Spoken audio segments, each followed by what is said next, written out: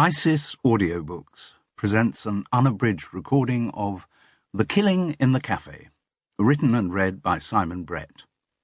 The moral right of the author has been asserted. This performance is owned by ISIS Publishing Limited. Chapter 1. "That's a word that's the real kiss of death," Carol said and pronounced it with distaste. Community. "Oh, don't be so cynical," said Jude. "I'm not being cynical, I'm being realistic. I've never encountered anything beginning with the word community that wasn't a complete disaster. Community action, community arts, community politics, community health, they're all shorthand for something that doesn't work. Oh, come on." Jude was used to her neighbour sounding off, but she really felt she had to challenge this sweeping generalisation. "I've got a lot of friends in the NHS who put in ridiculous hours on community health projects and are extremely all right. It wasn't in Carol's nature to concede that she was wrong, but she did redefine her criticisms. "I was talking about community at the local level, where projects are taken on by amateurs rather than professionals, and the amateurs almost invariably mess things up. Well, I'm not sure that you don't have to look any further than right here in Fethering. Can you name any village project that had the word community in front of it and wasn't a total failure?" I'm sure there have been. There, you see, you can't," said Carol with a grin of triumph. "It's like the word big. That used to be a perfectly simple adjective meaning that something was large in size. Now the word's shoved in front of every half-baked project that anyone dreams up, and it's supposed to, I don't know what, to make something intrinsically boring sound trendy and of the moment. Do you remember that daft idea that was called the Big Society? A hopeless scheme to replace the professional services the government had cut by the efforts of unpaid volunteers who hadn't a clue about—" And Carol was off again on another of her rants. Jude smiled inwardly and thought, not for the first time, how unlikely their friendship was. Though about the same age, at that stage of life when women are inaccurately said to become invisible, they couldn't have looked more different. Carol Seddon was tall and whippet-thin, with a forbidding helmet of grey hair and pale blue eyes that looked out quizzically and frequently disapprovingly from behind rimless glasses. She dressed in clothes which she hoped did not draw attention to her. Jude, by contrast, was just on the right side between voluptuous and blousy. Her hair was blonde or blonde-ed. No one had ever thought to ask. Always piled up on her head and insecurely secured by bands, clips, slides, or whatever else she happened to find on her dressing table when she got up. Her eyes were brown, and she went through life with an easy sensuality which, in spite of her bulk, men still found irresistible. She dressed in floaty layers of garments and a profusion of scarves. After a very varied life, which had included 2 marriages, both childless and both now defunct, stints as a model, an actress, and a restaurateur, Jude now operated as a healer. Though she found the work draining and at times frustrating, she was convinced she had found her vocation. Carol had retired rather earlier than she would have wished from the civil service and moved to live full-time in Fethering. She had had quite a high-powered job at the Home Office. Divorced from a very annoying nitpicker of a man called David, she had an adult-only son called Stephen, a daughter-in-law Gabby, and a much-adored granddaughter called Lily. Gabby was again pregnant, due to give birth in a few weeks at the end of October. So the prospect of becoming a grandmother for the second time was tending to preoccupy Carol. In fact, in some ways, it was a relief for Jude to hear her neighbour going on about something other than the forthcoming baby, like the shortcomings of initiatives prefaced by the word community. That Sunday evening, the 2 women were sitting in an alcove in Fethering's only pub, the Crown and Anchor. Each had a large glass of New Zealand Sauvignon Blanc. They had used always to drink Chilean Chardonnay, but had quite suddenly gone off that buttery taste in favour of a crisper white. For a few weeks this innovation had confused the Crown and Anchor's scruffy and bearded landlord, Ted Crisp. It was rare in Fethering for things as momentous as Carol and Jude's drinking habits to change. Jude was getting down her glass quicker than Carol, at least partly because she wasn't talking so much. Through the pub windows from the alcove where they sat, Jude could see the sea, the English Channel, shelving very slowly in this part of West Sussex. The tide was out, exposing acres of cement-coloured sand. In the late afternoon there were a few hardy families still playing on the beach, pretending in a very English way that the weather had not turned autumnal. It wasn't actually raining, but the leaden clouds suggested that situation might only be a stay of execution. The children with the families were all very small. The older ones had gone back to school, and soon the little ones would be taken back to their holiday accommodation for suppers, baths, and beds. It was the 4th of October, Jude's birthday, but in their long acquaintance she had never told her neighbour of the date's significance. This was not because Jude had a secretive nature, rather the reverse, but Carol had never mentioned her own birthday, and Jude knew that knowing the date of her friends would throw Carol into a state of social consternation. How involved should she be in the celebration of the event? What level of expense would be the appropriate outlay for a present?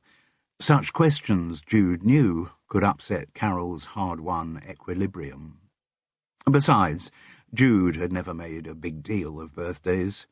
During her marriages and her longer affairs, they had been celebrated by tete-a-tete dinners with the man of the moment, but she didn't feel the need for such indulgence when she was on her own.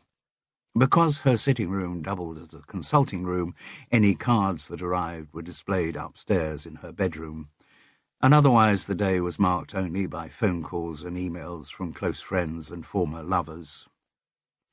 Of course, being born on the 4th of October meant that for people to whom such things are important, she was a Libran.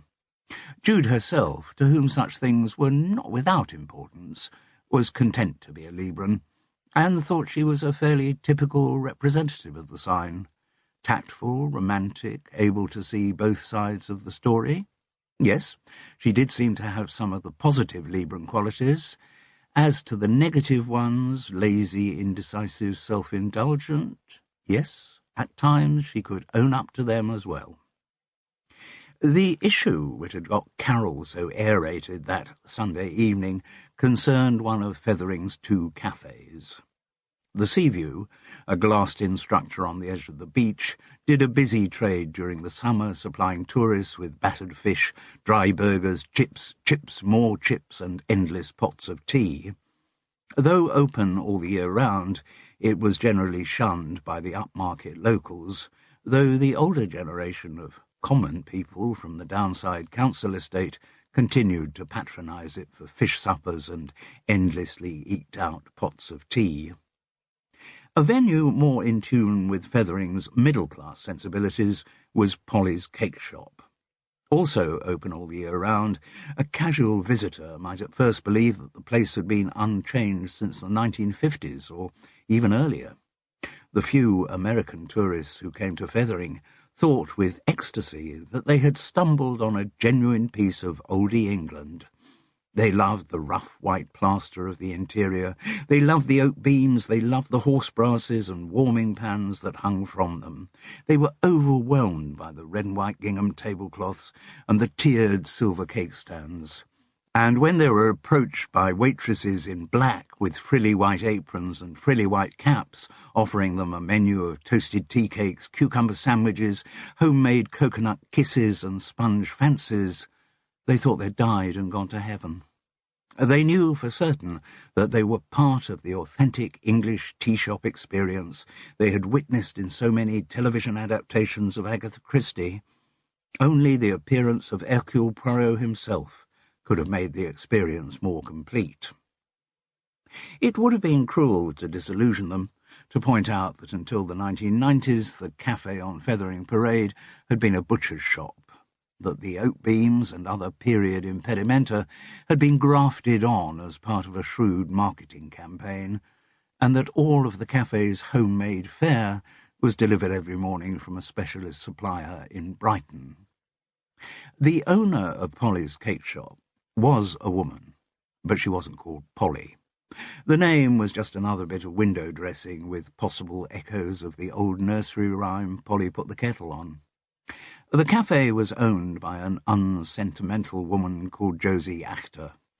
Jude had met Josie through a mutual friend who conducted a Pilates class that Josie attended.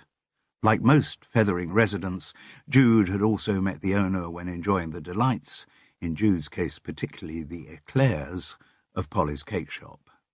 EVA-IA, Jude discovered, though from local gossip rather than the woman herself, had invested all of her divorce settlement into the business and exchanged the 5-bedroomed house in Esher that she had shared with her inadequate husband for the cramped flat above the cafe. There she had brought up her daughter Rosalie until the girl went to college in Brighton to study hospitality and catering.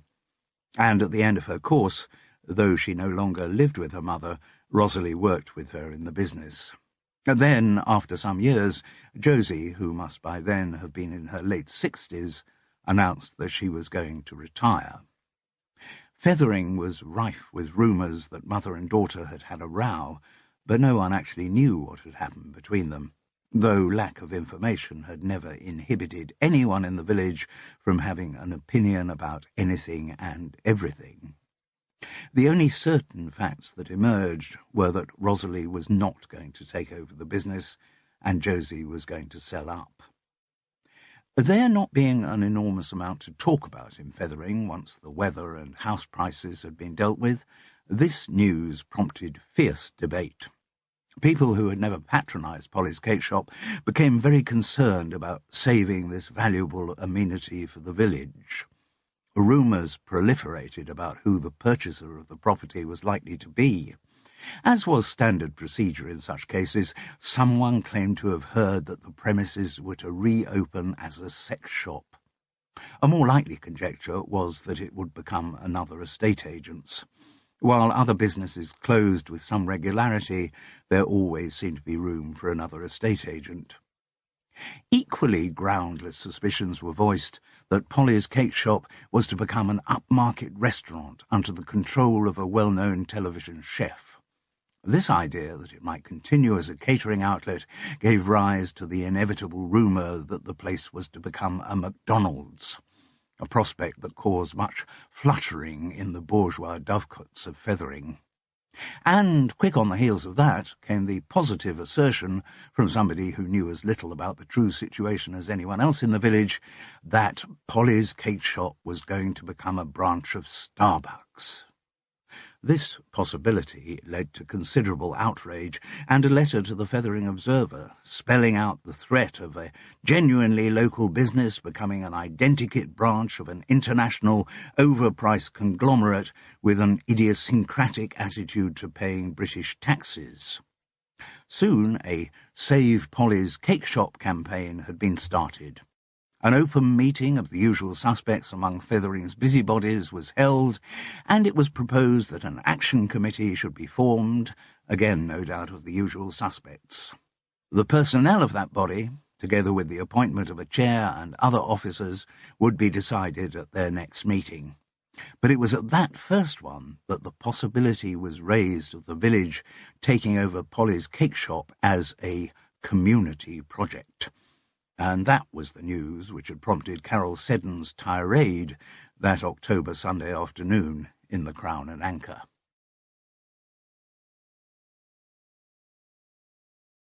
Chapter 2. Jude had suggested they stay in the pub to eat, but Carol insisted that she had in the fridge the perfectly adequate remains of a chicken salad she'd made on the Friday. She didn't also say that the real reason she wanted to get home was to watch a Sunday evening television series featuring nuns and midwives, to which she had become secretly addicted. So home they went. Jude to her house, Woodside Cottage, though so far as anyone could tell there had never been a wood anywhere near it, and Carol next door to High Tor, though there wasn't a Tor within 150 miles of Fethering. While Carol settled down with her perfectly adequate salad for an evening of prayer and placentas, Jude found the light on the answering machine flashing when she entered her sitting room. The message was from one of her clients, Sarah Courtney, who sounded to be in a really bad way. Sarah had come to her a couple of years before, on the edge of a serious nervous breakdown and contemplating suicide. In her early 40s, she had just come to the end of a very long cohabiting relationship with the chef of the Brighton restaurant she co-owned. The door to her future, which she had thought would at some point involve marriage and children, had been slammed in her face. So she had not only taken an emotional knock, but, as a partner in the business, had also lost her livelihood. Her former partner had subsidized the restaurant by taking on huge loans which Sarah didn't know about, and also to subsidize his cocaine habit, which she didn't know about either. She had thought his unwinding in a club after a long evening over a hot stove had involved alcohol at the worst. How wrong she had been. The result was that the restaurant into which she had invested all of her savings had to be sold to settle the debts her former partner had run up. Her sense of identity had also been challenged. Sarah Courtney had always prided herself on being self-reliant. She had worked her own way up in the catering trade, never relying on the financial support of any man. So the loss of the restaurant also took away her raison d'etre. As a result of this double private and professional battering, she had completely lost confidence in every aspect of herself. She was delusional and seemed to have a very tentative hold on her sanity. She lost the certainty that a healthy mind can distinguish the real from the imaginary. Ugly fantasies filled her days, and nightmares kept waking her at night. She had started self-harming. Her forearms, which she always kept covered in public, were ragged with scars. Jude, who had never suffered under the illusion that her style of healing was a complete cure for everything, had dispatched Sarah first to her GP, who had prescribed a course of antidepressants. As these began to dilute the patient's more self-destructive impulses, Jude had started a series of healing sessions designed to bolster her confidence. These had continued over some months and were soon showing positive results. From the almost catatonic state of despair in which Sarah had first visited Woodside Cottage, she was starting to see the possibility of life continuing, though not perhaps in the way she had envisaged that it might in the past. She was still very fragile, but she did at least manage to get a job working as a waitress in Polly's cake shop. This was, of course, way below her skills level, but it was a step in the right direction. Josie Achter had been impressed by her new employee's efficiency and understanding of the business and had increased her responsibilities until she was acting virtually as an assistant manager. Sarah was entrusted with the contacts list for all the staff and often ended up working out their shift rotas. Jude reckoned that Sarah Courtney's relapse into emotional wreckage must be something to do with Polly's cake shop and the prospect of her losing her job. She was only half right. When she rang back, she heard that Sarah's upset had been related to Polly's cake shop. But she was not traumatized by the threat to her employment. She was traumatized because she had seen a dead body there.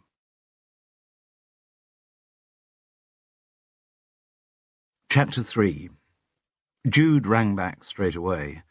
Sarah sounded so distraught that she suggested she come round to Woodside Cottage.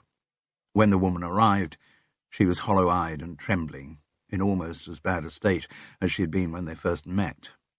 At her best, Sarah Courtney was a very attractive woman, slender, with straight black hair and olive-black eyes, which suggested some possible Mediterranean heritage. But she was looking far from her best that afternoon.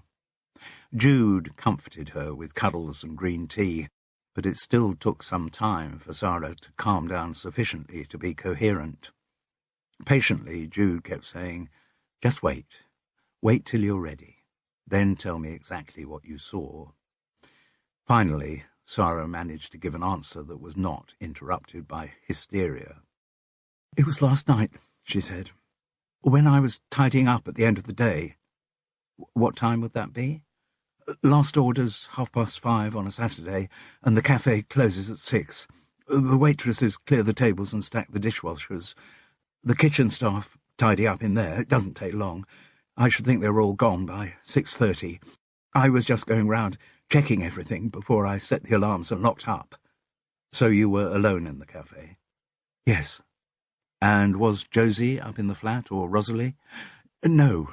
Josie was in Brighton, and it was Rosalie's day off. Anyway, she doesn't live in the flat anymore. She's got her own place in Brighton, and she tries to avoid working weekends when she can, so it was just me who saw it." There was a new level of uncertainty in her voice. Jude remembered it from when Sarah had been at her worst, when she had distrusted every thought or image that went through her head, when she literally thought she was going mad. "And where did you see it?" "In the storeroom, right at the back of the cafe." "The back faces onto the beach?" "Yes. There's a little yard behind, then a service road, then the beginning of the dunes." "I know it." "So the storeroom contains all the stuff that doesn't need refrigeration?" "Yes, though there are 2 big freezers in there as well, and there are shelves full of spare crockery and cutlery, kitchen roll, loo papers, spare light bulbs, everything." "And yesterday evening, a dead body?" "Yes." The reminder threatened once again to destabilize Sarah Courtney, but she swallowed deeply and went on. "It was a man. I think he had been shot." "Where was the wound?"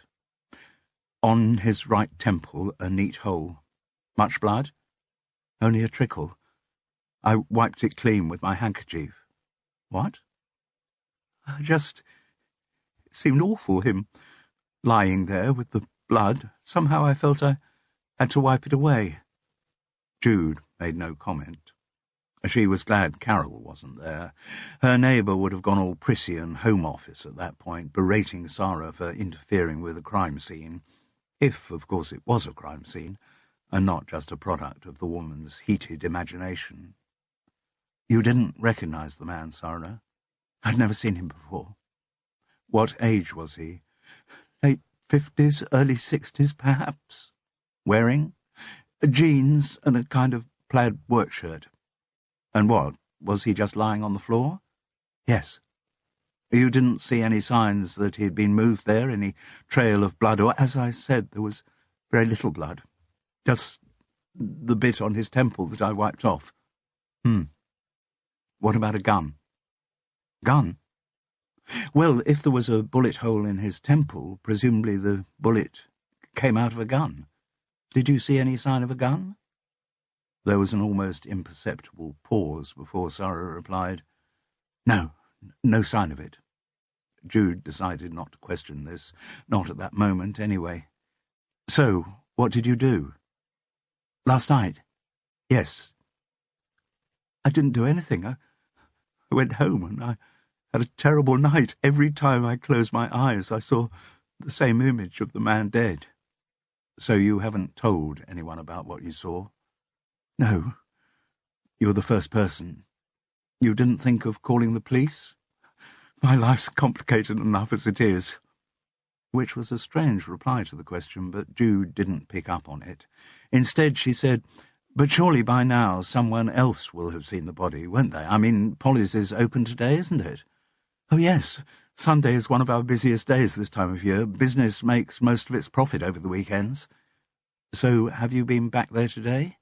"Yes, I was scheduled to work all day, but I cried off pretty early, claimed I'd got food poisoning."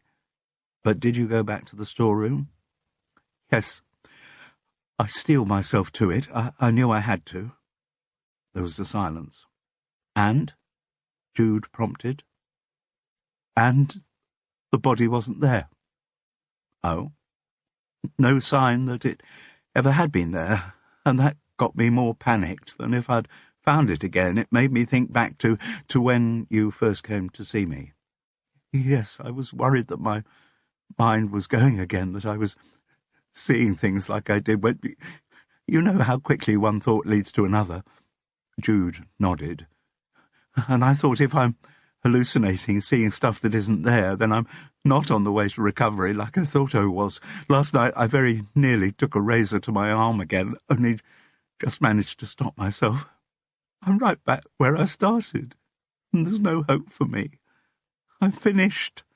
Of course you're not, Sarah. This isn't the first time you've slipped back. You know that. But you've bounced back before, and you'll bounce back from this too. Sarah shook her head miserably. No, this time I think it's for good. That's what depressives always think.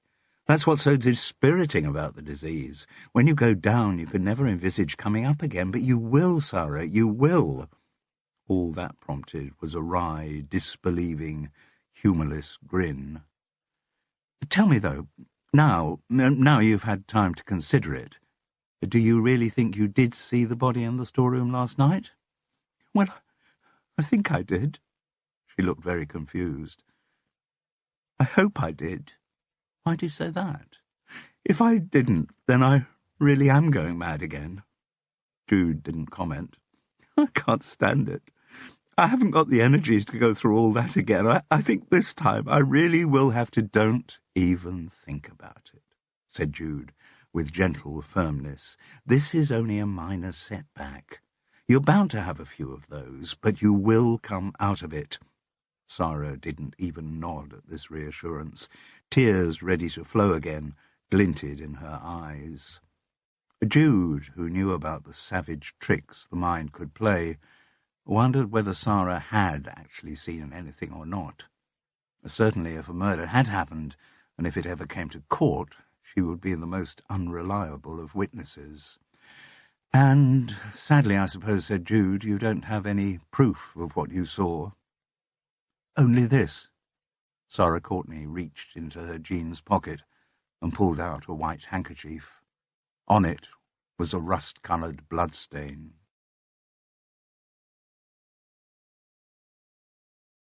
Chapter 4.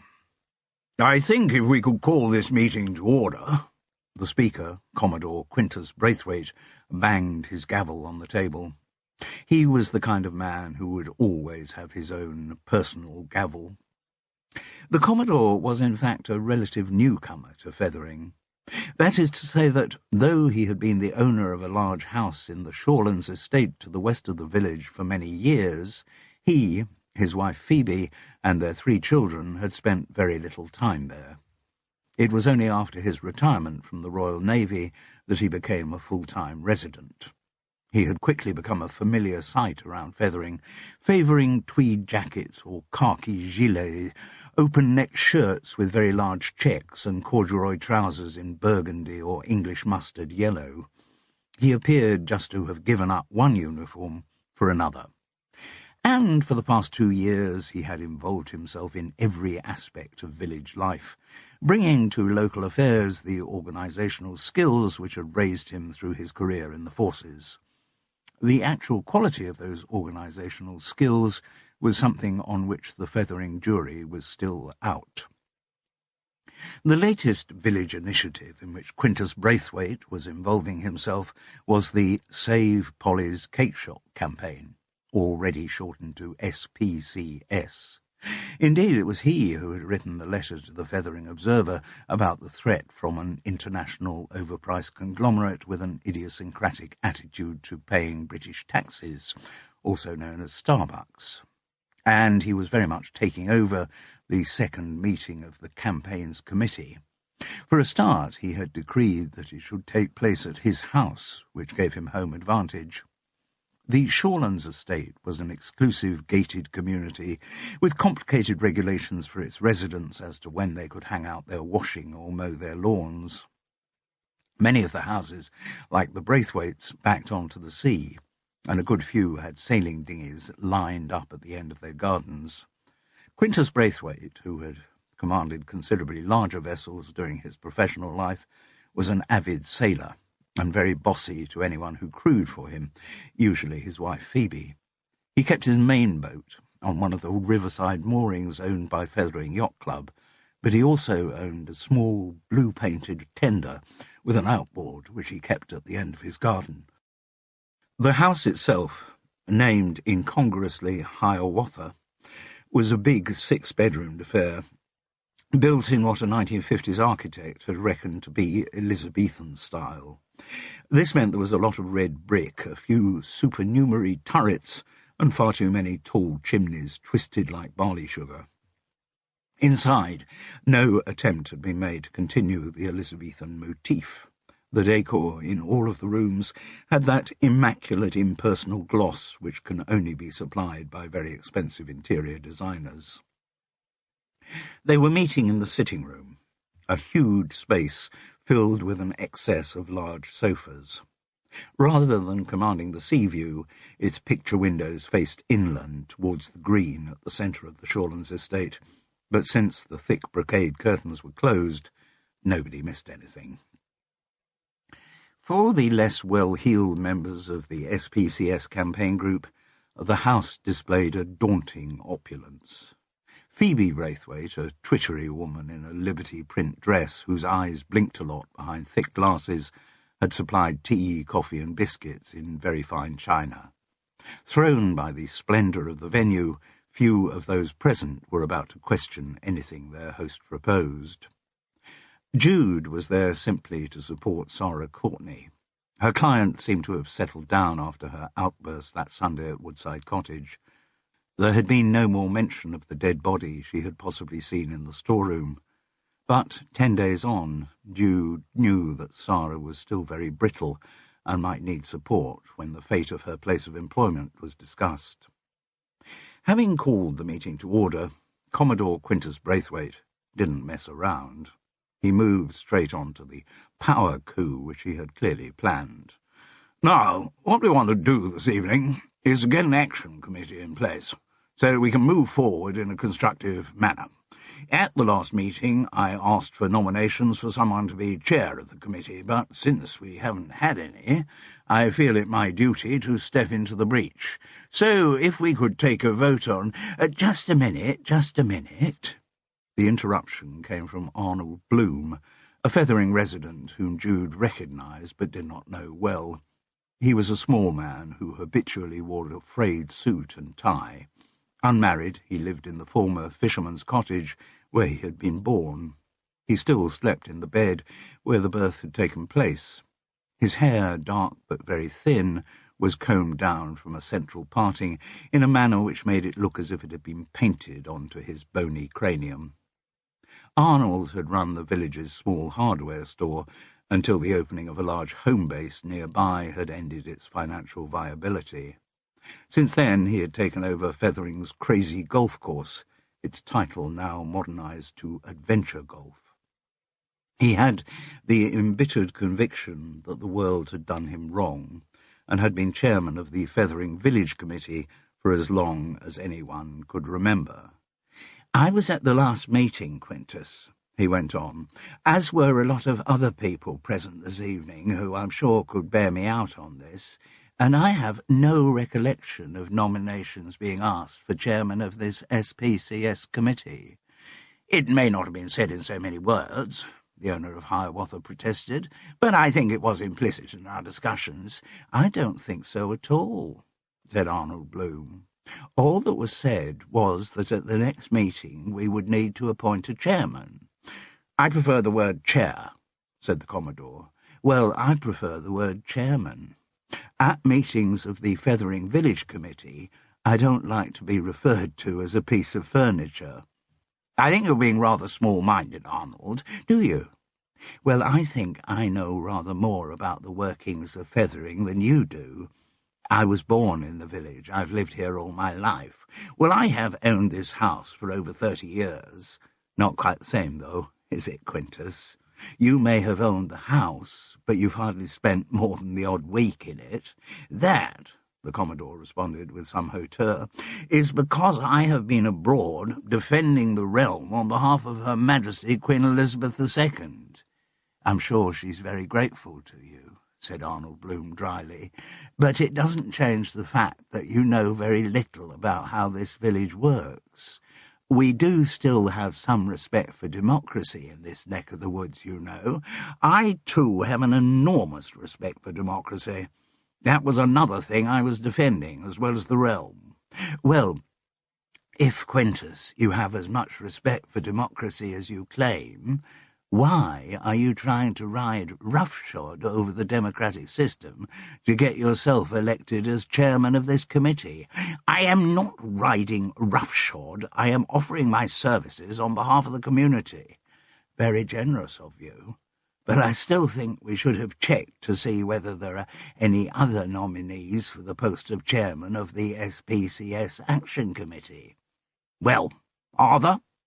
The Commodore looked balefully around his sitting room, daring anyone else to put themselves forward. Nobody did. Right, it would seem that just a minute. If you can put yourself forward, then so can I. You? Yes, I, Arnold Bloom, I am putting myself forward as a candidate for the position of chairman of the SPCS Action Committee. But you can't do that. Why not? You just did. My situation is entirely different from yours. In what way? You are already chair of the Fethering Village Committee. Chairman, actually. Never mind that. If you were also chair of the SPCS Action Committee, there would be a clear conflict of interest. No, there wouldn't. Yes, there would. No, there wouldn't. Jude was beginning to wonder whether this pantomime crosstalk would go on until the two men ended up hitting each other. But Quintus Braithwaite stopped the bickering, and turning to the assembled throng of the usual suspects, he said, "Very well. We now have two candidates for the post of chair of the SPCS Action Committee, myself, Commodore Quintus Braithwaite, and Arnold Bloom, who, as you all know, is already chair of the Fethering Village Committee. He claims there will be no conflict of interest were he to take on the role of chair of both bodies, but I need hardly point out that, should the SPCS Action Committee decide to follow a course which was opposed by the Fethering Village Committee—" He spread his arms wide and shrugged. "Need I say more?" "Well, I think you should say more, if but—" The Commodore steamrolled over Arnold Bloom's objections. "Very well. So we'll take this straight to the vote. Will those of you who believe that Arnold Bloom is the right person to take over the task of chairing the SPCS Action Committee please raise your right hands?" Only a few went up. "And those of you who believe that Commodore Quintus Braithwaite would do a better job in the role, please raise your right hands." Maybe, thought Jude, he thinks speaking of himself in the third person makes his total disregard for the democratic process more acceptable. It didn't matter, though. Commodore Quintus Braithwaite had won the vote and was duly elected chair of the SPCS Action Committee. "Good," he said. "I'm glad that's sorted.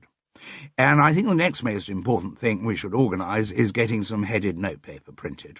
Nothing impresses or shows the seriousness of any business enterprise more than an effective letterhead.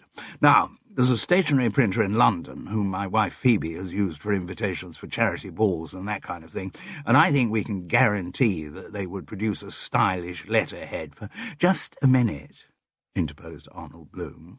"Aren't we getting a bit ahead of ourselves here?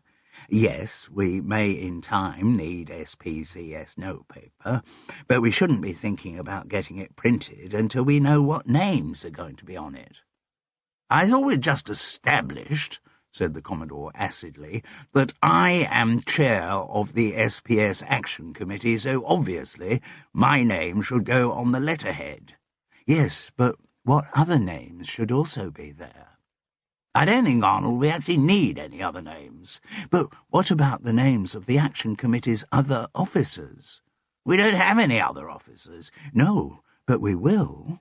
You're not proposing to run the whole thing on your own, are you, Quintus?" It was clear to Jude from the expression on the Commodore's face that that was exactly what he was proposing to do. "Well, obviously," he said, "I'll need secretarial backup, but more than that," Arnold countered, "you will rely on the full support of your committee." "Well, yes." the newly elected chair conceded. "I'm sure their views on certain topics will be invaluable to my work, but I don't think we can proceed any further until we have appointed the full committee." Arnold Bloom sat back with some satisfaction, and even more satisfaction when a ripple of agreement went around the room. No one in Fethering could outdo him when it came to procedural protocol. He felt he had won a small but significant victory over Quintus Braithwaite. A lengthy discussion then ensued as to the optimum number of committee members required. Needless to say, the Commodore had views on this subject too. He also laid down some ground rules, trying to cancel out Arnold Bloom's recent triumph. Without mentioning his rival by name, he said that he thought it would be invidious for any member of the Fethering Village Committee to be on the SPCS Action Committee for the previously mentioned conflict of interest reasons. On this, he didn't get his own way, though. Arnold Bloom spoke eloquently on the need for transparent liaison between the two committees, and, experienced in the ways of managing meetings, pushed for a quick vote on the issue. This time, probably because some of those present were feeling guilty for having excluded such a stalwart of Fethering society from the chairmanship, he won, and was duly elected a member of the SPCS Action Committee. Looking at the faces of the two men, Jude envisaged many conflicts in meetings to come, and felt glad that there was no danger of her being involved in their process of one-upmanship. A long wrangle then ensued as to how many people should be members of the ideal Action Committee. The Commodore recommended 9, so that in the event of a 4-all split, the chair's casting vote could decide the issue. Arnold Bloom, for reasons which seemed to be nothing more than bloody-mindedness, favoured a larger committee. 13 seemed to him to be the ideal number. This suggestion was vetoed, however, by a woman with the long blonde hair of a flower child from the 60s. The face framed by this hair suggested that it could well have been in the 60s when she first started dyeing it. She identified herself as Flora Clare, and objected that 13 was a bad luck number, and it would be like really tempting fate to set up the committee on such an inauspicious basis. "I think we should go for a committee of 15, she said. 15 is a number which has really good vibes. It's made up of 1 and 5, and they're both really sympathetic numbers." "But 15, protested Arnold Bloom, "is too many. In my extensive experience of committees, with 15, everything becomes very unwieldy. 13 is the perfect number for maximum efficiency. 15, though," Flora continued, "is a really auspicious number. Not only is it, like I said, made up of 1 and 5, it's also 5 times 3. And 3 is like one of the most potent numbers there is. I think we have to go with 15. Normally, the Commodore would have pooh-poohed such a flaky suggestion, but in this case it was an argument against Arnold Bloom, so, come the vote, he supported Flora Clare, as did the majority of those present, and in that way Braithwaite achieved his first small victory over his rival, and also, to Jude's mind, ended up with a committee which was far too large to be efficient. Encouraged by his success, though, Quintus next laid down another ground rule. This again was on the grounds of conflict of interest. He decreed that no one who had any involvement in the current ownership or management of Polly's Cake Shop should be allowed onto the committee. This did not seem to Jude to be too controversial. Neither Josie Achter nor her daughter Rosalie had shown any interest in attending either the first or second meeting of the SPCS. But to her surprise, she felt Sarah nudge her and heard a whisper in her ear saying, "Will you stand on the committee for me, then?" "What?" Jude whispered back. I'm very concerned about the future of Polly's. I want to be involved in whatever happens to the place, and if I can't be on the committee, then I want someone there rooting for me." Well, I'm not sure but she was interrupted by the Commodore asking for nominations for the other vacant positions on the SPCS Action Committee. This was another characteristic rule-bending ploy. If he had asked for volunteers, he would have ended up with all the usual suspects who were on every other committee in Fethering. Asking for nominations might wrong-foot some of them and make for a less predictable lineup. And the first name that was put forward could certainly not have been predicted. Before she had time to stop her, Jude found herself being nominated by Sarah Courtney. Painfully aware of the woman's fragility, she didn't want to raise objections in such a public forum, and so, to her hidden fury, found herself duly elected to the SPCS Action Committee.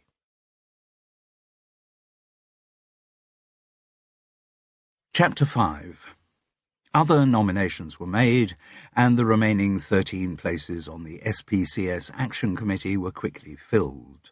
Flora Clare had a surprising amount of support in the room and was duly elected. So was a thin, dry, almost skeletal man, round the 70 mark, who identified himself as Alec Walters, a retired accountant. Because of his professional qualification, and because so few people in the village could even understand a balance sheet, he found himself in the role of treasurer on virtually every committee in Fethering, and he duly became treasurer of the SPCS Action Committee. The role of secretary was given to Wendy Root, a stalwart of SADOS, an amateur dramatic group in a nearby village, known more fully as Smalting Amateur Dramatic and Operatic Society, and known by local cynics as the Sados. She assured the assembled throng that she'd do everything possible for the cause of SPCS, so long as I'm not in rehearsal. Wendy, who, like Alec Walters, had clearly served her time on several local committees, asked who would be organising the agenda for the next meeting. Quintus Braithwaite, caught on the hop because he hadn't anticipated this question, quickly improvised that any members who wished to put forward items should let the secretary know about them, and Wendy would ensure that they appeared on the relevant agenda. Then a woman who nobody had seen before introduced herself rather breathlessly as Leslie Tarquin. She was dressed in white jeans as tight as tights and a sort of silver lattice-work top.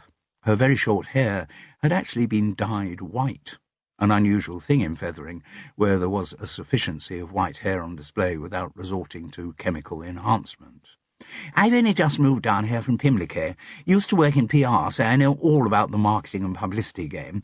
I'm very interested in how much can be achieved coverage-wise through social media platforms like Facebook and Twitter." She spoke with such enthusiasm and apparent expertise that someone very quickly proposed her as a committee member, and she was duly appointed to the title of press officer. Having got most of his objectives achieved, with Arnold Bloom's presence on the committee the only minor setback, Commodore Quintus Braithwaite was in expansive mood. He suggested the date of the next meeting to be a fortnight hence. "Got to move along with these things, mustn't let the grass grow under our feet, and it'll be as easy to have it here again, that is," he deferred to his wife, "if the management has no objections." Phoebe Braithwaite, not for the first time in their married life, assured her husband that she had no objections to what he intended to do anyway. Arnold Bloom, however, had a predictable argument to put forward. Surely it would be better if our meetings were held on neutral ground. The Fethering Village Committee always meets in the All Saints' Church Hall, and that's a more central venue. "I'm not so sure." Quintus Braithwaite was not going to concede home advantage so easily. "I've sat on hard seats in too many draughty church halls over the years to want to repeat the experience more than I have to." But Arnold had what he thought to be another clinching argument up his sleeve. All Saints' Church is also a short walk from the Crown and Anchor, where we frequently adjourn for a noggin after meetings of the Fethering Village Committee. He had, however, simply played into his opponent's hands. "Well, that's not a problem," said Quintus bonhomously. Phoebe, you can start pouring the wine straight away. His wife dutifully scuttled off into the kitchen. Now, obviously, the chair went on, at our next meeting we'll have a proper agenda and formal discussions, but I think we've achieved a lot tonight, getting our officers and committee in place, and maybe it's time to draw this evening's proceedings to a close. He was fingering his gavel, but was prevented from bashing it on the table by an interruption from Flora Clare. I think we should just have a short discussion about what, if we take over Polly's as a community cafe, we want it to be. Well, we want it to be a community cafe, said the Commodore a little testily. Yes, but what kind of events do we want to take place there? Flora persisted. We don't want events. We want people drinking tea and coffee and eating sticky cakes. Oh, but there's so much more we could do with the place. Like what? Well, it could become a venue for people to relax in. Yes, fine, they can relax while they have their tea and coffee and sticky cakes. No, but I meant it could become a more spiritual place. What? Asked Quintus Braithwaite with considerable foreboding. Like a mindfulness centre. A mindfulness centre? The sceptical tone of his echo was one that Jude had heard often in reaction to her claims to be a healer. But Flora Clare seemed unaware of it. Yes, everyone's into mindfulness these days, and it would be great to have a resource right here in Fethering for... The Commodore had heard enough. I think the basic aim of the SPCS should be to save the cafe in its existing state as a cafe.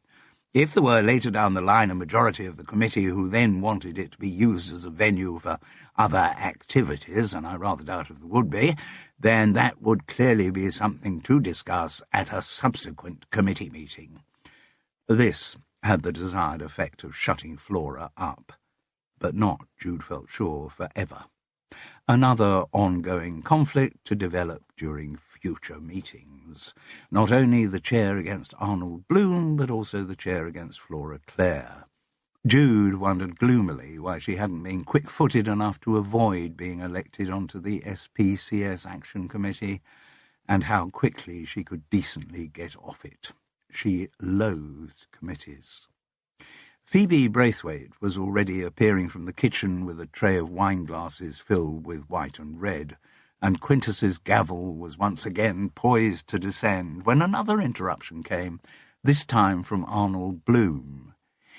"I feel, Mr. Chairman," he said, deliberately avoiding any shortening of the title, "that there is one thing we on the committee should focus on as soon as possible, and that is finance."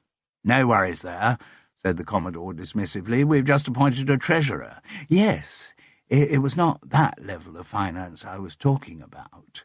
I have no doubt that Alec will be an excellent treasurer for the SPCS Action Committee, as he has been an excellent treasurer for so many other local societies. But the finance I was referring to was on a rather bigger scale." "Oh, really?" Quintus Braithwaite's tone was edging towards rude. He wanted to get the committee meeting finished as soon as possible so that he could impress those present with the lavishness of Hiawatha's hospitality. "Running Polly's cake shop as a community enterprise is an admirable idea," Arnold Bloom continued, "but the fact remains that the community does not own the premises. And I think before we go any further in planning how the venue would be run, we should confront this rather large elephant in the room. How are we going to raise the money required to buy their property?" "Well, we could rent it," came the reply from the chair, who had only just thought of that. "We could rent it only if the person who owns the freehold is agreeable to having us rent it." "Yeah, and who would that person be?" asked Quintus Braithwaite casually, unwilling to reveal the inadequacy of his researches into the project. "Well, currently Josie Achter owns it, But I've heard rumours that she's very keen to sell up and might not be open to the idea of renting the place out. Then we should definitely find out if that is her position or not. Arnold Bloom nodded. That is exactly what I was about to suggest. I feel investigation of that matter should be initiated before the next meeting, indeed, so that the outcome can be reported on at that meeting. I think it's vital that we should find out the views of the current owner of Polly's cake shop on its future. Well, we're not going to be bound by what she thinks, the Commodore protested. That will rather depend on whether we are in any position to dictate terms. In other words, returning to the elephant in the room, whether we can somehow raise the funding to purchase the freehold. Don't you think it's possible, interposed Flora Clare, that Josie might be prepared to rent the place to us? We could certainly ask her about that, said Arnold, but he didn't sound optimistic. Or maybe, Flora went on, she might be prepared to lower the price a bit for the sake of Fethering. Jude's reaction to that suggestion would have been, dream on, and others present were equally dismissive of the idea. Arnold Bloom said diplomatically that every avenue should be investigated, and I'm sure that sounding out the current owner would be a tactful exercise. We might find that Josie Achter is a strong supporter of the community project we are envisaging. From what Jude had heard of the woman, this sounded unlikely. Nor did it seem any likelier that the community of Fethering would be able to raise the kind of money needed to buy the cafe. In fact, she felt sure that the SPS Action Committee was one of those local initiatives which would pretty soon die of attrition. The enthusiasm with which it had been set up would melt away in the face of reality, and she, for one, wouldn't feel much regret when that happened. She had only come to Hiawatha to support Sarah. She'd much rather be spending her Wednesday evening in the Crown and Anchor. Alec Walters, the recently elected treasurer, now thought it was time to put his oar in. If Josie Achter had had any interest in the future of her property, one would have thought that she'd have appeared at one of our SPCS meetings. But she has appeared at neither. That's a good point, said Quintus Braithwaite, anticipating the rejection of Arnold Bloom's suggestion. But I still think, his opponent went on, that ascertaining her views on the situation would be a necessary preliminary step. It's important that we know whether we're likely to receive cooperation or obstruction from her. Very well, the chair of the committee said shortly. We'll put it to the vote. Will those in favour of checking out Josie Achter's attitude to what we're doing please raise your right hands? To his annoyance, he saw that more of those present supported Arnold Bloom than him. It was then discussed which committee member should make the approach to Josie Achter to find out her position. Sarah Courtney announced that Jude knew the woman in question through a Pilates connection. And to Jude's annoyance, she found out that not only was she on the SPCS Action Committee, she had also been delegated by it to approach Josie Achter.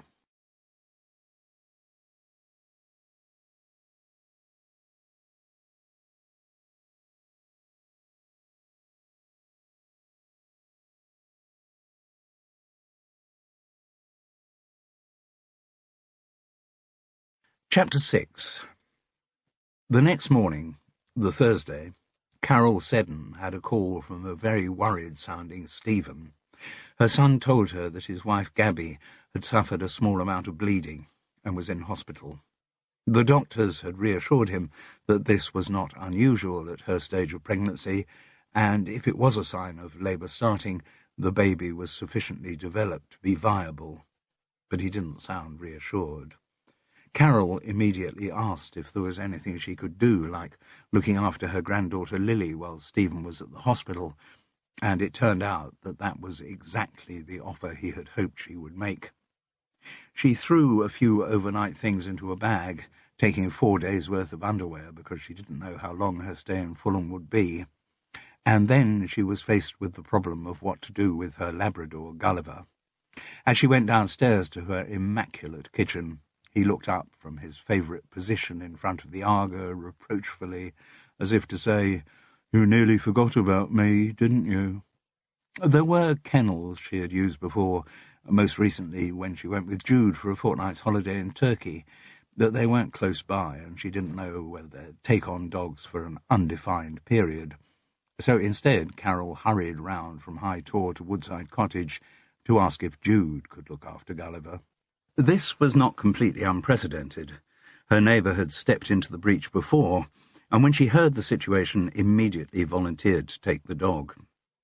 Carol said he could be left in High Tor if Jude had to go out or had a client to treat, and that it might be simpler to feed him in her house because all his stuff was there.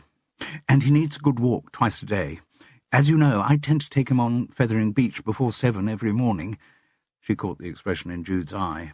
Though it is, of course, up to you what time you take him out, and indeed where you take him. I'll take care of him, don't worry. Gulliver seemed to understand her tone of voice, or maybe he had just recognised the word walk that his owner had uttered. He looked up lovingly at Jude and wagged his sand-coloured tail. Carol made a considerable drama of giving Jude a key to High Tor.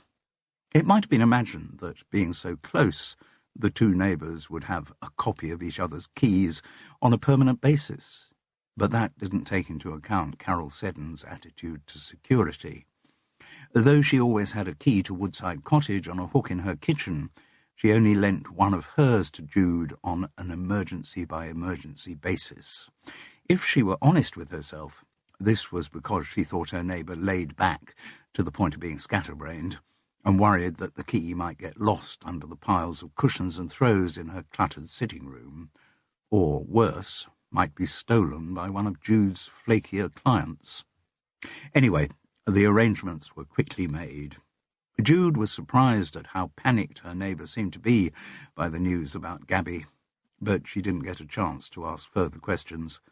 A very tight-faced Carol was soon driving in her showroom-clean Renault towards Fulham, with the result that Jude hadn't time to tell her about the previous night's meeting of the SPCS Action Committee at Hiawatha.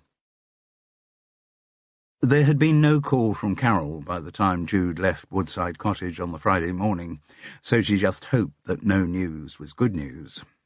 Her destination was Polly's cake shop, with Sarah Courtney as her go-between, and playing on their connection through the Pilates class. Jude had fixed a meeting with Josie Achter. She was still annoyed at having been dragooned onto the committee, but she was determined to discharge efficiently the duties that she had been given, and then work out her exit strategy. The message that came back from Sarah had suggested Josie Achter was not about to be very accommodating. Friday was a busy day for her. The only time she could make a meeting was at 8 in the morning. As the supplicant, Jude was in no position to argue. They had agreed that Sarah would let her in at 7:45 for her meeting with Josie at 8 o'clock, which was also the time at which Polly's cake shop opened to the general public.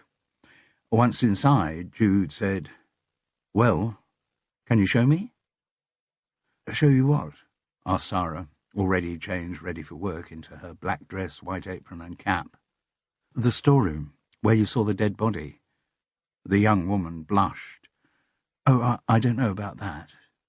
"You don't know whether you can let me see it?" "No, I don't know whether I saw it." "The body?" She nodded awkwardly. "Yes, I was in a bad state then. You know, like when I first came to consult you, I was seeing things." "You gave me a pretty convincing description of the man you found." Sarah looked even more uneasy. "And then there was the blood on your handkerchief?" "Yes." "Have you put that in the wash?" A shake of the head. "It still worries me, the thought of going back to where I was when, you know, mentally." "Yes, you're not going back there, Sarah," said Jude forcefully. But if I'm starting to see things that aren't there again, and you seriously think it wasn't there? You didn't see a body at all?" "No, I'm sure I didn't."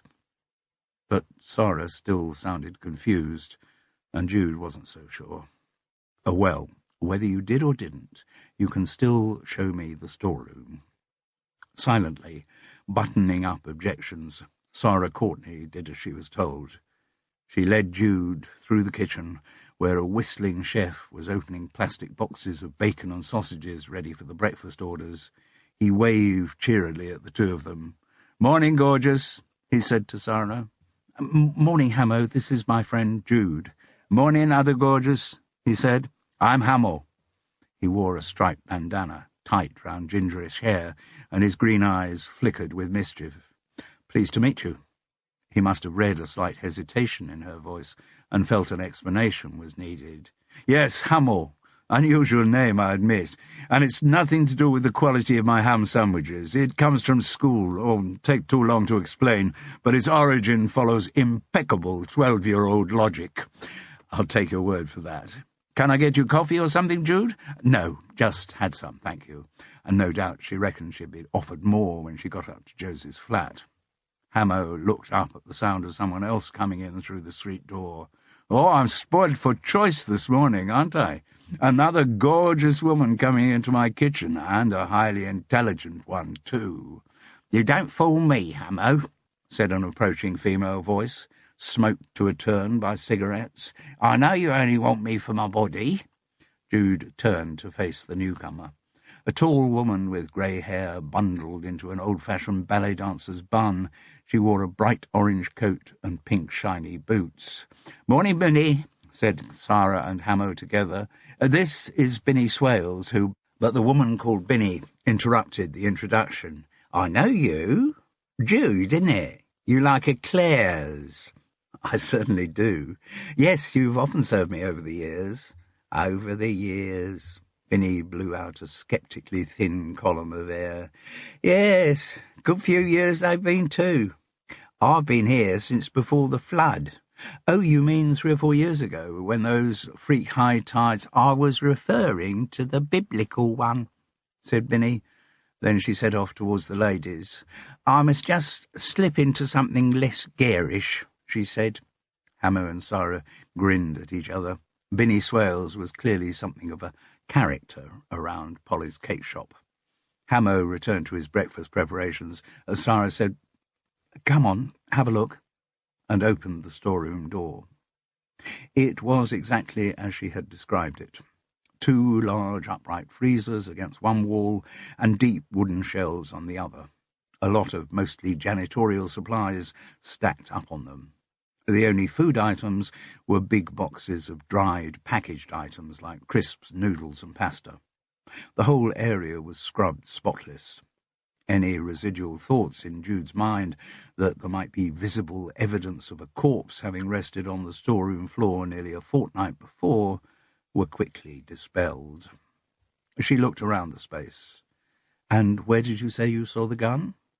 It was a cheap shot, which she wasn't very proud of, taking Sarah off balance like that, but it worked, eliciting the reply, "On the windowsill by the back door." "Right." Jude moved quickly on before Sarah became aware of her lapse. "I noticed the door wasn't locked. Does everyone have access to this room?" "Yes, of course. Whoever needs to stock up from something in here, they just come and get it." Jude nodded. Apart from the one through which they had entered, there was another more solid-looking door at the far end. "That's the one that leads out to the beach?" she asked. "Yes. Well, it leads out to the yard, then the service road, then the dunes." "Can you open it?" "Sure." Sarah pushed a horizontal bar on the door, and it swung open. The wind was riding up over Fethering Beach, and the smell of the sea was almost overpowering. "Can the door be opened from the outside?" "Not without a key, no." "And is it on the burglar alarm system?" "Yes. When that's set, it works for all the entrances to the cafe." "And what about the flat upstairs? Is that on the same system?" "I don't know. I've never thought to ask, but I would assume so." Jude wandered out into the little yard. It was tidy and uncluttered. Wide gates leading to the service road were held closed by a chain and padlock. When opened, they would have allowed delivery lorries to back in to get as near as possible to the storeroom. They could also, presumably if required, have allowed a corpse to enter and depart. She turned back and looked into the dark eyes of Sarah Courtney. "Did you really see a dead body in there?" she asked. Sarah broke eye contact. "I prefer not to think about it," which was, Jude reflected, a rather strange answer, particularly from someone who had just inadvertently admitted to having seen a gun on the storeroom's windowsill. The sitting room of Josie Achter's flat looked out over the grey expanse of Fethering Beach, but its interior was functional rather than comfortable. Though everything was perfectly clean and tidy, the place looked somehow unloved. There were no family photographs on display, and the pictures on the walls appeared to have no personal resonance. The lack of emotional investment in the place was emphasized by the cardboard boxes on the floor into which Josie had been packing books. Jude's expectation of being offered coffee was not realized, and the vibe she was getting from the owner of Polly's cake shop suggested that her presence there was something of an imposition. After truncated pleasantries about Pilates, Jude cut straight to the chase.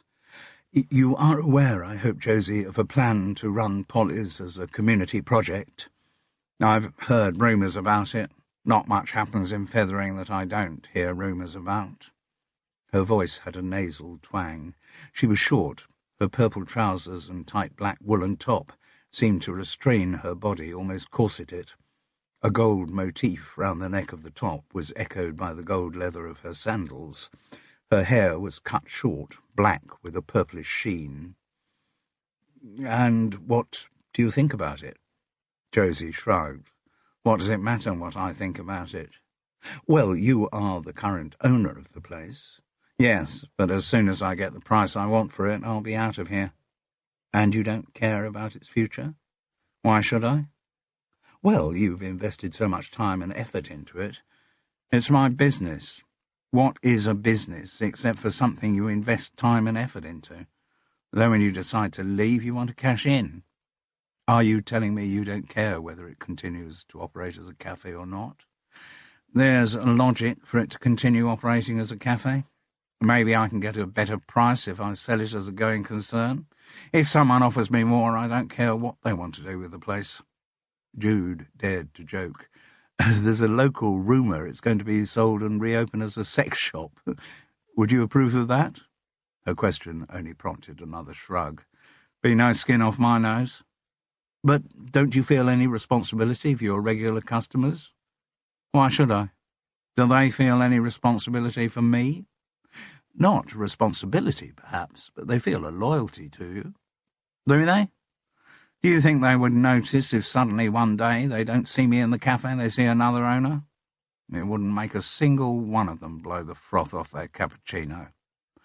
"You don't make it sound as if you've enjoyed your time running Polly's cake shop." "It's a business. It's my work. Why should I enjoy my work? The vast majority of people in this country don't enjoy theirs." "And no, but surely in the hospitality business you have to maintain at least a front of being welcoming." "And that's exactly what I have maintained, a front. Listen, Jude, I bought this business at the end of a very sticky divorce when my bastard ex-husband and his bastard lawyer screwed me out of a lot of the money I should have got by way of settlement." "Do you mind if I ask the reason for the divorce? Did your husband find someone else?" "No. He didn't have the balls to do something like that. In a way, I would have preferred it if he had. No, the divorce was on the grounds of his unreasonable behaviour." That could cover a great variety of things. It certainly could. And if you think I'm about to itemize them, you've got another thing coming. So, given the circumstances that made me end up here, are you telling me I should be sentimental about Polly's cake shop? It's never been more than a means to an end. The end is funding my retirement. I'm shortly to retire, and my only concern is to get as much money for the place as I can. Are you planning to move away from Fethering? You bet your life I am. The moment I see this village for the last time cannot come soon enough." "Right," A lot of the supplementary questions that Jude had been planning now seemed to be irrelevant. Having heard Josie's views on Fethering, it was clearly not the moment to ask whether she felt a sense of community about the place. She had a feeling that Josie's views on community would make Carol's sound positively benign. Nor was it time to inquire whether, as suggested by Flora Clare, she might consider selling Polly's cake shop at a lower price for the sake of Fethering. The important part of the interview with EVA-IA could be reckoned to have come to an end. And she didn't seem the kind of woman who'd appreciate small talk. Jude was preparing the right kind of farewell remarks when footsteps were heard hurrying up from the cafe, and the door opened to admit a short, slender girl with wiry dark brown hair, dressed in jeans and T-shirt, but carrying a black waitress's uniform. Jude thought there was a pretty strong chance that she was Josie's daughter, Rosalie. "Morning," said the girl, on the way through the sitting room to the rest of the flat. Josie did not even acknowledge the greeting, and certainly didn't make any introductions. She just called out, "Ros, I've asked you not to change up here. You don't live here anymore. You can change down in the ladies like the rest of the staff." There was no response from the bedroom. "Your daughter?" asked Jude, just for confirmation. "Yes." No further comment or elaboration.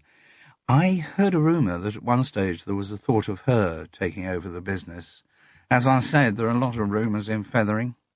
Doesn't necessarily mean any of them are true." At this point, Rosalie, now in waitress kit, came hurrying back through the sitting room. She wasn't carrying her street clothes, so presumably would be returning to the flat to change back at the end of her shift. But as she made her way to the door leading down to the cafe, neither she nor Josie said anything. Jude, whose work had often involved her in the complexities of mother and daughter relationships, knew that there could be many explanations, including her own presence, for their silence. But she thought it was worth continuing the previous conversation. "I'd heard that Rosalie did a hospitality and catering course in Brighton." "So?" "Some people thought that was with a view to her taking over the business." "Well, some people, not for the first time, were wrong." Jude thought she must make one more attempt to fulfill her brief from the SPCS Action Committee. "From what you said earlier, Josie, you don't seem to have much sentimental attachment to Fethering. I'm glad I made my attitude clear. Is there any particular reason for your disillusionment, other than the fact that the place is full of stuck-up bitches?" "Yes, I admit the village does have its fair share, but putting that on one side, fairly hard to put on one side, given that it's the predominant feature of the place." "Yes, but on the other hand, Jude, I have run Polly's cake shop, and I have lived in this flat for over 10 years. I have smiled winsomely at the stuck-up bitches of Fethering, as I have served them endless pots of tea and cinnamon toast and eclairs. And have any of them ever shown any interest in becoming friends with me?"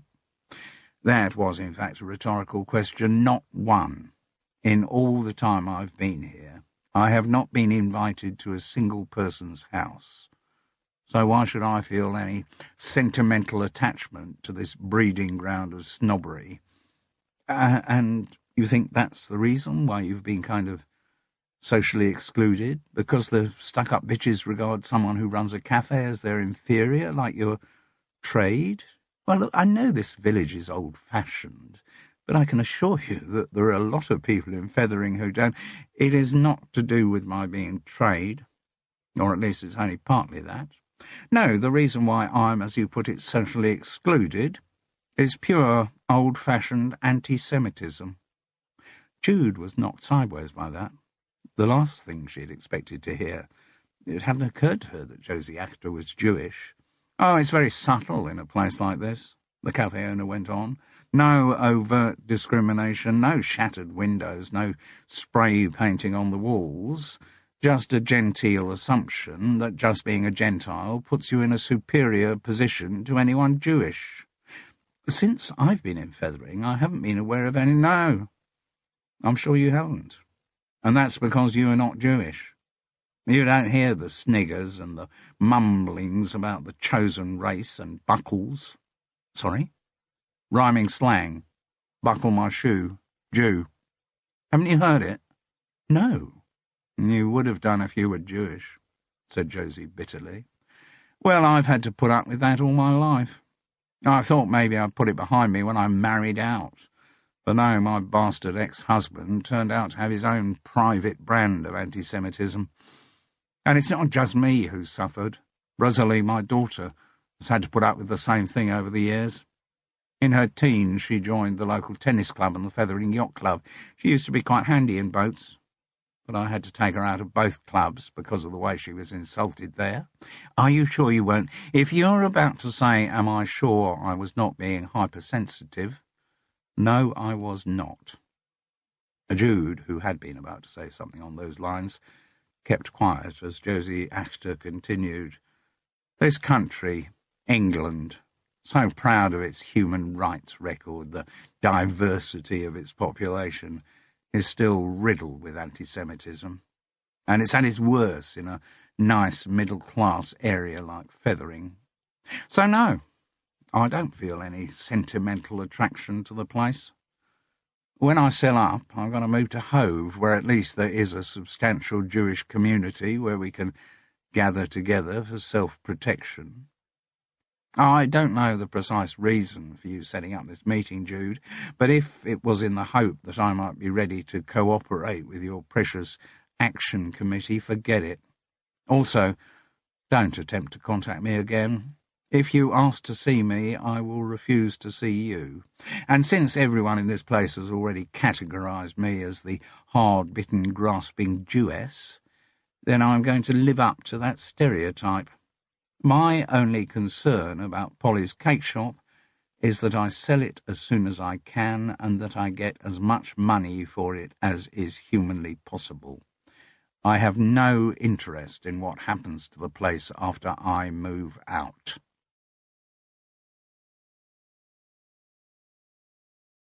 Chapter 7. Carol was back at High Tor that Friday evening. Gabby had been checked over at the hospital in every possible way and passed as going through a normal pregnancy. But the sudden summons from Stephen and the stay in Fulham had unsettled her mother-in-law. They had reminded her of the potential perils of childbirth, and Carol knew she would not relax again, even to the small extent that she ever did, until the baby had safely arrived. Jude was spending the weekend leading healing workshops at a well-being festival in Hastings, so apart from a quick handover of Gulliver on the Friday evening, the two women did not spend much time together. Though Carol was aware that Jude had attended the SPCS Action Committee on the Wednesday, she did not know that her neighbour had ended up being voted onto it, nor that she had been delegated to talk to Josie Actor. And because of the strict client confidentiality rules that Jude imposed on herself, she had not mentioned to Carol anything about Sarah Courtney's real, or perhaps hallucinatory, sighting of a dead body at Polly's cake shop. The second meeting of the SPCS Action Committee at Hiawatha, a fortnight after the first, was a smaller affair, because only those who had been voted on were invited. Phoebe Braithwaite, who hadn't been elected, her husband had been worried about opening himself up to charges of nepotism or perhaps uxorism, lurked in the kitchen. The door was half open so that she could in fact hear all of the committee's proceedings, but more importantly be instantly ready when the Commodore demanded she produce refreshments for the assembled company. There was one man sitting at the table who wasn't a committee member, but from the way the chair venerated him, it was clear that Quintus Braithwaite was very proud of his new social acquisition. The man was around 50, toned and tanned as if he knew how to look after himself. He wore a blue linen suit over a coral-coloured open-necked shirt. On his wrist was a chunky gold watch, which even Jude, who had no interest in such things, could recognise to be very expensive. Quintus Braithwaite hurried through the necessary early business. Item 1, apologies. England must surely be the only country in the world where all meetings start with apologies. And item 2, signing the minutes of the last meeting. Then, unable to contain himself any longer, he announced, "I would like now to introduce to you, on a point of order, Mr. Chairman." The interruption came inevitably from Arnold Bloom. "Yes," said the Commodore testily. "According to the agenda which was circulated to members, with great efficiency, may I say, by our Secretary, Wendy Root, the next item after the signature of the minutes, item 3, is not introducing an outsider to our committee. It is matters arising, meaning matters arising from the minutes of the last meeting." "I know what matters arising means, thank you, Arnold. But I think possibly the gentleman I am about to introduce has more relevance to the work of this committee than any pettifogging adherence to the order of the meeting's agenda. I am sorry, Mr. Chairman, but if you are describing me as pettifogging, I must ask you to withdraw the remark." "I'm not describing you as pettifogging. I'm describing the meeting's processes as pettifogging. But," Arnold persisted, "we members of the committee represent the processes of this committee, and to describe those processes as pettifogging is tantamount to describing us as pettifogging." Commodore Quintus Braithwaite had never had a very long fuse, and Arnold Bloom's arguments were shortening it by the minute. "Oh, for God's sake!" he burst out. But the voice of reason that interrupted him came from an unlikely source. The man in the blue linen suit, who he was so keen to introduce. "Listen," he said, "the last thing I want to do is disrupt the normal business of your committee. Quintus, why don't you go through the rest of the agenda items in the normal way and then introduce me at the end?" "Well, because I—" But the Commodore could recognise he was being offered a lifeline and took it. "Very well." He looked down at the agenda. "I'll introduce you when we get to item 8, fundraising. That would be appropriate." "Sounds fine to me," said the man in the blue linen suit. Arnold Bloom sat back comfortably in his Hiawatha armchair. Another small victory registered. Quintus Braithwaite rather grudgingly then went through items 3 to 8. There were no matters arising from the reading of the minutes, which would not be covered under future agenda items. Item 4 was a subject which Arnold Bloom had managed to shoehorn in, location of future meetings. This was a continuation of the discussion he had initiated at the previous meeting, whether the SPCS Action Committee should continue to meet at Hiawatha or in some other venue. Without actually saying that the chair might benefit too much from home advantage and some of the weaker committee members might be over-impressed by his lifestyle and hospitality, Arnold did make a strong case for other meeting places to be considered.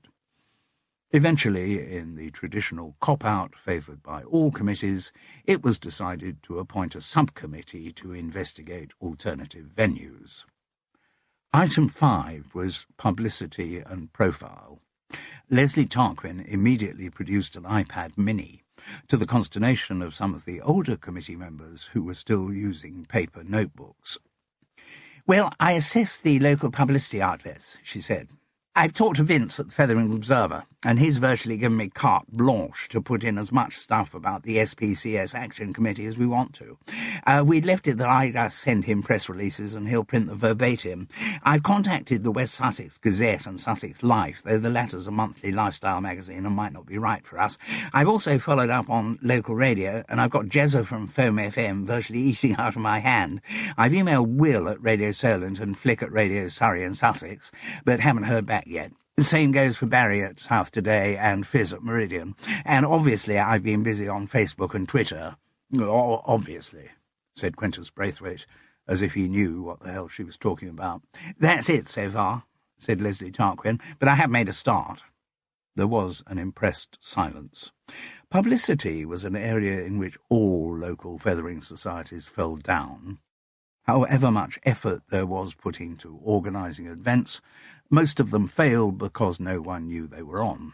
To hear someone talking about media outlets with the confidence and professionalism of Leslie Tarquin was unfamiliar to most of those present that evening at Hiawatha. "Well," said the Commodore, choosing his words carefully. He was very impressed by Leslie, and also rather attracted to her. But he couldn't quite keep the patronising tone out of his voice as he continued. "You've done frightfully well, and I'm sure when your contacts are joined up with those I have built up over the years through the Naval Club and Fethering Yacht Club, we could be looking at an excellent media profile for the SPCS Action Committee." Leslie Tarquin smiled her satisfaction at this endorsement. "Anything else you want to add?" asked the chair. "No, not at the moment." "Good. Splendid work, Leslie. And we move on to Item 6 on our agenda." He glanced down at his papers with disapproval. "It says, possible alternative uses for Polly's cake shop. I personally feel that discussion of this kind of thing is premature. We need to get the funding and ownership of the property sorted before we get into this kind of detail. In fact, I'm quite surprised you put it on the agenda, Wendy." But the secretary wasn't about to stand for public criticism of that kind. "It was agreed at the last meeting that any elected committee member could put forward items for the agenda." "Yes, but you should have checked it with me first," came the testy response. "I could have told you that this was not relevant." "You've had the papers for nearly a week," Wendy Root defended herself stoutly. "If you wanted to raise any objection, you had plenty of time to—" "Well, all right, I didn't. But I'm objecting now. We don't have any ownership rights or indeed any other rights yet in Polly's cake shop, so discussing alternative uses for it would seem to me to be a complete waste of—" "No, it's not. It's very necessary. It's very important that everyone on the committee is sharing the same mindset." The interrupter, perhaps inevitably, was Flora Clare. Jude felt pretty sure that she was the one who had infiltrated Item 6 onto the agenda as she went on. "I've been talking to various like-minded friends in Fethering during the last couple of weeks, and there's a strong feeling amongst them that—" "I don't think you should be discussing committee business with your friends," the Commodore objected through clenched teeth, "even like-minded ones. It's important, particularly at our planning stage, that we maintain confidentiality about our plans." "But it's an issue of great relevance to the people of Fethering, and my friends are all people of Fethering, so I believe that their views are valuable. And there is a general view in the village that we have a great opportunity here, not just to maintain Polly's cake shop as it is, but to broaden the scope of its activities away from the crassly commercial to something more spiritual." "Spiritual?" echoed Quintus Braithwaite despairingly. "Yes, Fethering is a place of great spirituality. There have been many independently accredited incidents of paranormal activity in the area, especially in the village of Clapham, and ley lines travel directly from Stonehenge, or Stonehenge as it should be called, because it acts as a hinge from which the sun, moon and planets are suspended, right through the centre of Fedborough, which is just up the river from Fethering. Also, a lot of psychic phenomena have been recorded in the Chanctonbury Ring area, and—" The Commodore tried to cut off this flow of psychobabble, but once again Flora was shown to have a surprising amount of support in the room. Jude kept quiet. She knew that a lot of people in Fethering thought her healing work was at least as bonkers as the stuff Flora was going on about. It was a good 20 minutes before the chair managed to end the discussion about Fethering's spirituality, and then he only did it by conceding that possible alternative uses for Polly's cake shop should appear as an item on the next meeting's agenda. He moved on with some relief to Item 7, response from current owner of Polly's cake shop. This didn't take long. It was Jude's cue to report, and she did so very succinctly, relaying the news that Josie Achter's only interest in her business was how much money she could get for it, and as for community spirit, she didn't have any. Now, finally, Quintus Braithwaite was able to produce his prize exhibit. Right. Now we come to item 8, fundraising. And I don't think even you can now object, Arnold, he smiled viciously at his opponent, if I introduce a very important guest. He paused for effect, but unfortunately allowed long enough for Arnold Bloom to voice his dissent. Well, I think the principle of introducing non-members to a committee meeting without consultation is something that goes against the rules which this sort of democratic organisation should be, but the chair had had enough. Riding roughshod over Arnold, he continued, I am very honoured to welcome here Kent Warboys, who is very much a local boy made good. We have met, he said with some pride, through Fethering Yacht Club, of which we're both members, and I'm sure a lot of you present here tonight will know of Kent and his work.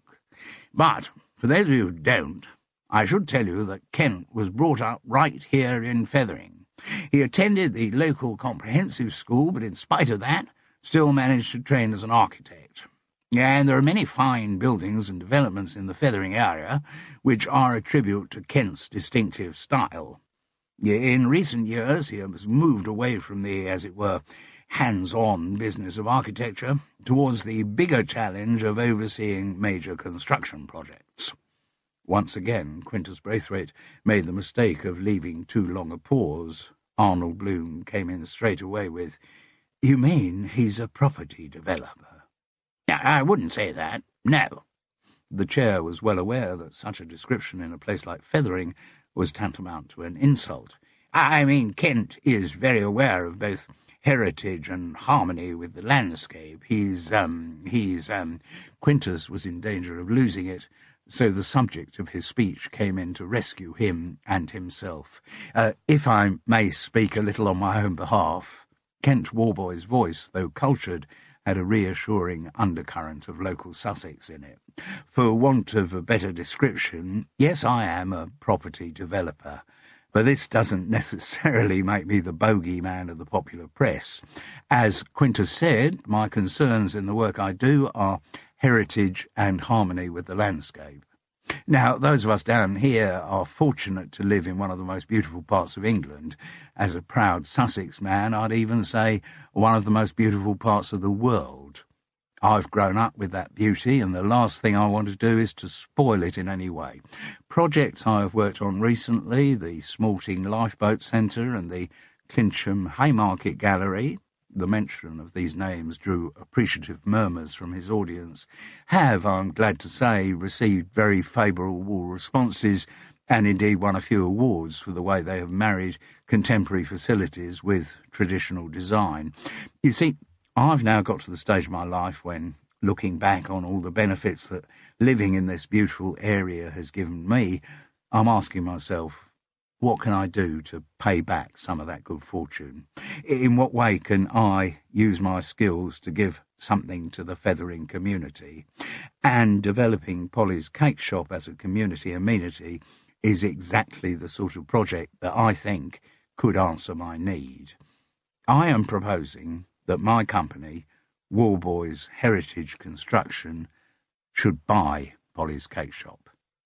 This raised huge enthusiasm from the committee, even to the extent that Phoebe Braithwaite peered round the kitchen door to see what was going on. Kent Warboys raised his hands to quell the reaction before it turned into applause. Now, I don't want you to think that I'm being completely altruistic here. I'm not proposing to buy that place and make a gift of it to the SPCS Action Committee, much as I would like to be able to do that. No, I am a businessman, and what I am proposing is a business plan. If Warboys Heritage Construction were to purchase the Polly's Cake Shop site, my plans would be to improve and refurbish the existing flat above the cafe and to build 2 more flats on what is currently the backyard. But Kent, objected Arnold Bloom, gleeful that the conversation had moved on to a subject on which he was something of an expert, I think you might find it hard to obtain planning permission for such a project. The local planning committee, I'm glad to say, are very averse to uncontrolled developments in this locality. Maybe, Quintus Braithwaite interposed. "But the members of the planning committee are reasonable people. There's one Kent I know who's also a member of the Fethering Yacht Club, and I'm sure if we were to casually spell out to him the advantages, I'm afraid nowadays back-scratching by the old boys' network doesn't work quite the way it used to, Mr. Chairman." Arnold was approaching his high horse with great relish. "If you're suggesting you're going to get planning permission on a nod and a wink and a few expensive dinners, then I am not suggesting anything of the kind. I am only saying that if one has useful contacts, one should, and I am telling you that we're no longer in the days of T. Dan Smith and John Poulsen." Puzzled looks on the faces of the younger committee members showed that they weren't familiar with corruption trials of the early 1970s, and also suggested that Arnold Bloom might be a lot older than he looked. He went on, "Planning permission is not something that can be taken for granted. We're very close here to the Arundel Park area of outstanding natural beauty, and the idea of luxury flats being built on Fethering seafront is just the kind of thing that—" Kent Warboys had raised a polite finger to stop Arnold in mid-flow, and it worked. "I'm sorry to interrupt you, Arnold, but I have no plans to build luxury flats. What I'm talking of building is what we're constantly being told by every government of every hue is needed, particularly here in the southeast: affordable housing. The existing flat and the ones I'm proposing to build will be priced in such a way that they could allow 3 young couples brought up round here but unable to afford local prices to stay in the area of their birth." Another murmur of approbation. "And in all this, let me stress that I am not forgetting the reason why you are all gathered here tonight at Hiawatha. You are the SPCS Action Committee, and your aim is to meet the goal of saving Polly's cake shop. Well, my plans would achieve that, because the profit made on selling the 3 flats on the site would enable me to offer the ground floor cafe area to be developed as a community amenity, rent-free." This time, Kent Warboys did not prevent the assembled throng from clapping, nor from strongly endorsing his proposal that Warboys Heritage Construction should enter negotiations for the purchase of Polly's cake shop. Needless to say, the minute Quintus Braithwaite had banged his gavel to mark the official ending of the meeting, Phoebe was straight in from the kitchen with her tray of wine and glasses.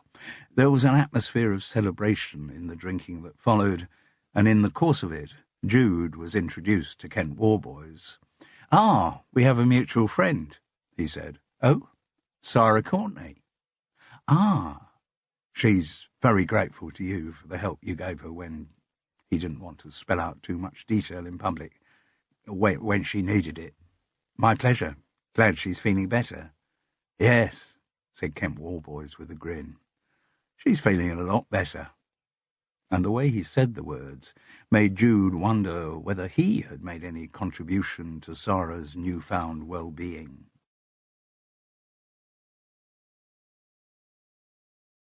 Chapter 8. Jude was surprised the following morning to have a phone call on the dot of 7. It was rather earlier than she liked to begin the process of waking up.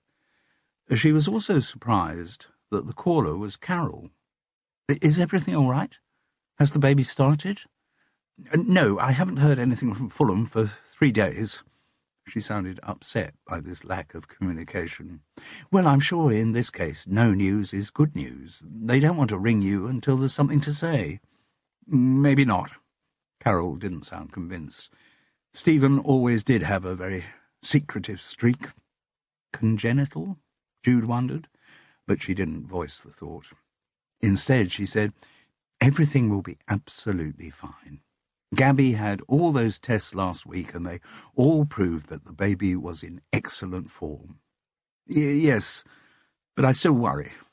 This was unusual from Carol. Normally she'd do anything rather than express her feelings or admit to having any. "I've been awake most of the night." Jude was well practiced in supplying comfort to the troubled, but she had rarely had to offer it to her neighbour. "Look, do you want me to come round and talk about it?" "Well," Carol was tempted, "but I haven't taken Gulliver out for his walk yet. Or had breakfast?" "No." "Then I'll tell you what we'll do. Just give me time to have a shower and get some clothes on, then I'll join you for a walk. A good workout for Gulliver should take, what, half an hour? About that. Which would mean that at 8 o'clock, when Polly's cake shop opens, we could settle down for an indulgently large breakfast there." Carol didn't demur, which was a measure of how bad a state she was in. Normally she hated being organised by anyone, but on this occasion she needed help. Even more remarkable, she had virtually admitted to Jude that she needed help. It was nippy on Fethering Beach. The October mornings were cold. Jude had already put Woodside Cottage's central heating on, timed for a couple of hours early morning and a couple early evening. And if she was at home in the evening, she lit a fire. Carol, who still thought the whole concept of central heating was something of an indulgence, hadn't switched hers on yet. As they passed over the dunes onto the beach, Jude looked back at the service road and the gates to Polly's cake shop's yard. Yes, there would be room for a couple of flats there. Not very big, but with amazing views. She looked along the row of similar yards for the other shops and wondered if any of them might be bought up for similar development, and indeed if that was part of Kent Warboy's long-term plan. But she wasn't there for that kind of speculation. The purpose of the walk was to comfort Carol. "It's natural for you to worry," she said, "but it will all be all right. Because of the test she had last week, you know more about the health of Gabbies than you do about most unborn babies.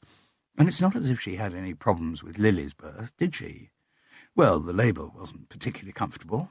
No, but it never is. That's why it's called labour." Though childless herself, through her clients, Jude had a wide knowledge of the problems of pregnancy. "But is there any particular reason why you're worrying so much about Gabby?" "Why? Should there be?" "I don't know, do I? That's why I'm asking. I just wondered if there was anything from your own experience of childbirth that might make you especially anxious." "Well—" What? But if Carol had been on the verge of some confession, she changed her mind. "Nothing," she replied briskly.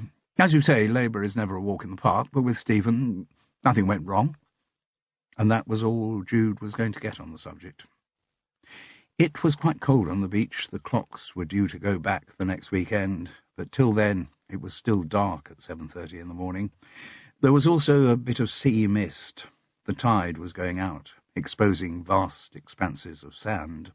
Unsurprisingly, the two women seemed to be alone on the beach, apart from Gulliver, who had been released from his lead and was conducting elaborate guerrilla warfare with inanimate lumps of seaweed along the shoreline. "Anyway, how was your new committee meeting last night?" Carol asked, infusing the new with the implication that the subject was somehow frivolous and flaky. "Oh, like committees always are, tedious and unnecessary. They don't have to be."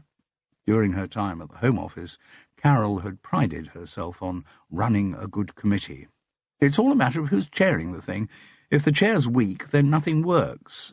I don't think this chair's weak so much as self-aggrandizing. Former naval man, pillar of the Fethering Yacht Club, who goes under the unlikely name of Quintus Braithwaite. Have you come across him?" Carol had, after all, been a Fethering resident longer than June had. "Doesn't ring a bell, and it's not the kind of name you'll be likely to forget. Where does he live?" "The Shorelands estate." Carol let out a snort of contempt. "Oh, say no more. That lot never leave their gated compound, except to take their 4x4s out to Waitrose. Anyway, you say he's not a weak chair?" "No, but he seems to think it's all about him." "Oh, yes." Carol nodded sagely. "That type can be almost as destructive as the weak ones. And this palaver is all in the cause of saving Polly's cake shop for the village. Is that right?" "Yes." "I can't understand why you got on the committee." "Well, it was through—" Jude had nearly said friend, but she knew how shirty Carol could get when friends she didn't know about were mentioned. A client." "Oh?" Even with the change of word, Carol sounded a bit frosty. Yes, she's going through a bad patch. She needs a lot of support. Huh, said Carol Seddon, as only Carol Seddon could say. Huh. I thought you gave your patients support by healing them, not by joining committees you don't want to be on. Jude knew that the use of the word patients rather than clients was deliberate, an attempt to rile her. She was determined not to react. But they were interrupted by furious barking from Gulliver. He was over at the shoreline, suspicious and angry, circling something he had found there. Carol and Jude drew closer. The darkness of the night was paling into grey, and they could see quite clearly what had upset the dog. It was the body of a man, swollen to the point of bursting out of his clothes and hideously discoloured. Ropes tied around his ankles were broken and frayed, but they could see clearly enough that in his right temple there was a bullet hole.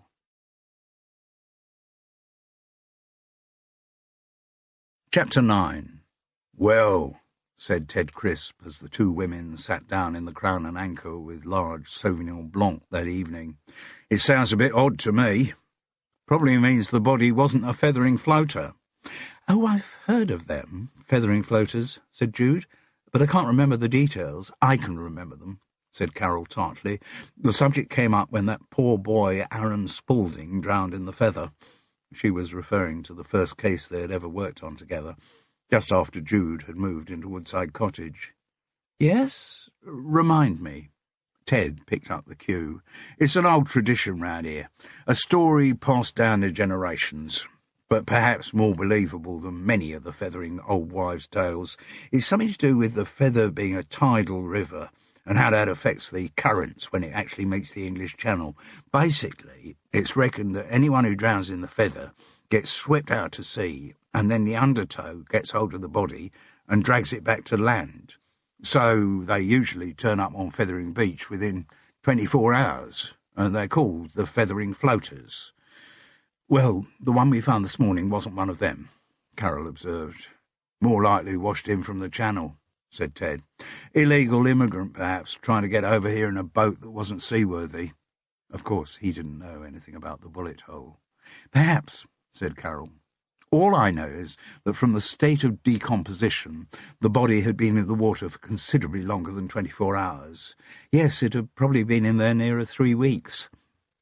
As soon as the words were out, the look on Carol's face told Jude that she shouldn't have said that. She hadn't mentioned anything to her neighbour about Sarah Courtney's story of having seen a dead body at Polly's cake shop. What do you mean by that? Came the instant, suspicious response. I just, Jude floundered. As you say, the state of decomposition. That body looked as if it had been in the sea getting on for 3 weeks. And since when have you been expert in forensic pathology, Jude? Oh, you know, you see things, all those grisly American series, CSI, whatever, you pick it up.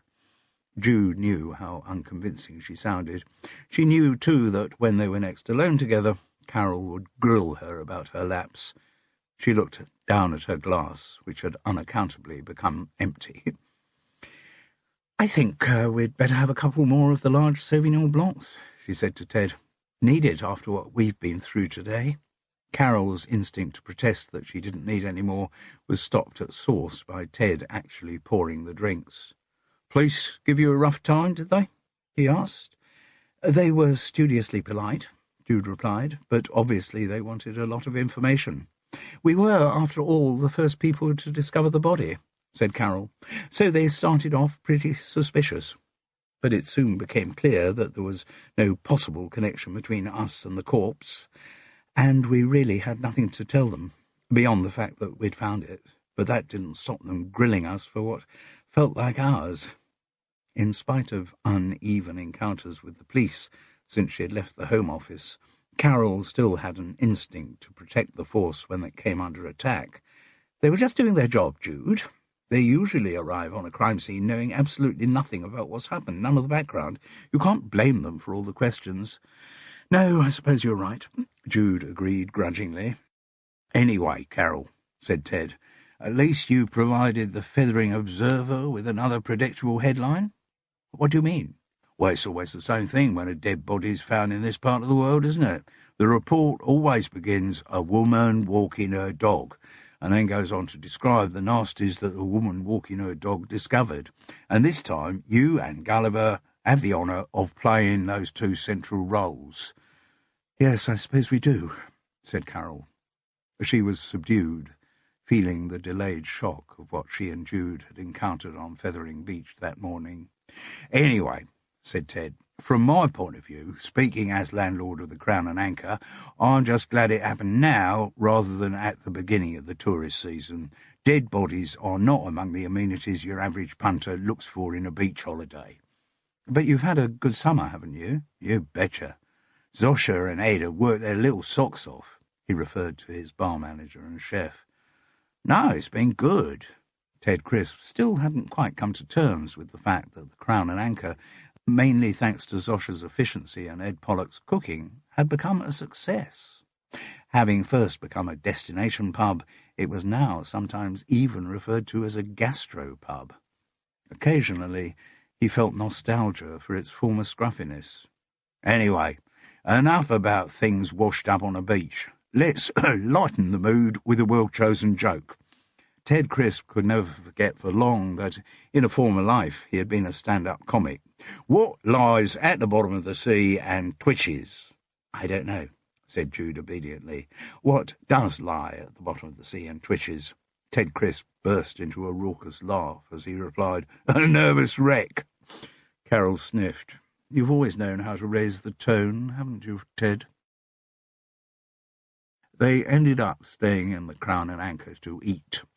As with the second glass of Sauvignon Blanc, Carol had initially resisted the suggestion, but her mind didn't take much changing.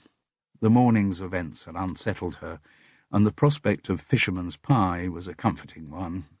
But she had hardly taken a mouthful of Ed Pollock's speciality when Carol received a call on her mobile that put dead bodies and everything else clean out of her mind. It was from Stephen. Gabby had gone into labour.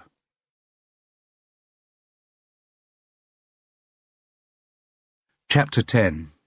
She couldn't eat any more, and said she had to get back to High Tor in case the phone rang. Jude's argument that if Stephen had contacted her on the mobile once, he could do so again, did not hold any sway. Carol needed to be alone with her fears. She spent a terrible night. She had been nervous when Gabby was in labour with Lily, but the sheer gorgeousness of her granddaughter had dulled and sanitized the memory of that. This time she was paranoid with worry, and she knew why. She didn't even attempt to go to bed. She knew there was no possibility of sleep. Instead, she sat downstairs in her antiseptically clean living room, with her mobile on the table next to her landline phone, willing them both to ring.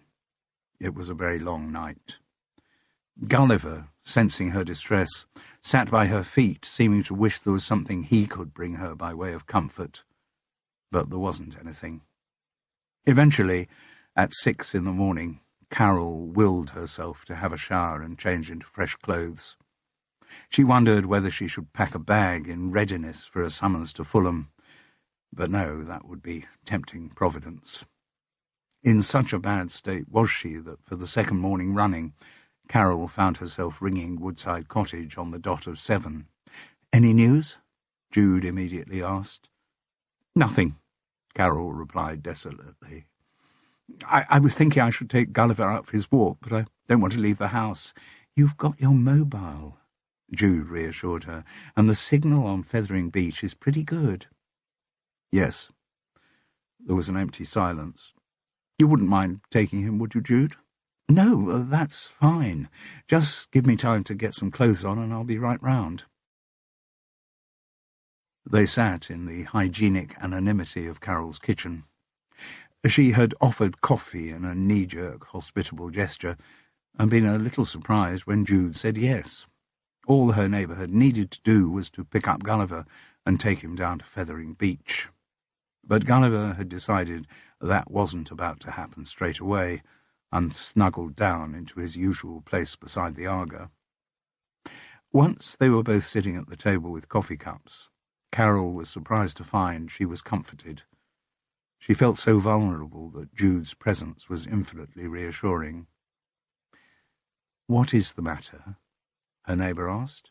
"My daughter-in-law's in labour. That's what's the matter. You know that." "Yes, but that doesn't justify the state you're in, Carol." "I don't know what you mean."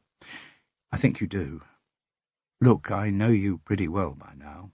Carol didn't like the idea of anyone knowing her pretty well, but she still found perverse comfort in Jude's words. "And I know you keep a tight control on your emotions, but right now you're in a really bad way." "Maybe." It was more than Carol would usually admit. "Is it because it's the second baby?" Carol looked at her neighbour sharply. "How do you know that?" "I don't know." Jude wasn't about to claim any psychic powers. She knew the contemptuous reaction she'd get to anything of that kind. "It just seemed the state you've been in the last few months compared to how you were during Gabby's first pregnancy. I didn't realise it showed so much." "It did. It does." There was silence. Then, slowly, Carol said, "If you really want to know, I'm not pushing you if you'd rather not talk about it." But Carol was underway and not to be deflected. Her voice sounded very even as she made the confession. "After Stephen was born, a couple of years after, I did get pregnant again. The baby went to term and was stillborn. It was a girl. I felt very guilty. But it wasn't your fault. Just incredibly bad luck. Not guilty towards the baby. I felt guilty for the effect it had on Stephen. I became very withdrawn from everything after it happened. Withdrawn from Stephen, withdrawn from David. I think that's probably what ended the marriage. Neither of us could talk about it, talk about her. We just drew further apart." Carol wasn't the kind of woman to cry, but Jude had no doubt about the level of emotion she was experiencing. She also knew that her neighbour would probably later regret how much she was opening up. She would feel embarrassed and never want the subject mentioned again. Jude was prepared for that. If her neighbour never again referred to this conversation, she would never raise it. Jude reached across the table and put her hand on Carol's. It flinched momentarily, but then let the hand stay there. Between the two women, silence reigned. It was broken by the ringing of the landline. Stephen announced that Gabby had just given birth to another girl. Mother and baby were both doing fine. She was going to be called Chloe, with no dots on the E. We don't want to make life difficult for her when she gets to school.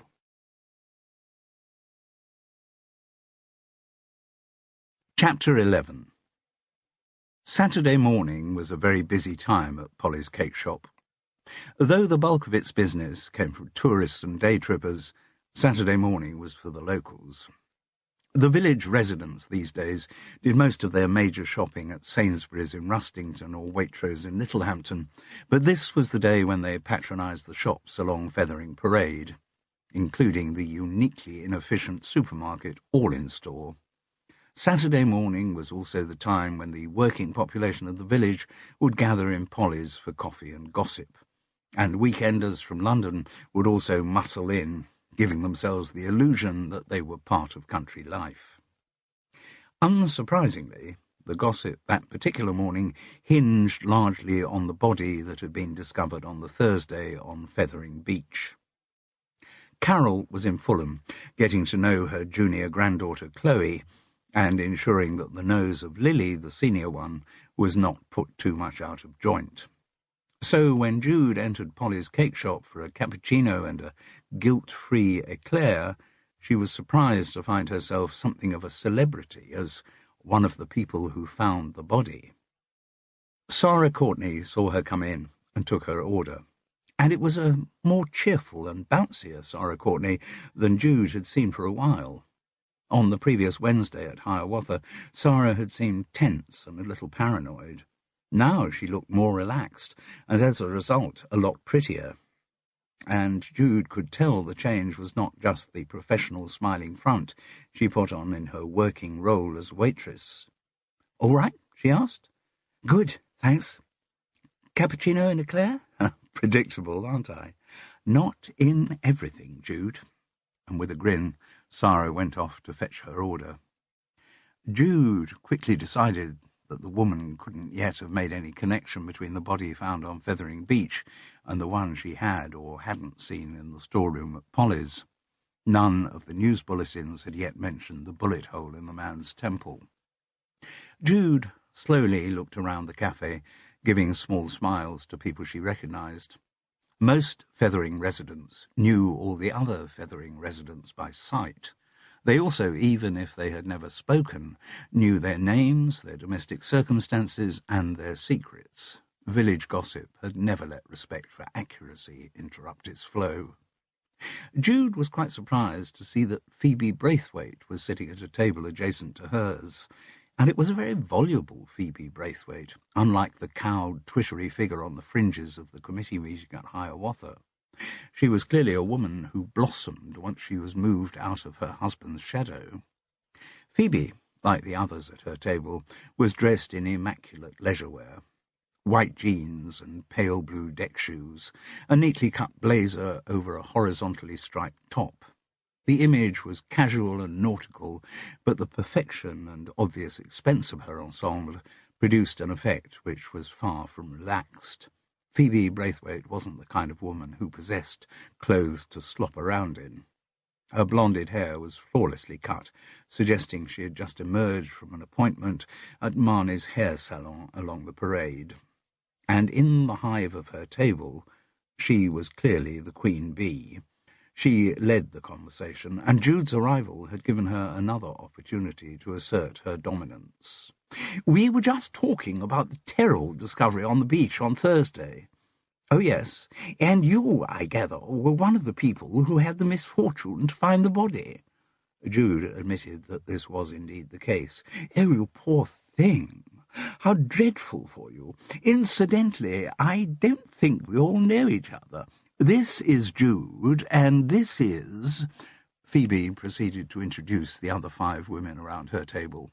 They were all dressed in similarly unrelaxed leisure wear, and looked as if they too had just come out of Marnie's.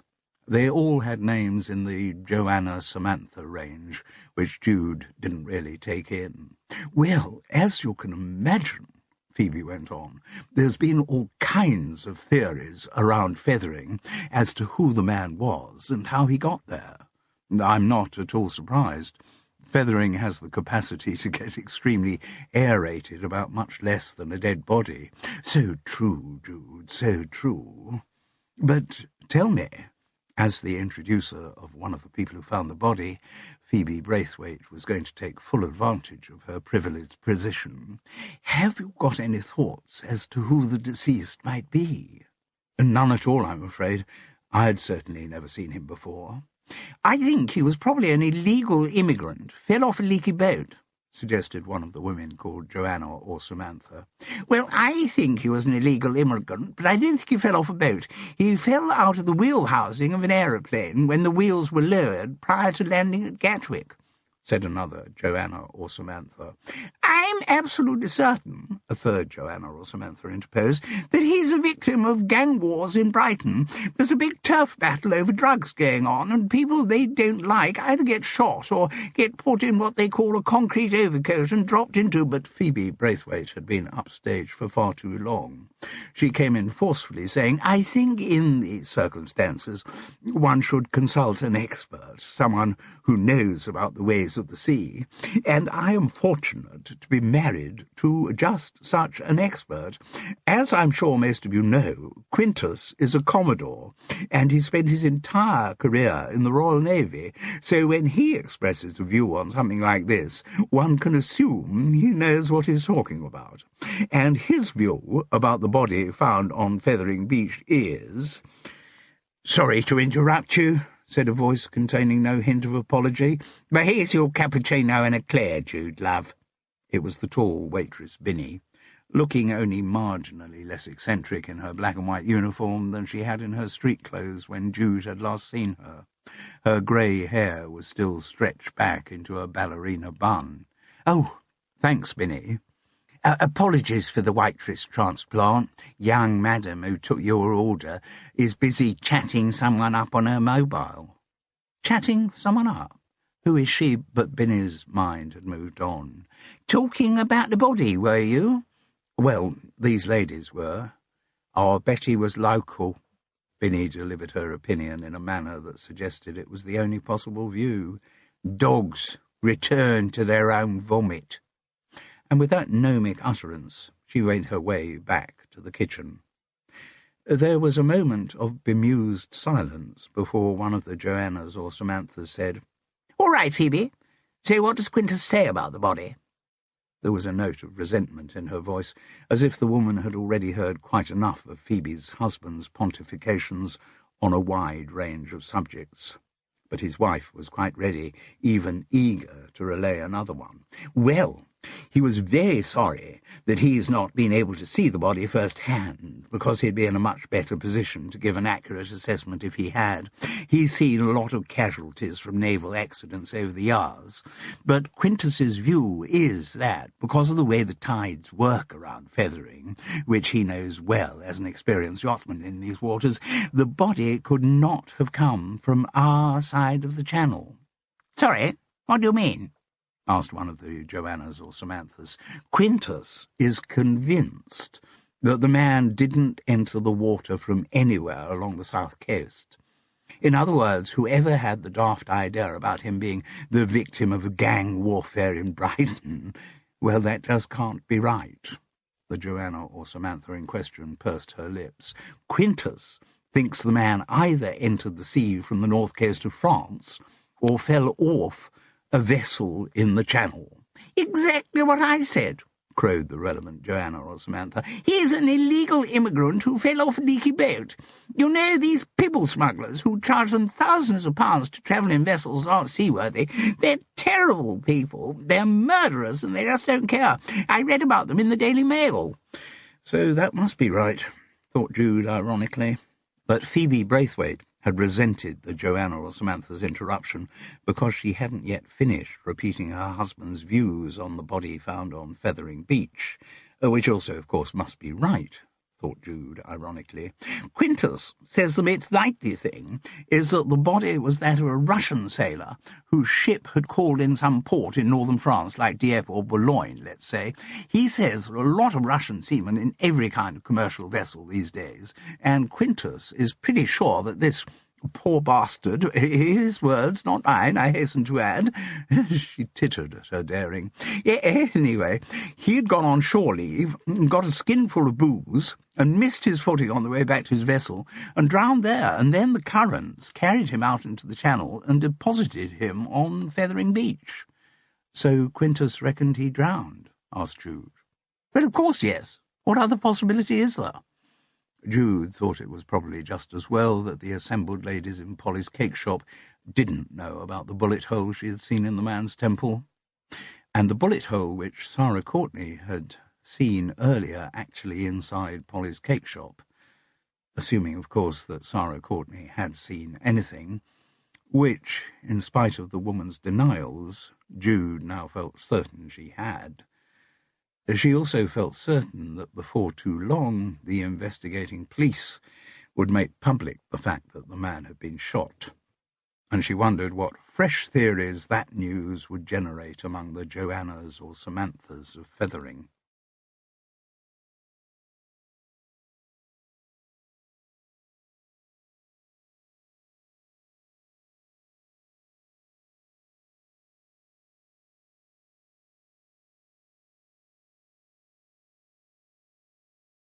Chapter 12. Jude woke up on the Sunday morning and switched on Radio 4. She wasn't a regular listener to the channel, but now awaited in every bulletin something about the Fethering Beach body. She was rather confused to find that she wasn't hearing the regular news programme, and took a moment to realise that British summertime had ended and she had gained an hour during the night. Jude also woke up with something of a dilemma. She hadn't seen Sarah Courtney again after the woman had taken her order in Polly's cake shop the previous morning. Presumably she had been busy in the kitchen. Anyway, even if they had met again, the cafe was a rather public arena in which to have the kind of conversation Jude needed to have with Sarah. It was because she knew about the woman's fragility that she felt the conversation just had to take place. So far, Sarah hadn't apparently made any connection between the body she saw or hallucinated and the one found the previous Thursday on Fethering Beach. But it was only a matter of time before the news emerged that the man had been shot rather than drowned. The information would probably be revealed in a police news conference and then spread around all of the media. It'd be front-page news in the Fethering Observer. There was no way Sarah could avoid knowing about it. And given the woman's previous history, Jude was worried about the effect the revelation would have on her. If the case of the Fethering Beach body became a murder inquiry, Sarah Courtney would either have to become involved or live in fear of being investigated. So Jude wanted to talk to her, to fill her in on what was likely to happen, to cushion the prospective blow. But that Sunday morning there was no reply from either her landline or her mobile. Jude left messages on both, asking Sarah to ring back, but not giving any clue as to why she wanted to talk. Jude got up in a leisurely fashion and had a long bath laced with essential oils while incense burned around her. She was surprised how much she wanted to talk to Carol, to share with her speculation about the body they had discovered. But she had heard nothing since her neighbour had set off for Fulham on the Friday morning. Jude could have rung the mobile, but didn't want to intrude on the euphoria and anxiety of Chloe's arrival. Carol would communicate in her own good time.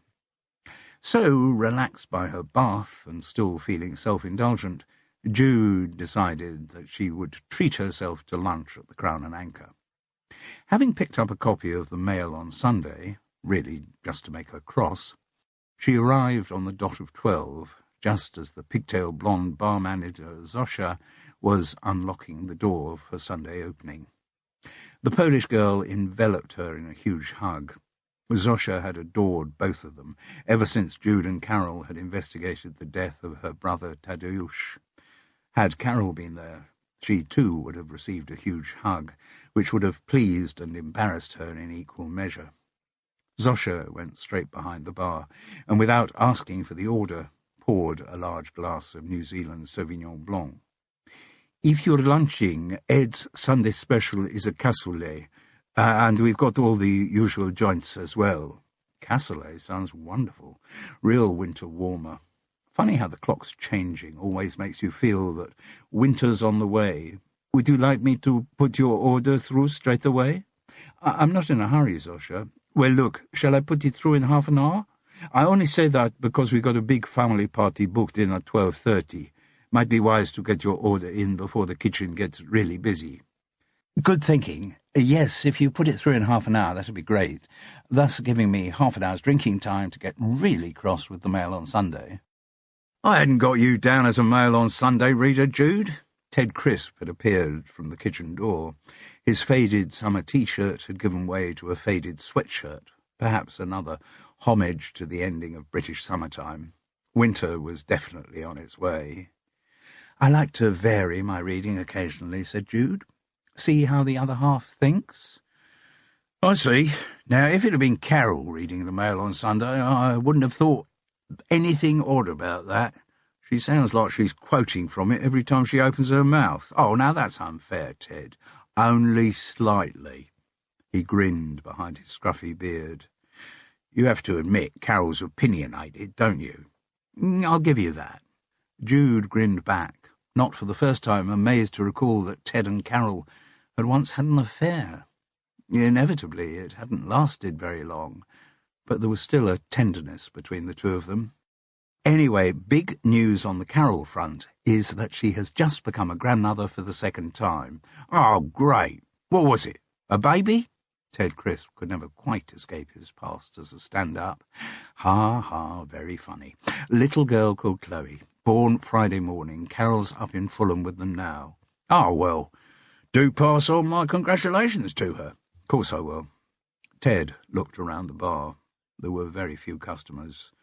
The good burghers of Fethering haven't got used to the time change yet. No. He leant forward conspiratorially against the bar. What about this body you two found then? Any more information? Jude shook her head.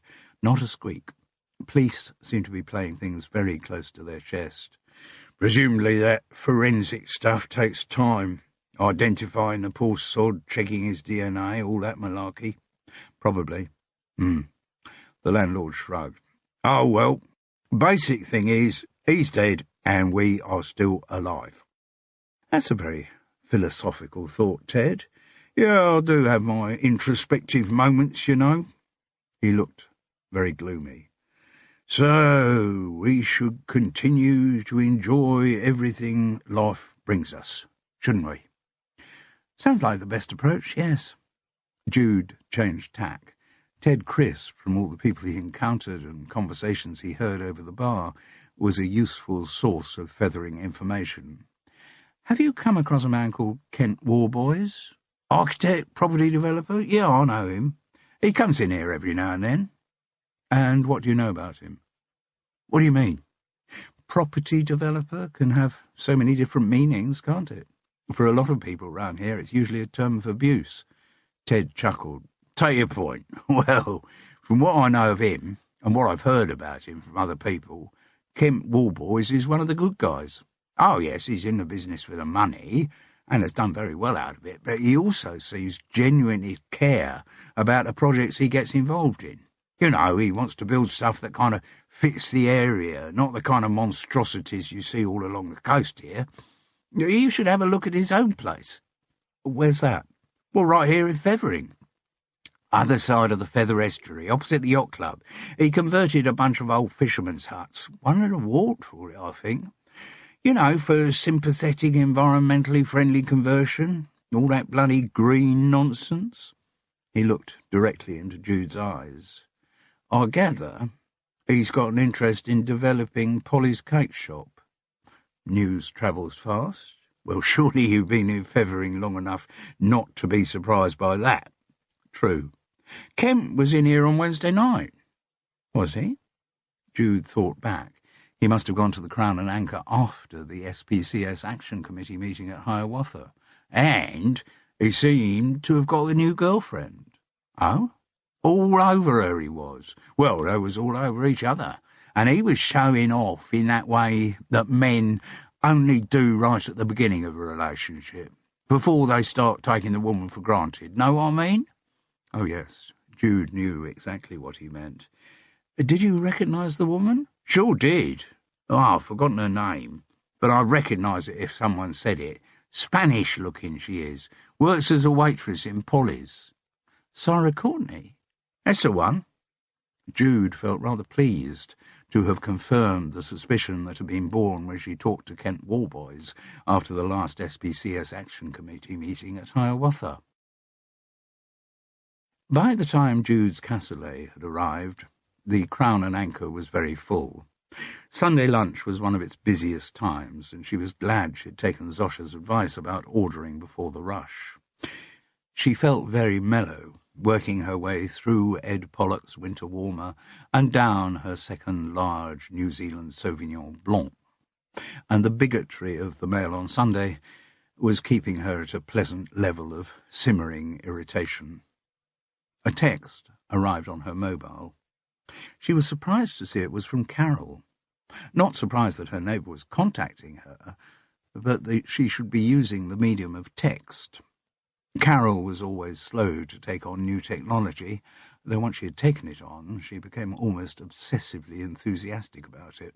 That had certainly been the case with her laptop. The message simply said that she had arrived back at High Tor and wondered where Jude was. A quick call brought her down to the Crown and Anchor, where she accepted Jude's offer of a large Sauvignon Blanc to wet the baby's head. She also followed her neighbour's recommendation and ordered the cassoulet.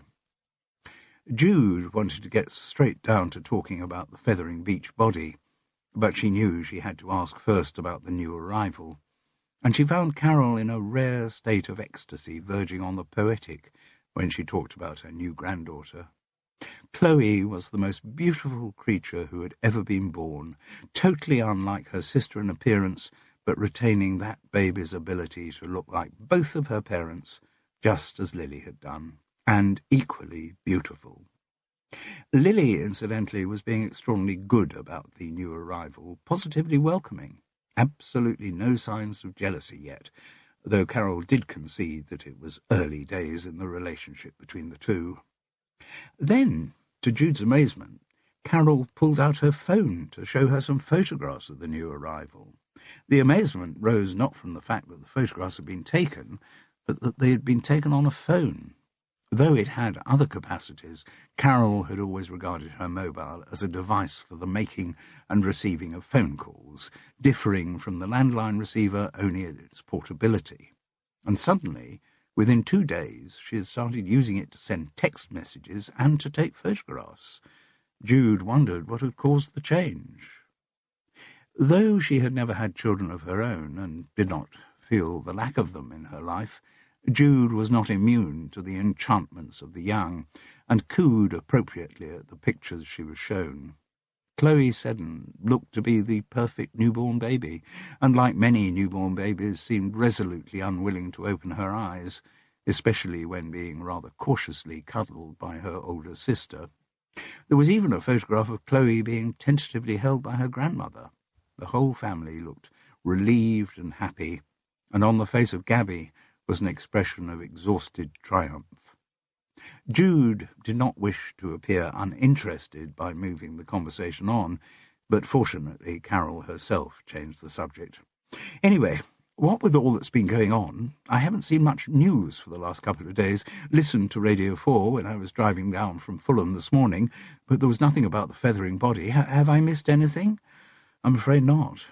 Total news blackout on the subject from official sources, though, needless to say, there's been a lot of unbridled local speculation. Yes, I bet there has. Any of it worth listening to?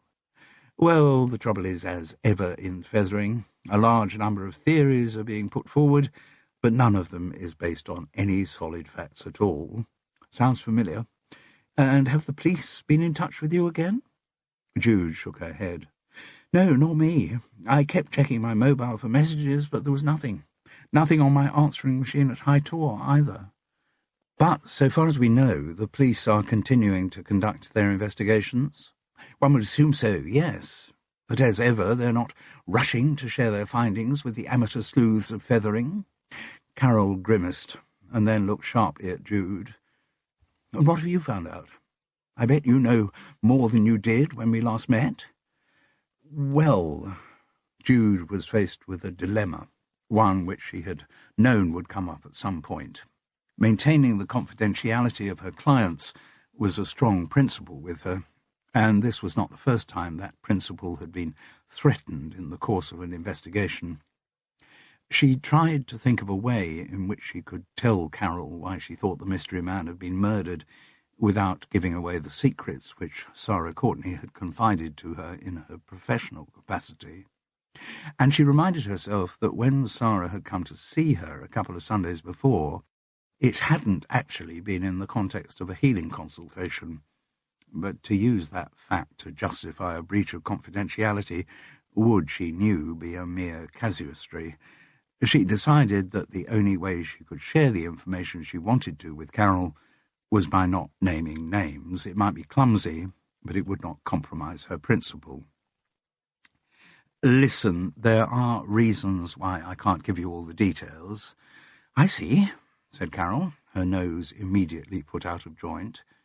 Might as well be honest. It involves client confidentiality. Oh, yes.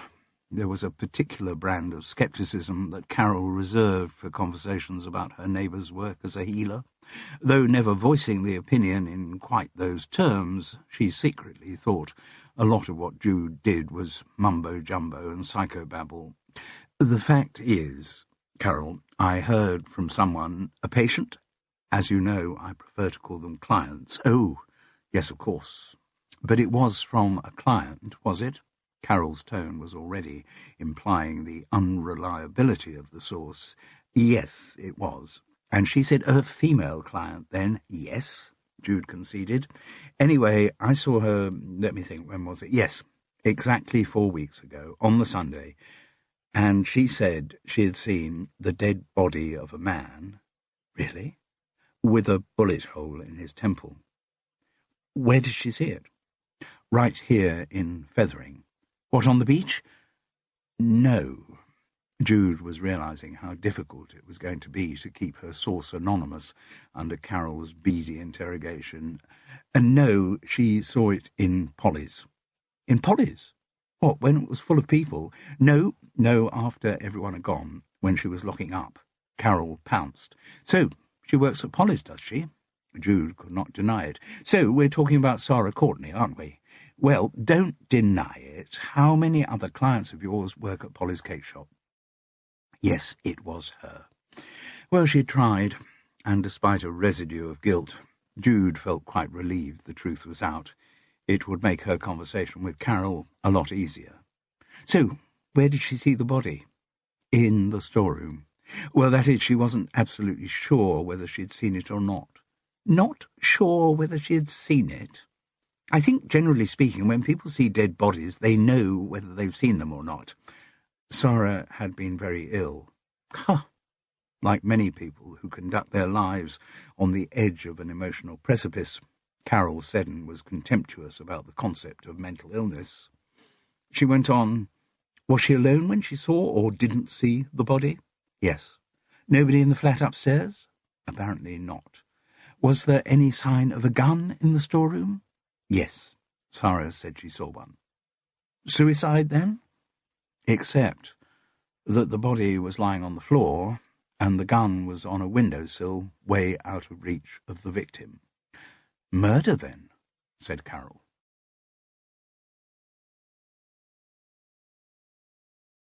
Chapter 13. It was on the Tuesday that the police finally gave a press conference and identified the body that had been found on Fethering Beach. His name was Amos Green, aged 64. He was a retired chartered surveyor who was married and lived in Kingston.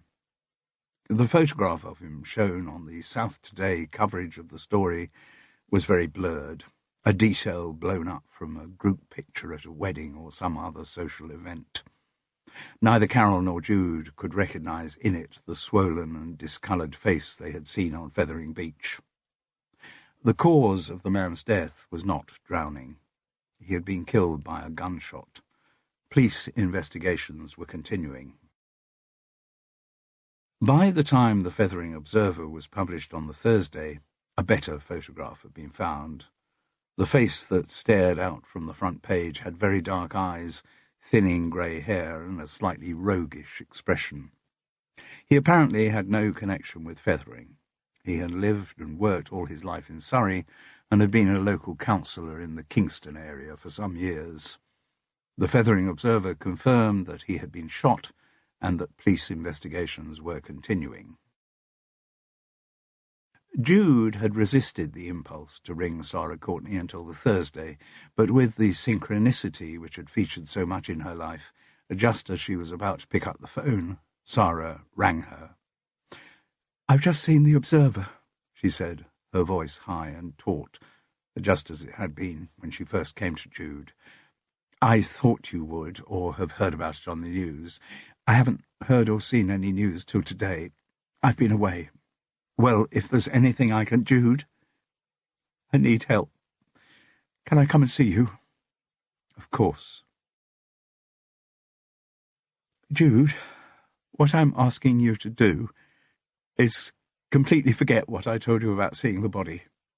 They were sitting in the cluttered sitting room of Woodside Cottage with cups of green tea. "That may not be easy. The mind has a mind of its own. You can't just tell it to forget something." "Well, all right, not forget it, but swear to me you'll never tell anyone about what I told you." Jude felt a little awkward. because she had already told someone, or that someone had winkled out of her, the details of what Sarah had confided in her.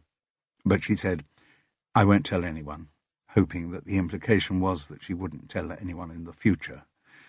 "But what are you going to do, Sarah?" "How do you mean?" "Well, the situation's changed, rather. When you first told me about the body in the storeroom, you weren't even sure that you had seen it. You were afraid you were hallucinating. I'm still not sure I saw it." "Oh, come on. You can't claim that anymore. The fact that you were here, the fact that you recognized the photo in the Observer, that means you did see Amos Green's body." Sarah looked very crestfallen, but had to accept the truth of Jude's words. "And was he someone you recognized?" "Well, if I did see the body in the storeroom—" "No, I mean, did you recognize him in the photograph of someone you had met before while he was still alive?" Sarah Courtney shook her head firmly. "I'd never seen him before, and I wish I'd never seen him at all." "I can understand that. I just want to forget that I ever saw him at all, just wind back time. Can't be done, I'm afraid. And the big change is that now the man's death is the subject of an official murder inquiry." "It wasn't necessarily murder, it could have been suicide." "Oh, yes. And whereabouts did you tell me you'd seen the gun in the storeroom?" "On the windowsill," Sarah had to admit. So, for the suicide theory to hold water, Amos Green must have shot himself in the temple, then before falling down dead, have moved across the room to put the gun on the windowsill. "Do you really believe that's what happened?" "No," came the grudging reply. "But it's possible that he shot himself and the gun dropped to the floor as he fell down, then someone came in, found the body and moved the gun to the windowsill." "All right, I suppose it's possible. But who might have done that, Sarah? Another member of Polly's cake shop staff? And if they did do it, why didn't they tell anyone? Why didn't they raise the alarm? Why didn't they call the police? They may have had their own reasons, like I did. I didn't call the police." "No, you didn't. But don't you think you should get in touch with them now?" "Why?" Sarah Courtney sounded really frightened by the idea. "Because you have evidence that is material to the police investigation. I don't know how much they know about Amos Green's movements before he died, but if he could be placed in Polly's cake shop storeroom on the Saturday afternoon 4 weeks ago, well, I would imagine that would be of considerable help to their inquiries. What is more, presumably you still have the handkerchief with his blood on it. Now the police have a body, they could check the DNA on that." "Jude, you're not being very sympathetic." It was true. Jude realized she was behaving more like Carol might have done in the same circumstances. She was a healer. Her primary concern should be for her client, rather than for some obscure ideal of justice. "I'm sorry," she said. "I was just thinking you might feel better if you were to go to the police. Then you could put the whole business behind you." "I doubt that. It'd just get more involved. I'm sure there'd be endless questioning, and I'd probably become a suspect for having murdered the poor bastard." "You'd soon be able to prove you had nothing to do with it." "Maybe. But I just don't feel strong enough for the stress of it all. Even though things seem finally to be going better for me, I'm still very fragile." "I know, but I'd be here to support you." "Yes, Jude. You'd be here, but you wouldn't be in the interview room when the police started grilling me about my entire life history, would you?" Jude was forced to admit that was true. There was a silence. Then she asked, "What did you mean by things finally going better for you?" Sarah blushed. "Oh, nothing really. Just, thanks to you and thanks to other factors, I do feel I'm finally emerging from the state I've been in since things went wrong. I feel continuing life is now a possibility, and might one of the other factors be Kent Warboys?" The blush deepened. "I have seen him a few times, but we're taking things slowly. We're being discreet." Jude wondered how being seen by Ted Crisp all over each other in the Crown and Anchor came under the heading of discreet, but all she said was, "And it's going well?"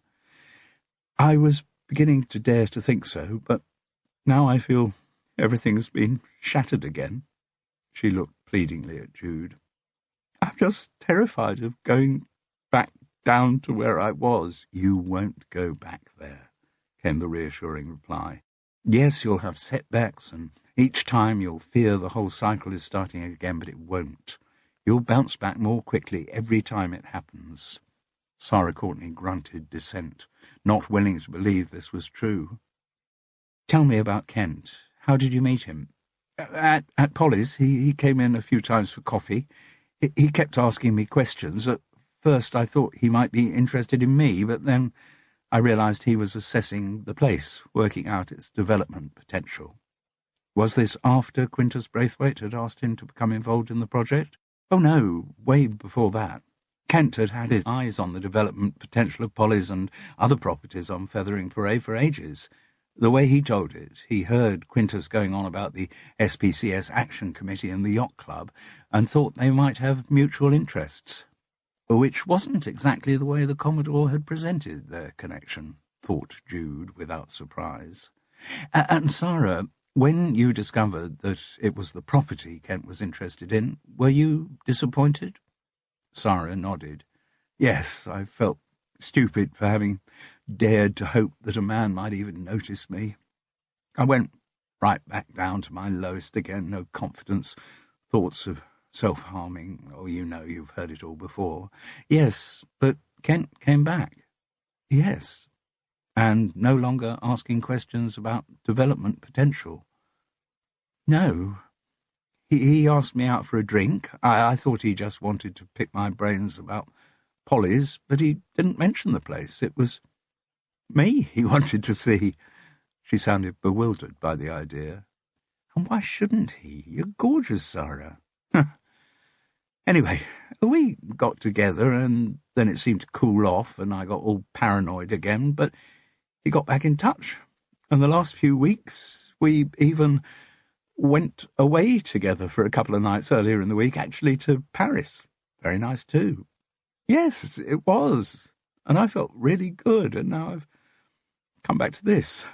The photo on the front of the Fethering Observer, and I just don't need any more complications in my life. I can see that. So you're not going to go to the police? No, said Sarah Courtney firmly. Seeing the photo should have cheered you up, you know. How do you work that out, Jude? Because, at the most basic level, it proves you're not mad. When you saw the body, when you came to tell me about it, you didn't know whether you'd seen it or not. You thought you might be hallucinating. At least what you saw in the paper this morning proves that what you saw was real. Yes. At the moment, though, I'm not sure whether that does make things better. Of course it does, said Jude briskly. Though the most empathetic person on God's earth, she knew there were times when people needed a little nudging along. So, listen, Sarah, you are faced with a dilemma, and I can't tell you what you should do about it. It's entirely your decision. Either you contact the police about what you saw in the storeroom at Polly's, or you don't. Over to you. Sarah Courtney grimaced. I can't face it. All right, said Jude, being very careful to keep her voice unjudgmental.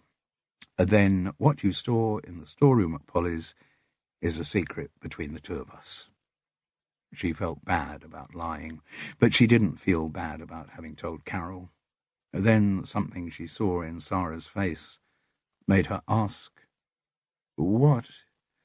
Is there someone else who knows? The woman nodded. I did mention it to Kent.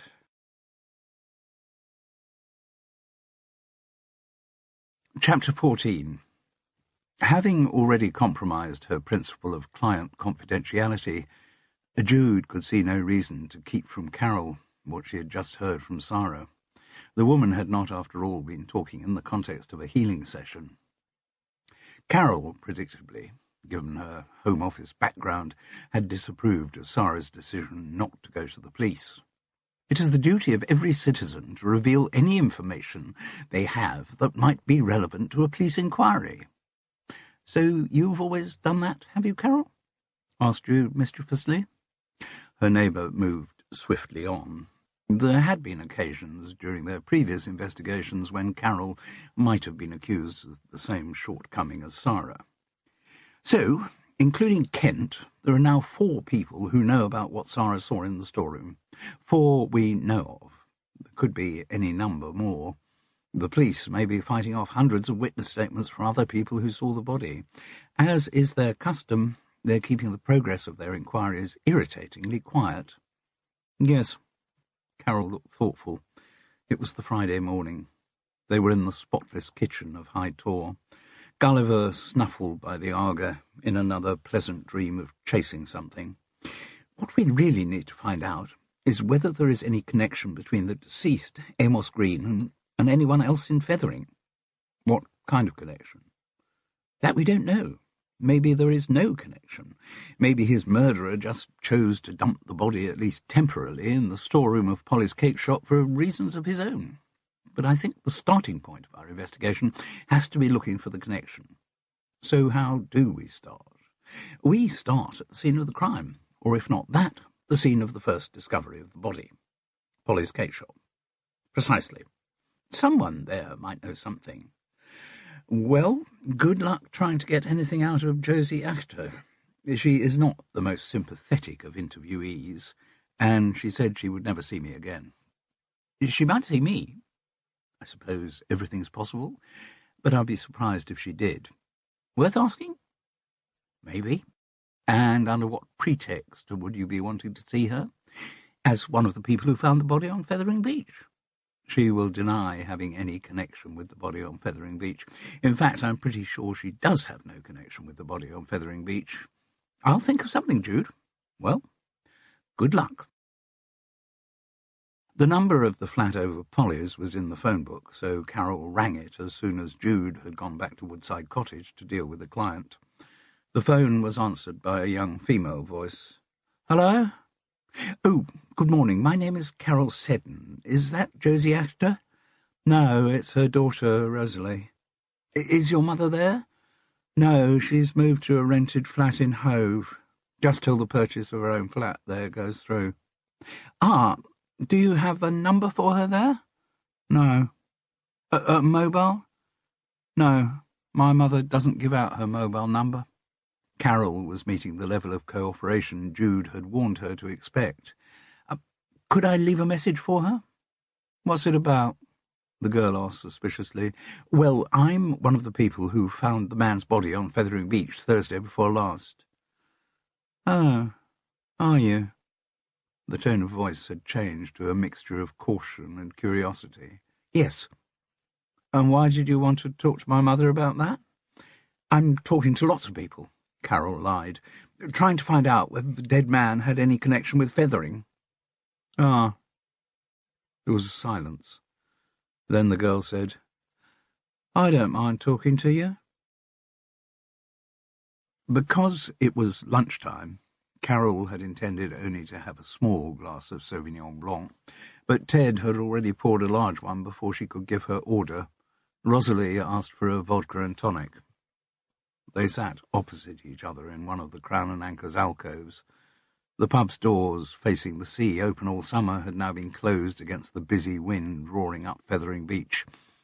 It was only just after 12, and they had the place more or less to themselves. "Well, thank you for agreeing to talk to me," said Carol, once they'd clinked glasses. "Not a problem." Like her mother, Rosalie Actor was one of the many people Carol knew by sight. She also knew their names, their employment and family circumstances, but she had never actually spoken to them. She suspected that Rosalie Actor probably knew roughly the same amount about her. It was how things worked in Fethering. "I wondered," Rosalie went on, "why you thought my mother might have anything to do with the body you discovered." "No particular reason. As I said, I'm talking to a lot of people." "Why?" It was a good question, and one to which Carol had to scrabble around to find a good answer. To her annoyance, the only one she could come up with was rather flimsy and feminine. "Well, I think it must be that Actually, finding that body was rather a shock. It's upset me more than I expected it to. I mean, it's not like I haven't seen a dead body before, but this one was in rather a horrible state, and I don't know, I just thought maybe finding out more about who he was might sort of humanize him, make him not so much a spook as a human being. The words didn't convince their speaker, but EVA-IA appeared not to hear anything odd in them. Well, presumably you've heard the news and seen the local paper. Yes. So you do actually know who he was? Someone called Amos Green. Yes. And what makes you think he might have had something to do with my mother? The girl looked at her earnestly. Her hair was a brown so dark as to be nearly black. Though neatly shaped, it sprang out of her head in wiry profusion. Her features were sharp, eyes very black and skin dark. There was an almost manic quality to her body language, and the way she spoke. "As I say," said Carol reassuringly, "I'm just talking to people." Another limp answer, but fortunately Rosalie didn't seem to notice. "Well, I'd never seen him before.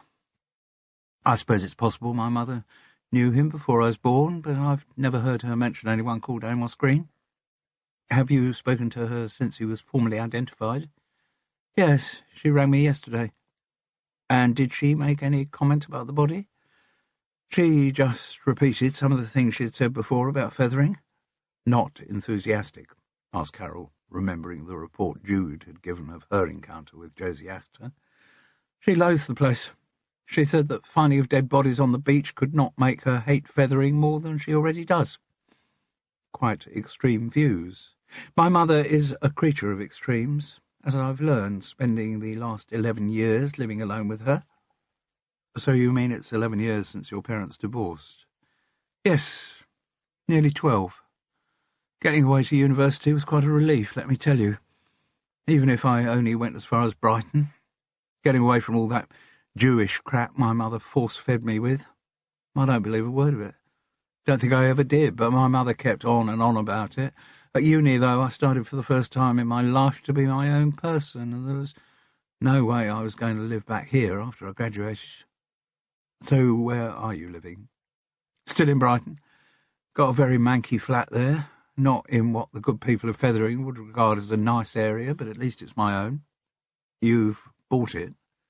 "I wish. No, it's rented. When I say my own, I mean that is my own space, a space on which my mother can't encroach." "Ah. Brighton, of course, is not that far from Hove, where your mother is going to be in her new... It's quite far enough away, thank you. And I've got a network of friends there. People my mother and the nice people of Hove wouldn't want to mix with. Given a bit of luck, I'll never have to see her again." "Ah. Local Fethering gossip used to say, Carol, I've already stopped listening. I stop listening every time someone mentions local Fethering gossip. It almost always means uninformed lies." "You may have a point. Anyway, one of the uninformed lies which had been going round Fethering was that you were going to take over the running of Polly's cake shop when your mother retired." "She may have had that idea. I never did." "But you studied hospitality and catering. You can do that without going into a family business." "I agree. But you do still work for your mother at Polly's. That's only because I haven't yet got my head together to do something else. When the sale of the place finally goes through, I'm out of here." "You'll get a job in Brighton?" "Probably. There's always plenty of bar work and waitressing around there." "Yes, I'm sure there is. Going back to your parents' divorce, what about it?" Carol, still recollecting the pains of her own split from David, trod carefully.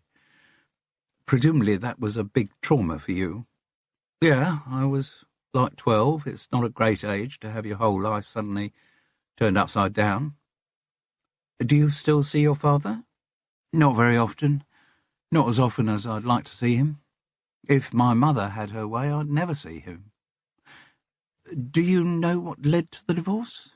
"Meaning what? Had either of them got someone else?" "Not so far as I know. Though I wish for my father's sake that he'd found someone. He deserved something nice in his life. I'm glad to say he has actually remarried since." "Were you at the wedding?" "God, no. Not invited, and the omission was clearly still a painful one. And as for your mother, did she have someone else? I wouldn't wish her on any man. All I recollect from the time they were together was my mother constantly sniping away at my father, criticising him, undermining him, and she continued to do that right through my teens, all the time we were living in the flat over Polly's, just the two of us. The girl's dark eyes glazed over. Carol was beginning to wonder whether the vodka and tonic was her first of the morning. I'd like to have had a relationship with my father. My mother saw to it that was not possible. And what about your own relationships? How do you mean? Did your mother encourage you to have boyfriends? Hardly. I wouldn't have wanted to introduce any boy I fancied to her. Put him off me for life. So any relationships I did have, I made sure she knew nothing about them, which was fine once I got to uni. And is fine now. Are you asking me if I've got a boyfriend at the moment? Well, bloody nosy, aren't you? It was an accusation Carol would have been hard put to it to deny. Well, if you want to know, I had a long-term relationship which broke up 4 months ago. Since then, it's been nothing but the odd one-night stand. Are you still upset about it? Still upset? I've been upset all my bloody life, as far back as I can remember. Anyone born with a mother like mine would be permanently upset. Carol rather wished she had Jude with her. The conversation was getting uncomfortably psychological, and Jude was always better at dealing with that stuff than she was. Getting back to the body, the one I and my friend found, I know which body you're talking about. Incidentally, at the police press conference, they said he'd been killed by a gunshot wound. Did you know that before you heard it from them? Yes, my friend and I saw the bullet hole in his temple. Ah. Anything else unusual you noticed? Well, his legs appeared to have been tied together with rope, but that had broken. And what did that make you think? It made me think that perhaps the body had been tied to some heavy weight to take him down to the bottom of the sea, and when the rope broke, he had floated free again. Rosalie Actor nodded her head thoughtfully. Did you suggest that to the police? Sorry? When the police interviewed you, did you mention your theory about him having been tied to a heavy weight? No, I didn't. I've learned over the years that the police don't take kindly to theories from unqualified amateurs. If the body had been weighted down, I'm sure they would have worked that out for themselves. Yes. The girl seemed obscurely pleased by the answer. When she first heard we'd found the body, did your mother pass any comment about it? Like what? Anything, really. No.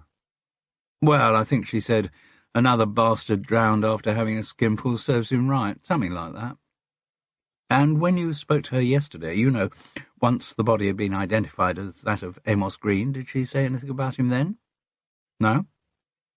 Why should she say anything about a person she never met before? Carol had to admit that she didn't know, really. They seemed to have finished their conversation about the same time they'd finished their drinks. Neither suggested a refill. Rosalie said she had to get back to Polly's for her bloody shift. Carol was thoughtful as she walked back to High Tor.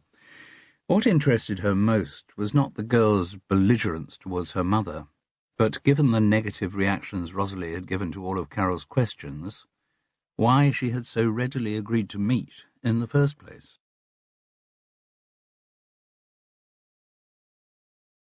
Chapter 15. Jude was surprised by a knock on her front door on the following morning, the Saturday. She opened it to reveal a woman in her 60s wearing a pale blue linen dress. Her grey hair was cut in a stylish page-boy bob, and she wore large, dark-rimmed glasses. "Good morning," she said. "My name is Janice Green, and I believe you're one of the people who found my husband's body on Fethering Beach last week." Jude had called through to Carol, and now the three women were sitting over coffee on the draped armchairs of Woodside Cottage's sitting room. Carol and Jude made appropriate comments of condolence, but Janice Green swept them aside. "What I'm currently feeling about Amos's death is more surprise than intense bereavement. I fell out of love with him many years ago." Her words were not bitter or self-pitying, more matter-of-fact. "But," she went on, "I am obviously intrigued as to how he died. I've been questioned by the police, who seem convinced he committed suicide, but needless to say, they aren't vouchsafing me much information. So, having read in the paper about you two having found his body, I thought I'd come and see if you had any useful information." "Which paper did you see the news in?" asked Carol. "The Fethering Observer?" "No, Daily Mail. His death did make the national news. That would have pleased Amos, I think. Fame at last."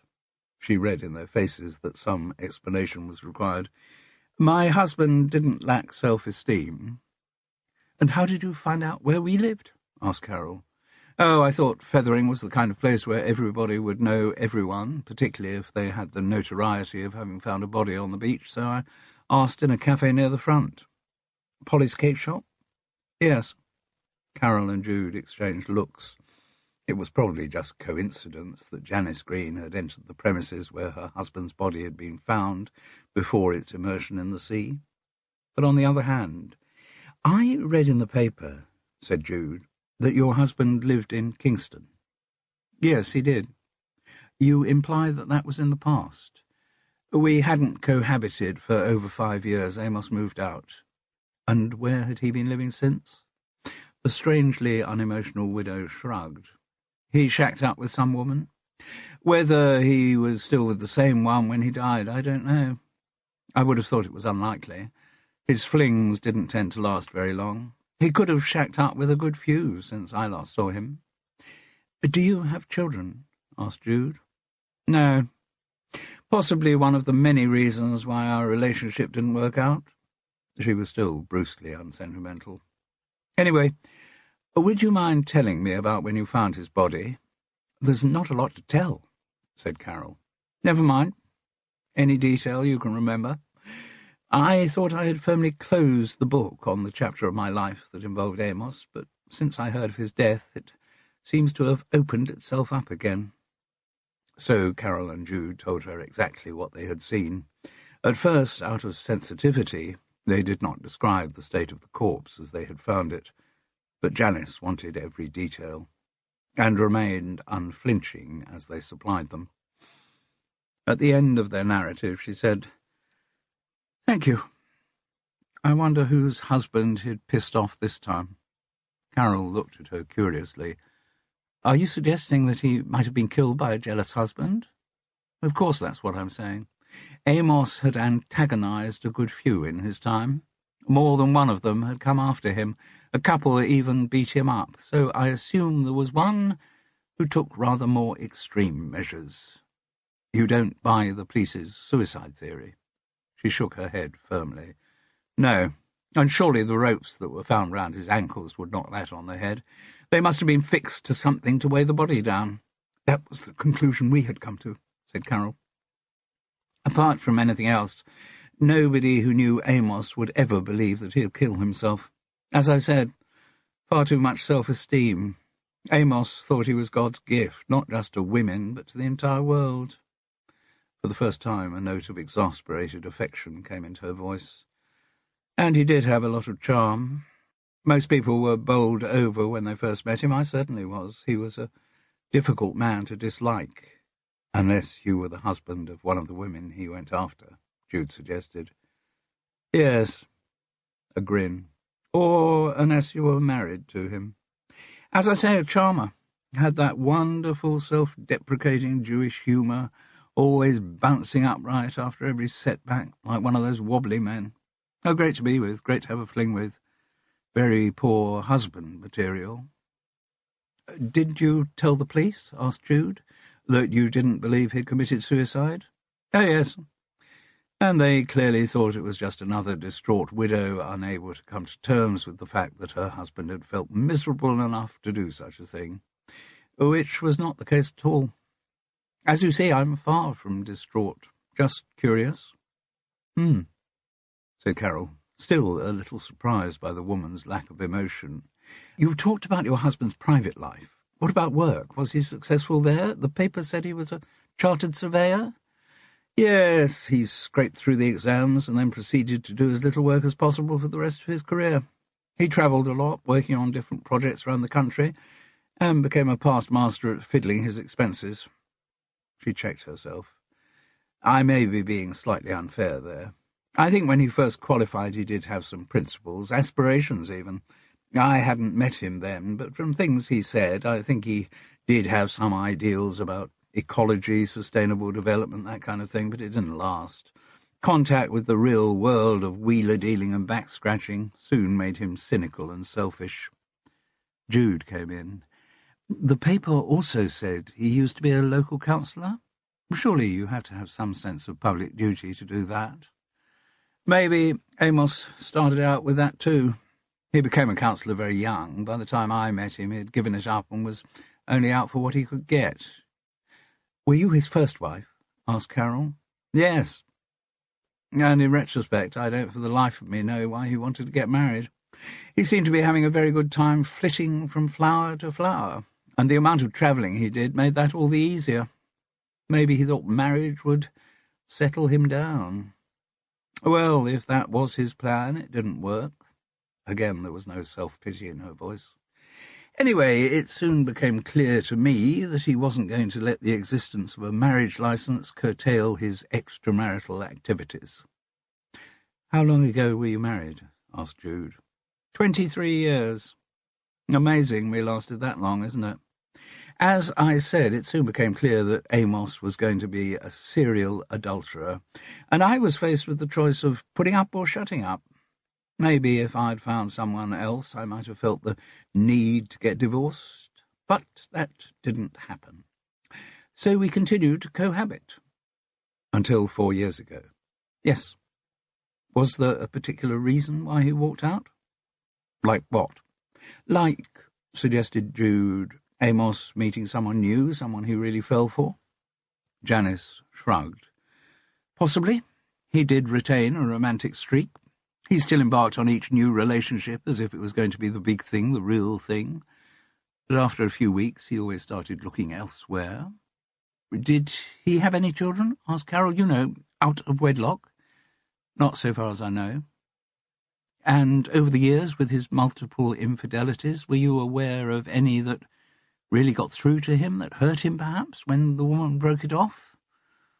It wasn't the kind of thing he confided in me, obviously. And I think he generally made a point of ending things himself before the woman had the opportunity to get tired of him. He was a very shrewd operator, Janice concluded with grudging admiration. But was there any time when Amos seemed particularly on edge while you knew he was having an affair? Not really. Janice Green looked thoughtful.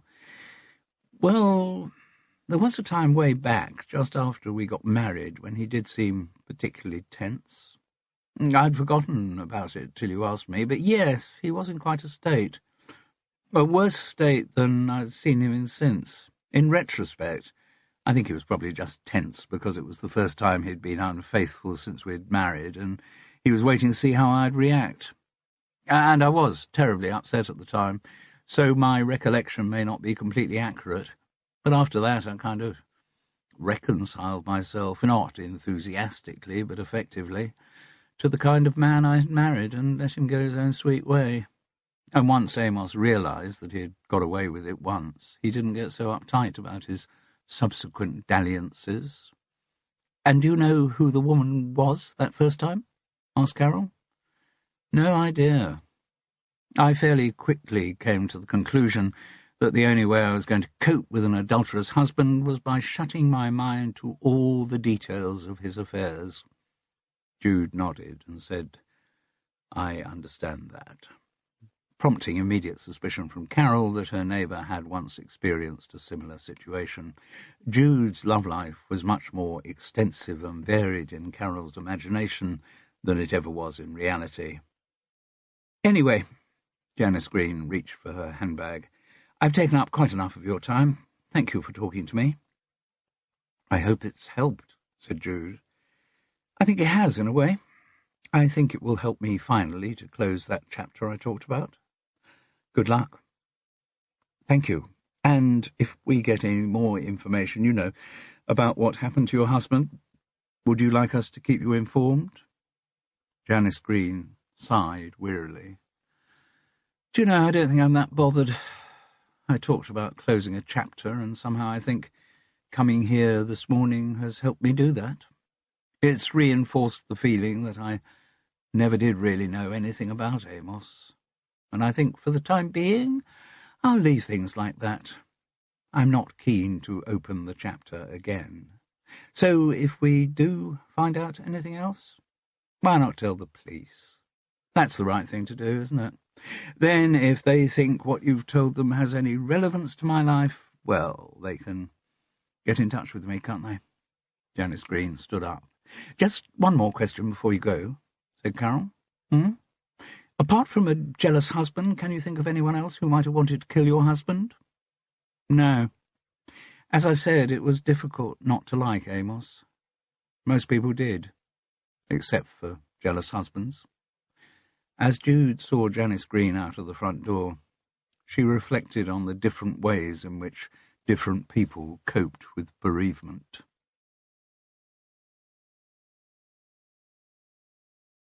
Chapter 16.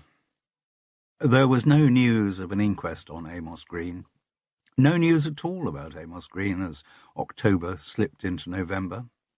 Carol became prematurely obsessed with what she was going to give her 2 granddaughters for Christmas.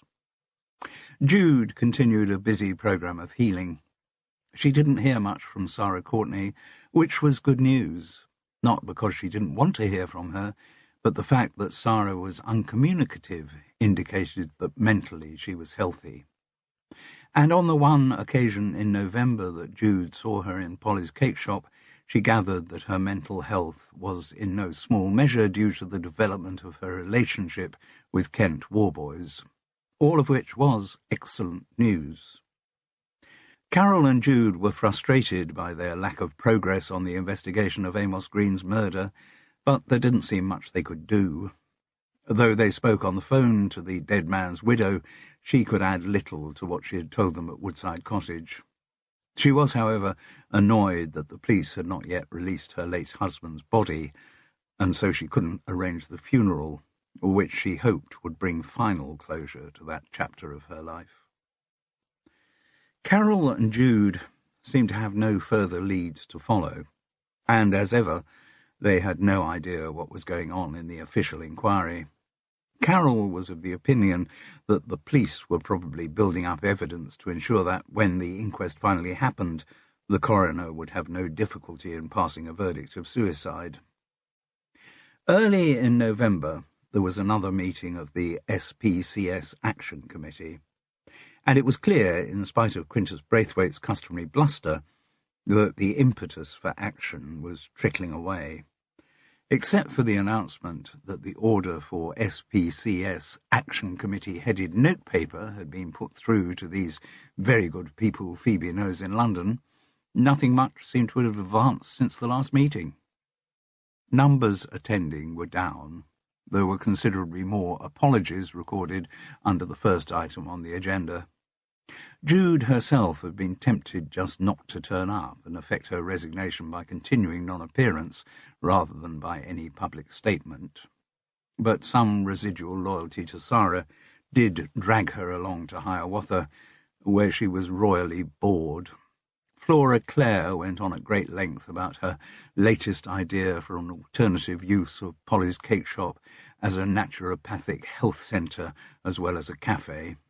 She tried to inveigle Jude into this plan, saying that her brand of healing would be a fitting complement to the hot stone massage, body brushing and chocolate spa treatments she was envisaging.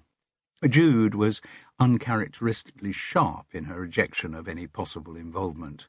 Her healing was a private and serious business, not a pampering resource for the idle rich of West Sussex. When they got onto the agenda item publicity and profile, Leslie Tarquin once again whipped out her iPad mini. On this occasion she was dressed in ultra-tight black leggings and a pink silk top so diaphanous that everyone knew she was wearing a red bra. Quintus Braithwaite's eyes burned with ill-concealed lust every time he looked at her.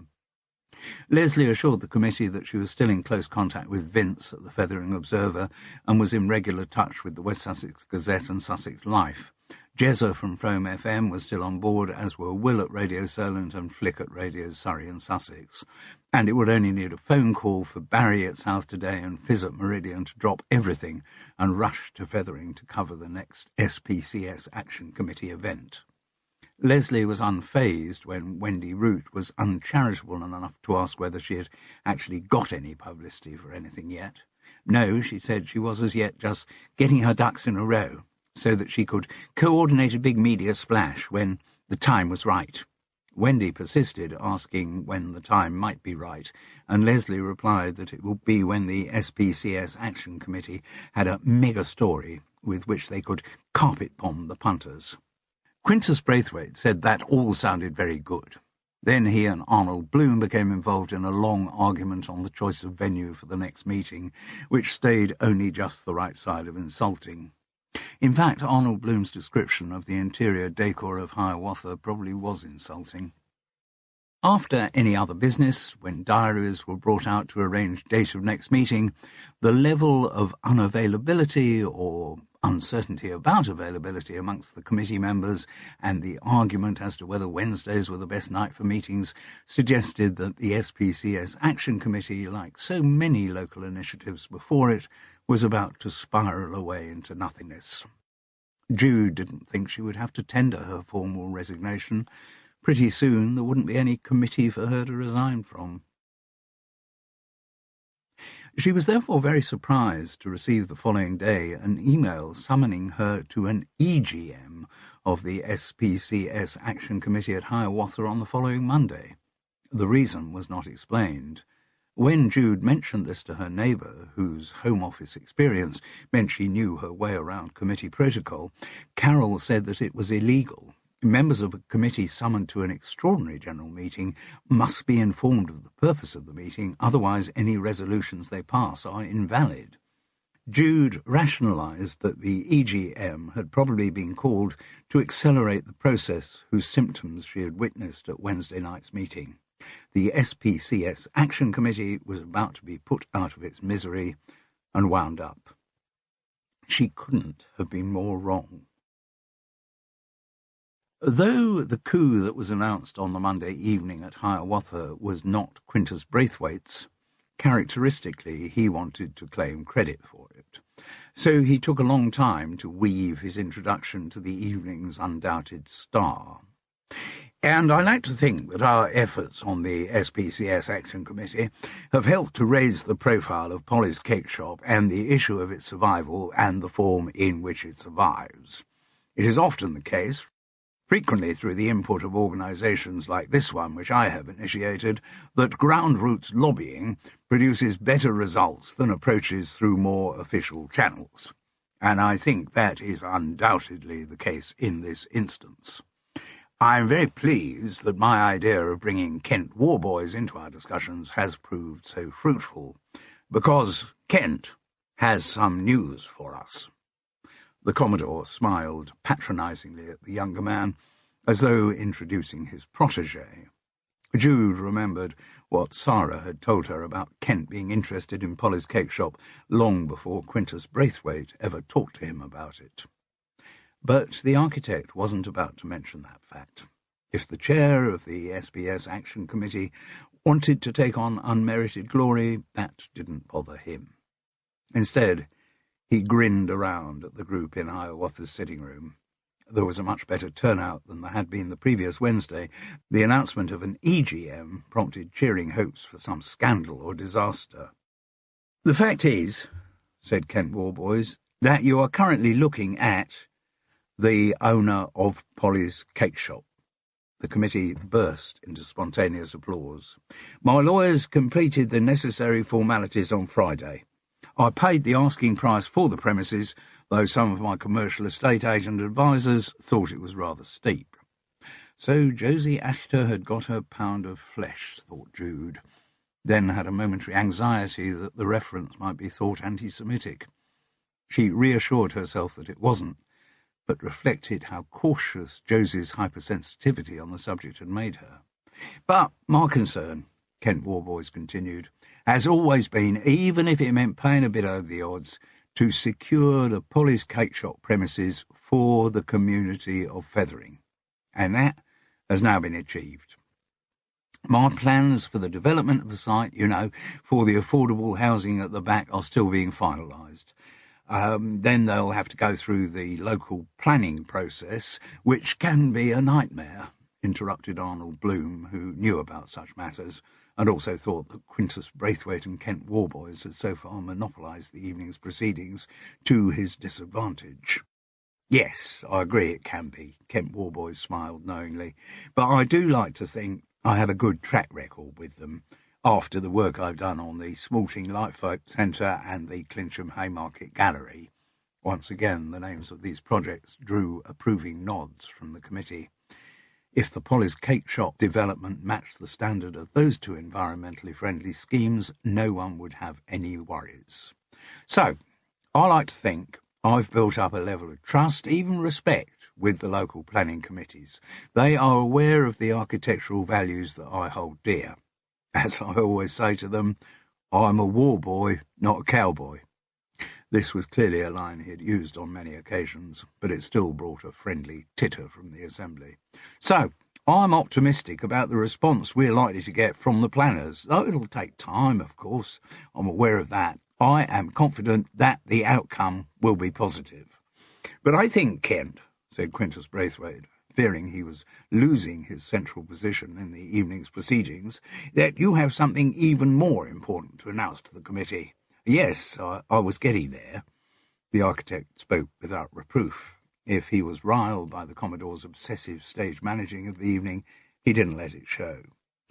The main point is that since I am, or rather my company, Warboys Heritage Construction, is now the owner of Polly's, I can decide what happens to the place in the immediate future, before we get into the business of planning and structural work.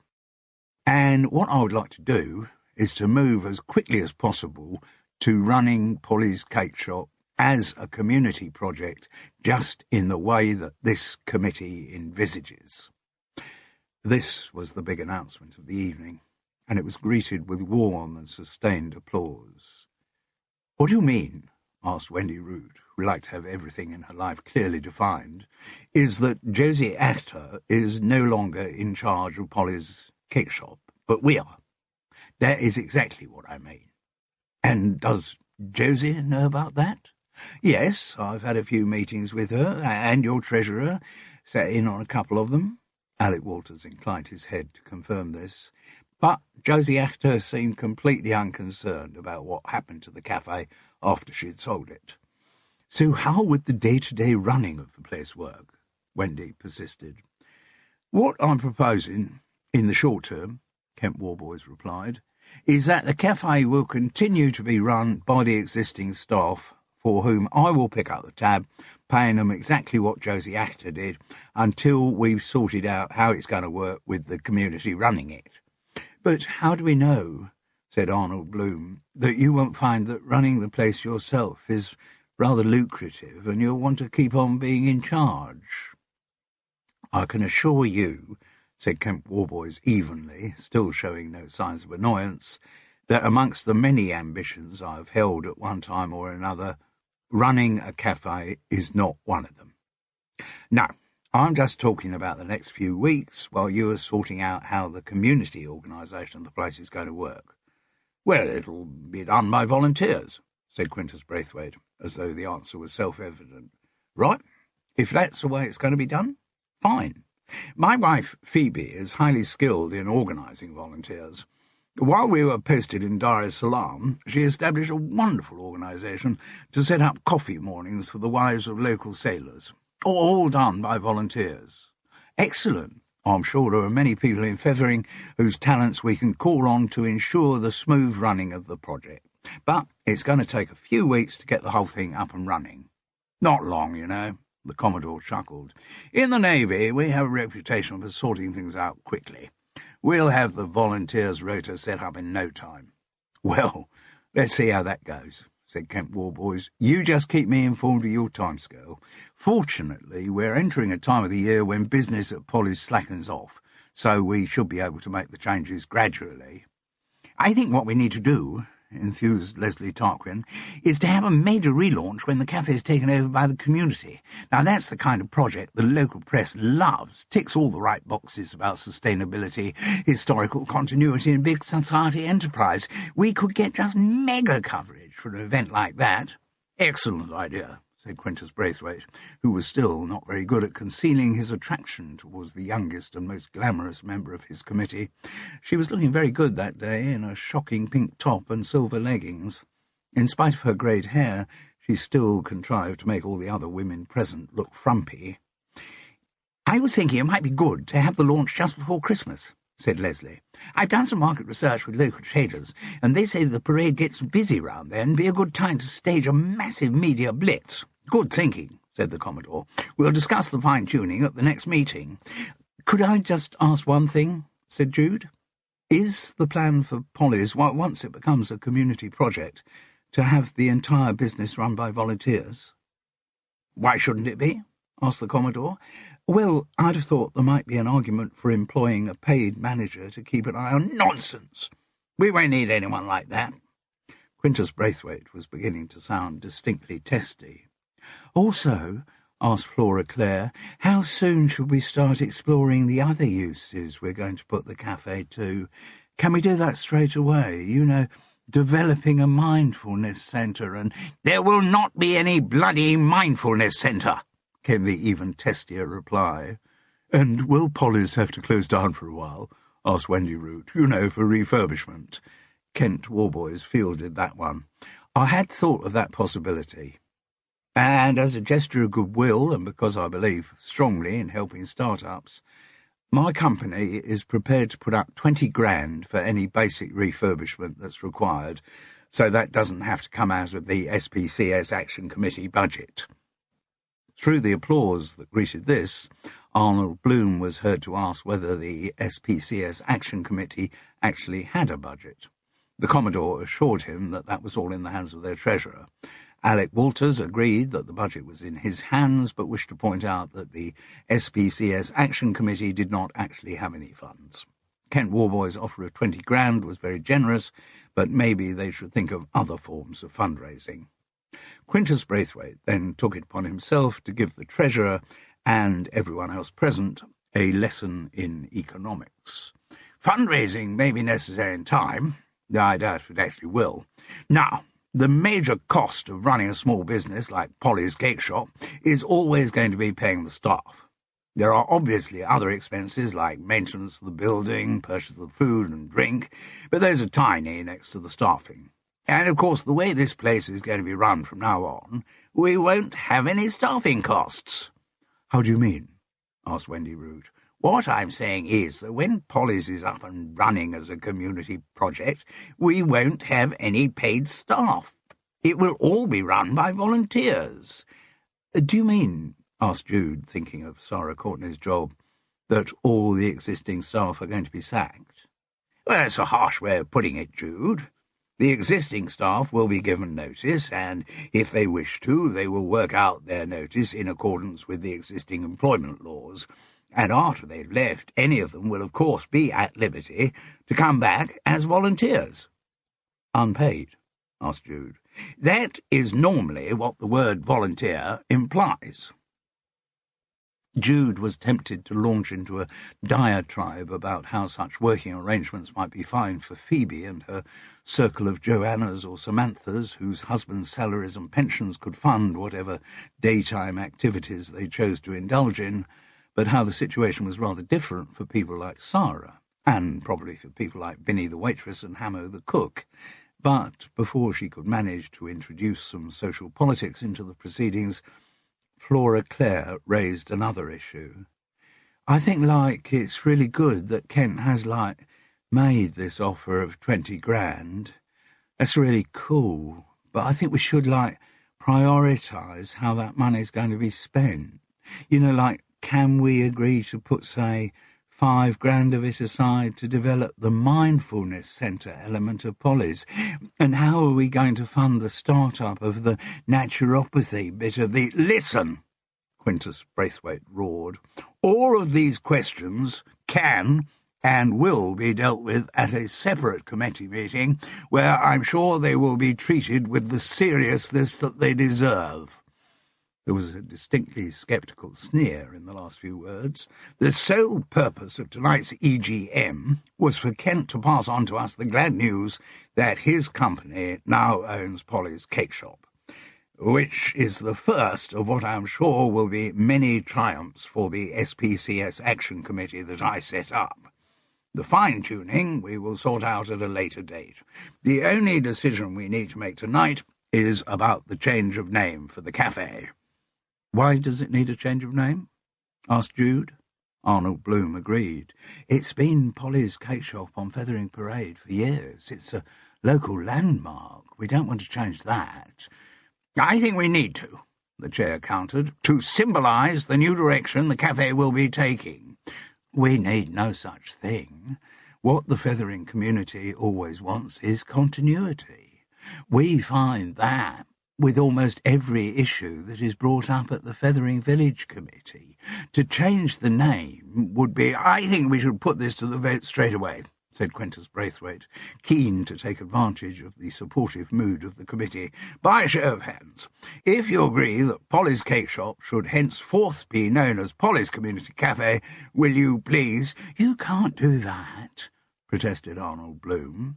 "That word community is the kiss of death to any commercial enterprise."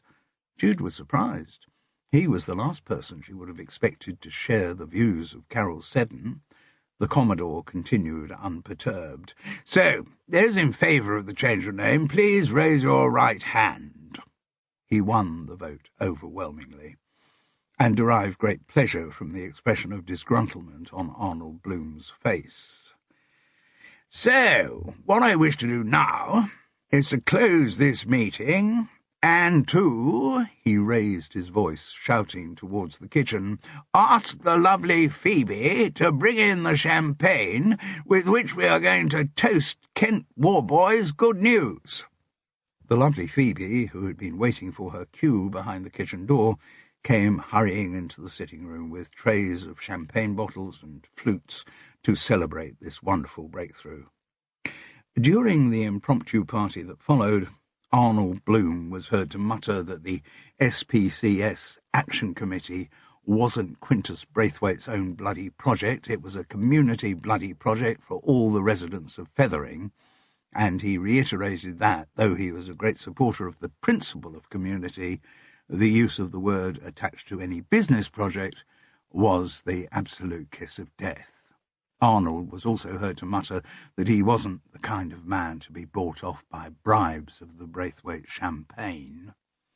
That didn't stop him from drinking quite a lot of it, though.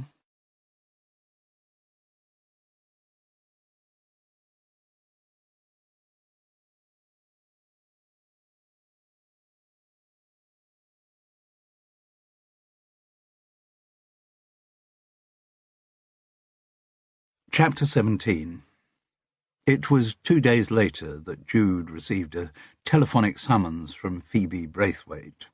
Could she come at 10 o'clock the following morning, the Thursday, for coffee at Hiawatha?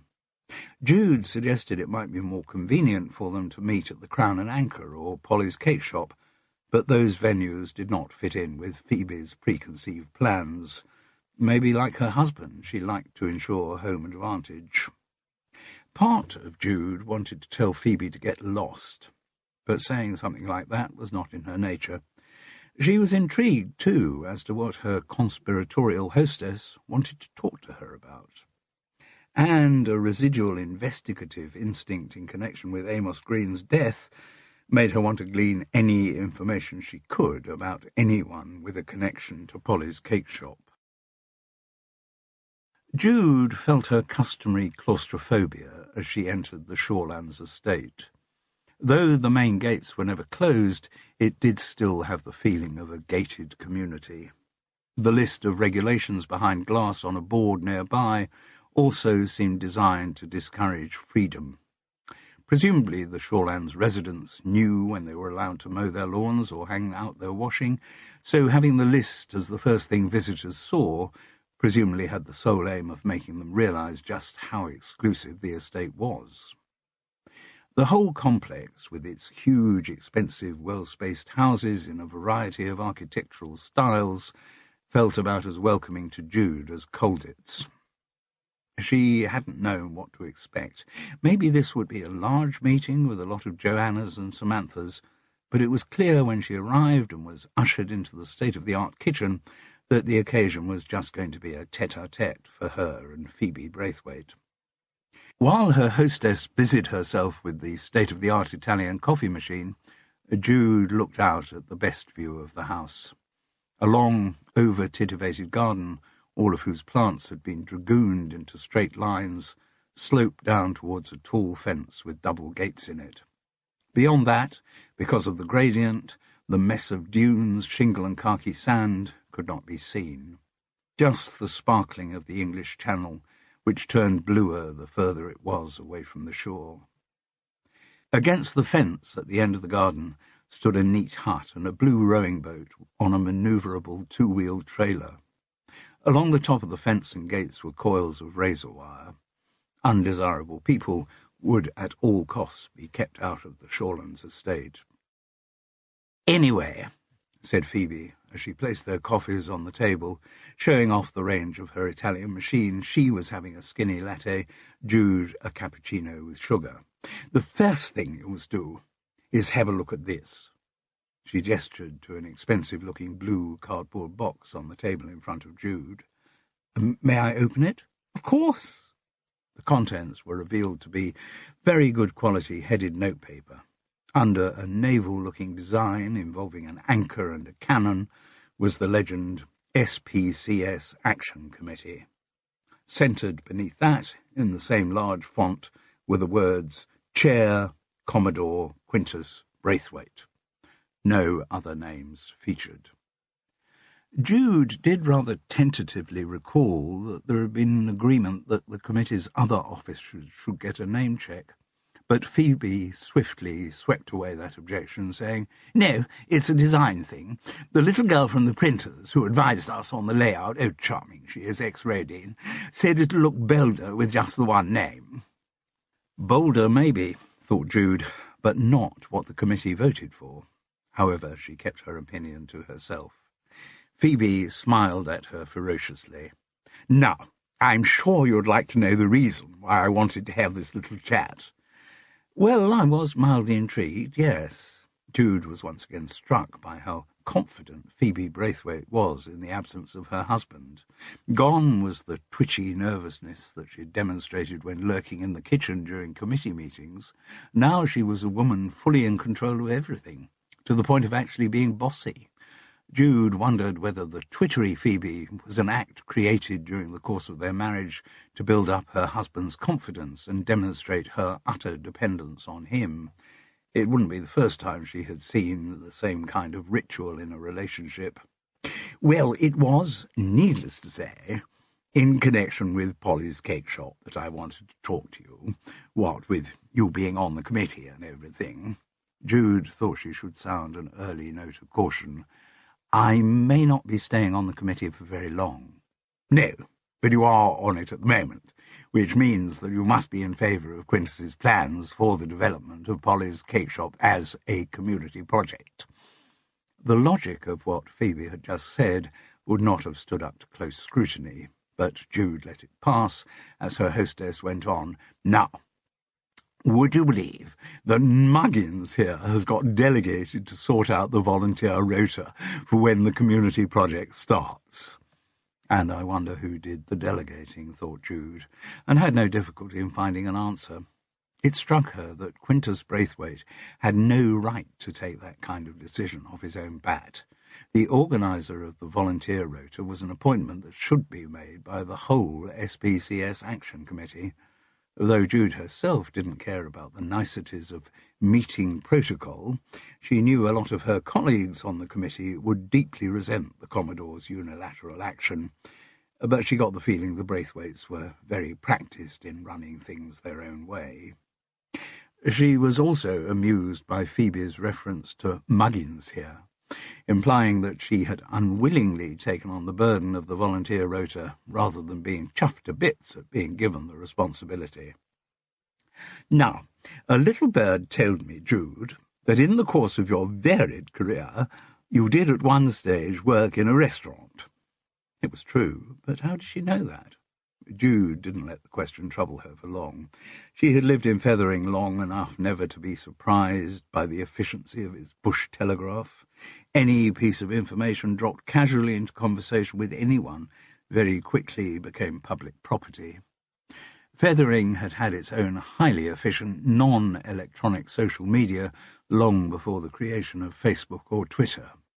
So, I was wondering, Phoebe went on, whether, when we set up Polly's as a community project, we could count on your expertise. In what way? Came the cautious reply. Well, you know, pick your brains about things.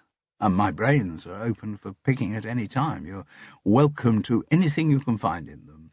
Thank you. That's very generous. Phoebe Braithwaite smiled graciously. The fact is, I also wondered whether you might be ready to help in a more active capacity. The "oh" with which Jude responded was also cautious. I think we're so fortunate in Fethering to have such a wonderful supply of hidden talents.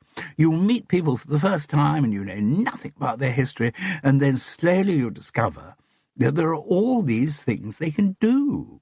I mean, for instance, until Quintus mentioned it on Monday, a lot of people didn't know about my running coffee mornings when we were posted to Dar es Salaam. And I mean, I'm not blowing my own trumpet about it or saying that I did anything particularly wonderful out there, but the fact remains that the whole thing was my initiative, and dare I say myself, it was damn well run.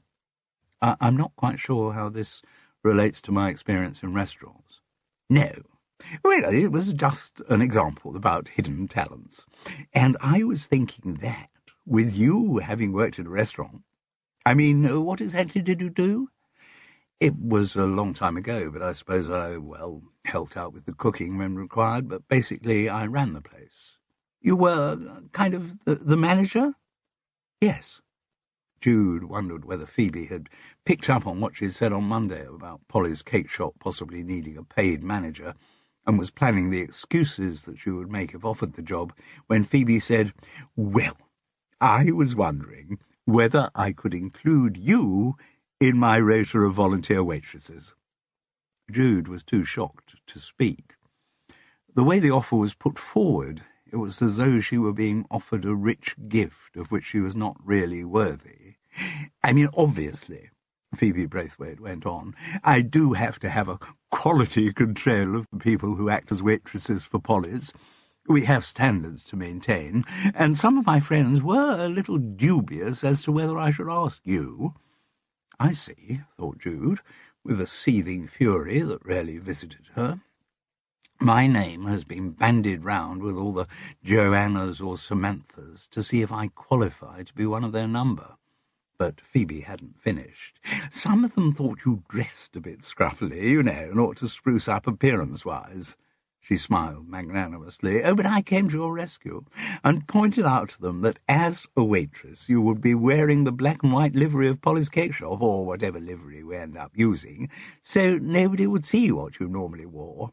And then some of them said, what about your hair?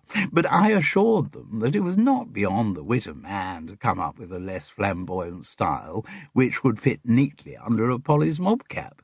So I was very much your defender, Jude, and I said you should definitely be considered as one of our volunteer waitresses, she concluded, Lady Bountiful graciously vouchsafing charity to her inferior.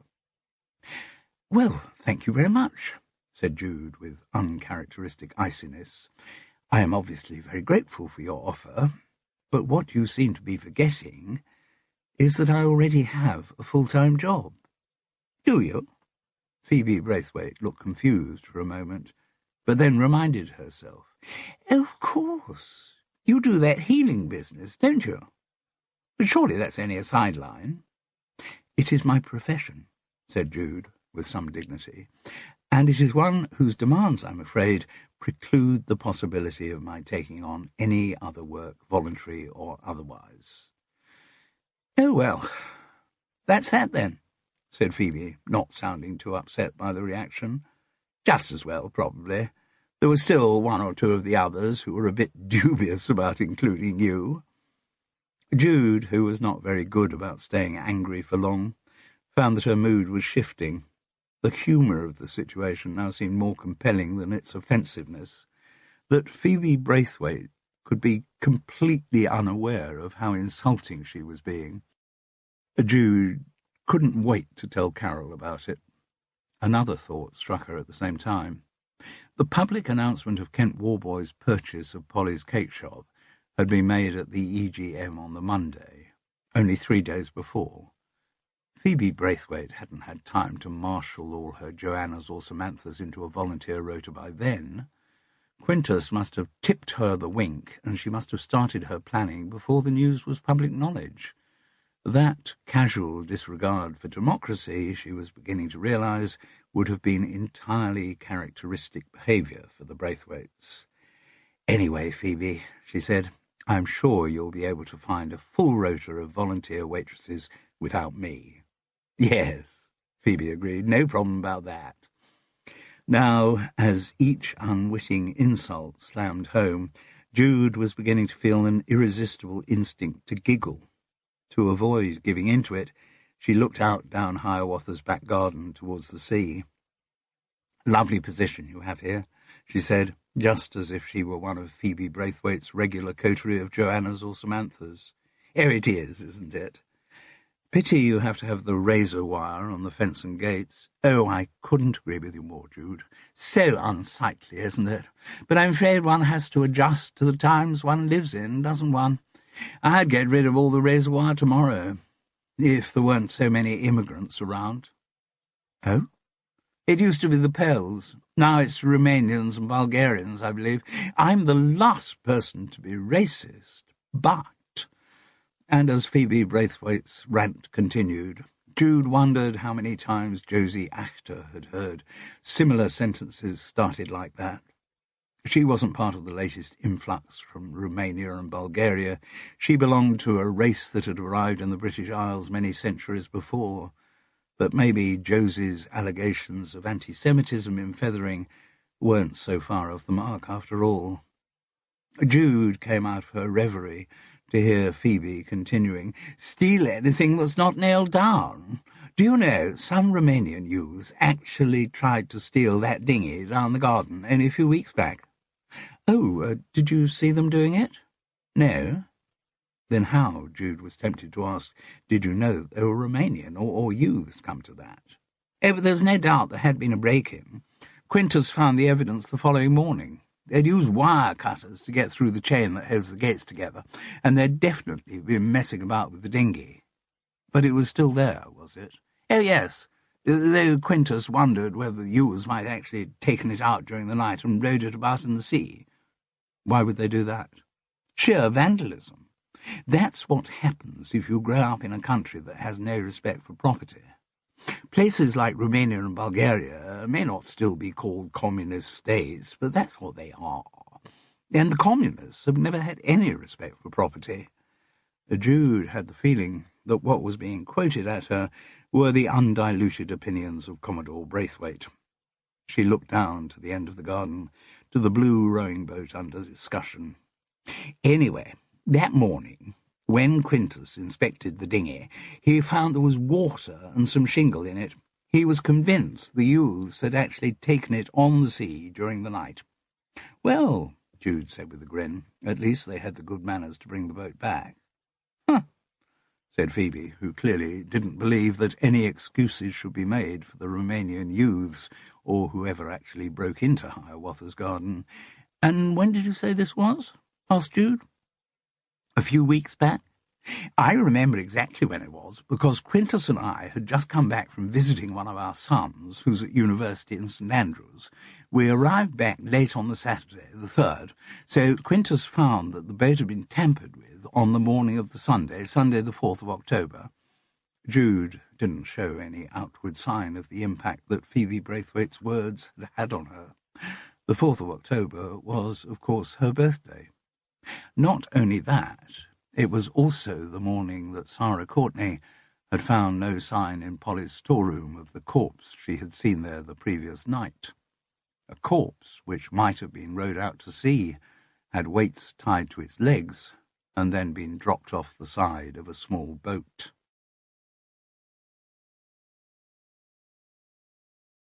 Chapter 18. The launch for the new incarnation of Polly's Cake Shop had been scheduled for the Saturday before Christmas. Some members of the Action Committee, including Jude, who still hadn't managed to get off the bloody thing, and Arnold Bloom, who saw it as his mission in life to oppose any proposal made by Quintus Braithwaite, had been of the opinion that this was not a good date, because everyone would be scurrying about preparing for the festive season and wouldn't have time to spend drinking free coffee and eating free cupcakes. But they were overruled by the Commodore, whose view was that Fethering Parade was never fuller than in the weeks before Christmas. Also, there would be a bonhomous Christmas spirit in the air, which could only help to make the launch a joyous occasion. And given the media blitz that Leslie Tarquin was going to unleash about the event, soon no one in West Sussex would be unaware of Polly's Cake Shop's resurrection. It had also been agreed by the SPCS Action Committee that Polly's Cake Shop would be closed from the Monday before the launch for necessary refurbishment. And Leslie Tarquin had had the idea of having a mega countdown sign on the door, starting on the Monday with 5 days to reopening and building to reopening tomorrow on the Friday. There would be lots of streamers and lametta and balloons for the Saturday, and every visitor would have a Welcome to Polly's Community Cafe badge stuck on them on arrival. Leslie knew some really good places in London that do that kind of party event stuff. When Jude passed on this information to Carol, it was greeted by a predictable blast of cold air. Being a grandmother twice over had not diluted her cynicism about certain things. Christmas spirit, she had echoed derisively. If Christmas spirit does exist at all, there's certainly no evidence of it in the weeks running up to the event. Everyone's stressed to bits, pressured into excessive purchasing of presents, anxious about all the cooking that will have to be done, and paranoid at the prospect of having to spend a fixed sentence of time with relatives they can't stand. Good old Carol, Jude had thought. She can always be relied on to cast a wet blanket over any potential ignition of jollity. But as Christmas and the relaunch drew nearer, Jude found she was developing more sympathy with her neighbours' views. Scrooge ruled in High Tor and Woodside Cottage. Since her encounter with Phoebe in the kitchen of Hiawatha, Jude had had no further calls from the woman. Her volunteer rota was undoubtedly being worked out, but she had got the message loud and clear that Jude had no wish to be part of it, a decision which undoubtedly all of her Joannas and Samanthas would have supported. In the run-up to the relaunch, a predictable ritual had been played out between the two neighbours. As soon as the date was fixed, Jude mentioned it to Carol and got the huffy response that "I've got better things to do with my time than go to that kind of event." So the subject wasn't mentioned again until Carol herself raised it in a casual way. What was the date when they're going to do the relaunch of Polly's Cake Shop? Jude told her and then asked, "Why, were you thinking of coming?" "Oh, good heavens, no. Just wondered when it was supposed to be happening. Because I haven't seen any publicity for it locally." "Oh, don't worry, we'll soon. We have a publicity officer on the committee, fresh from a London PR job, who is going to carpet bomb the punters. Soon everyone in the South East will know about the launch." Carol sniffed. In her view, all publicity was evidence of the trait that her parents had always discouraged in her, showing off. "Are you sure you don't want to come?" Jude asked mischievously. "No, of course I don't. I may be in Fulham looking after Chloe that weekend." "Ah, fine." But as the relevant weekend approached, It turned out that Carol's services would not be required in Fulham, so, with characteristic lack of grace, she said to Jude that she might come along to Polly's, see what kind of a mess they made of the place. By the Friday, the day before the launch, Carol Seddon was positively excited about what she was going to see in Polly's cake shop, or, as it was now called, Polly's Community Cafe. She also felt good because she reckoned she had finally tracked down perfect Christmas presents for both Lily and Chloe. The impression they had on entering the premises for the relaunch and having their Welcome to Polly's Community Cafe badges stuck on was of considerable change. During the 5 days of the cafe's closure, the rough white plaster of the walls had been smoothed down and painted a duck-egg blue. The red and white gingham tablecloths had been replaced by ones in French navy, and the horse brasses and warming pans hanging from the beams had given way to impressionistic splurges of local seascapes, done by this wonderful little woman we know, Phoebe Braithwaite explained later, so talented. We bought all the pictures from her outright, which means we can sell them to customers, whom I'm sure will just love them, and then all the money we make will, of course, go straight into Polly's funds. Whereas the previous decor of the cafe had had a distinct retro style of the 1940s, its new incarnation seemed to Carol stranded in time, not fussy enough to be archaic, nor yet minimalist enough to be modern. Jude had similar views, and also wondered how much of Kent Warboy's 20 grand had been eaten up by the refurbishment. At first, Phoebe Braithwaite explained later, we had thought of getting together a huge community group to strip the place down and do the redecoration ourselves, but wiser counsels prevailed, and we decided we didn't want to spoil the cafe for a ha'porth of tar, and it would be cheaper to get in a professional to do the job. And we've got this wonderful little man who's done all the decorating work at Hiawatha, and Jude also wondered how much that had cost. But the expense of the decorating must have been small beer compared to that of the new costumes for the waitresses. Gone were the black and white uniforms of Agatha Christie adaptations and popular sexual fantasies, which had toned so well with the previous retro style. In their place, Phoebe Braithwaite's cohort of Joannas or Samanthas were wearing short-skirted tunics in French navy, on the front of which were embroidered the anchor and cannon motif which had distinguished Quintus Braithwaite's notepaper.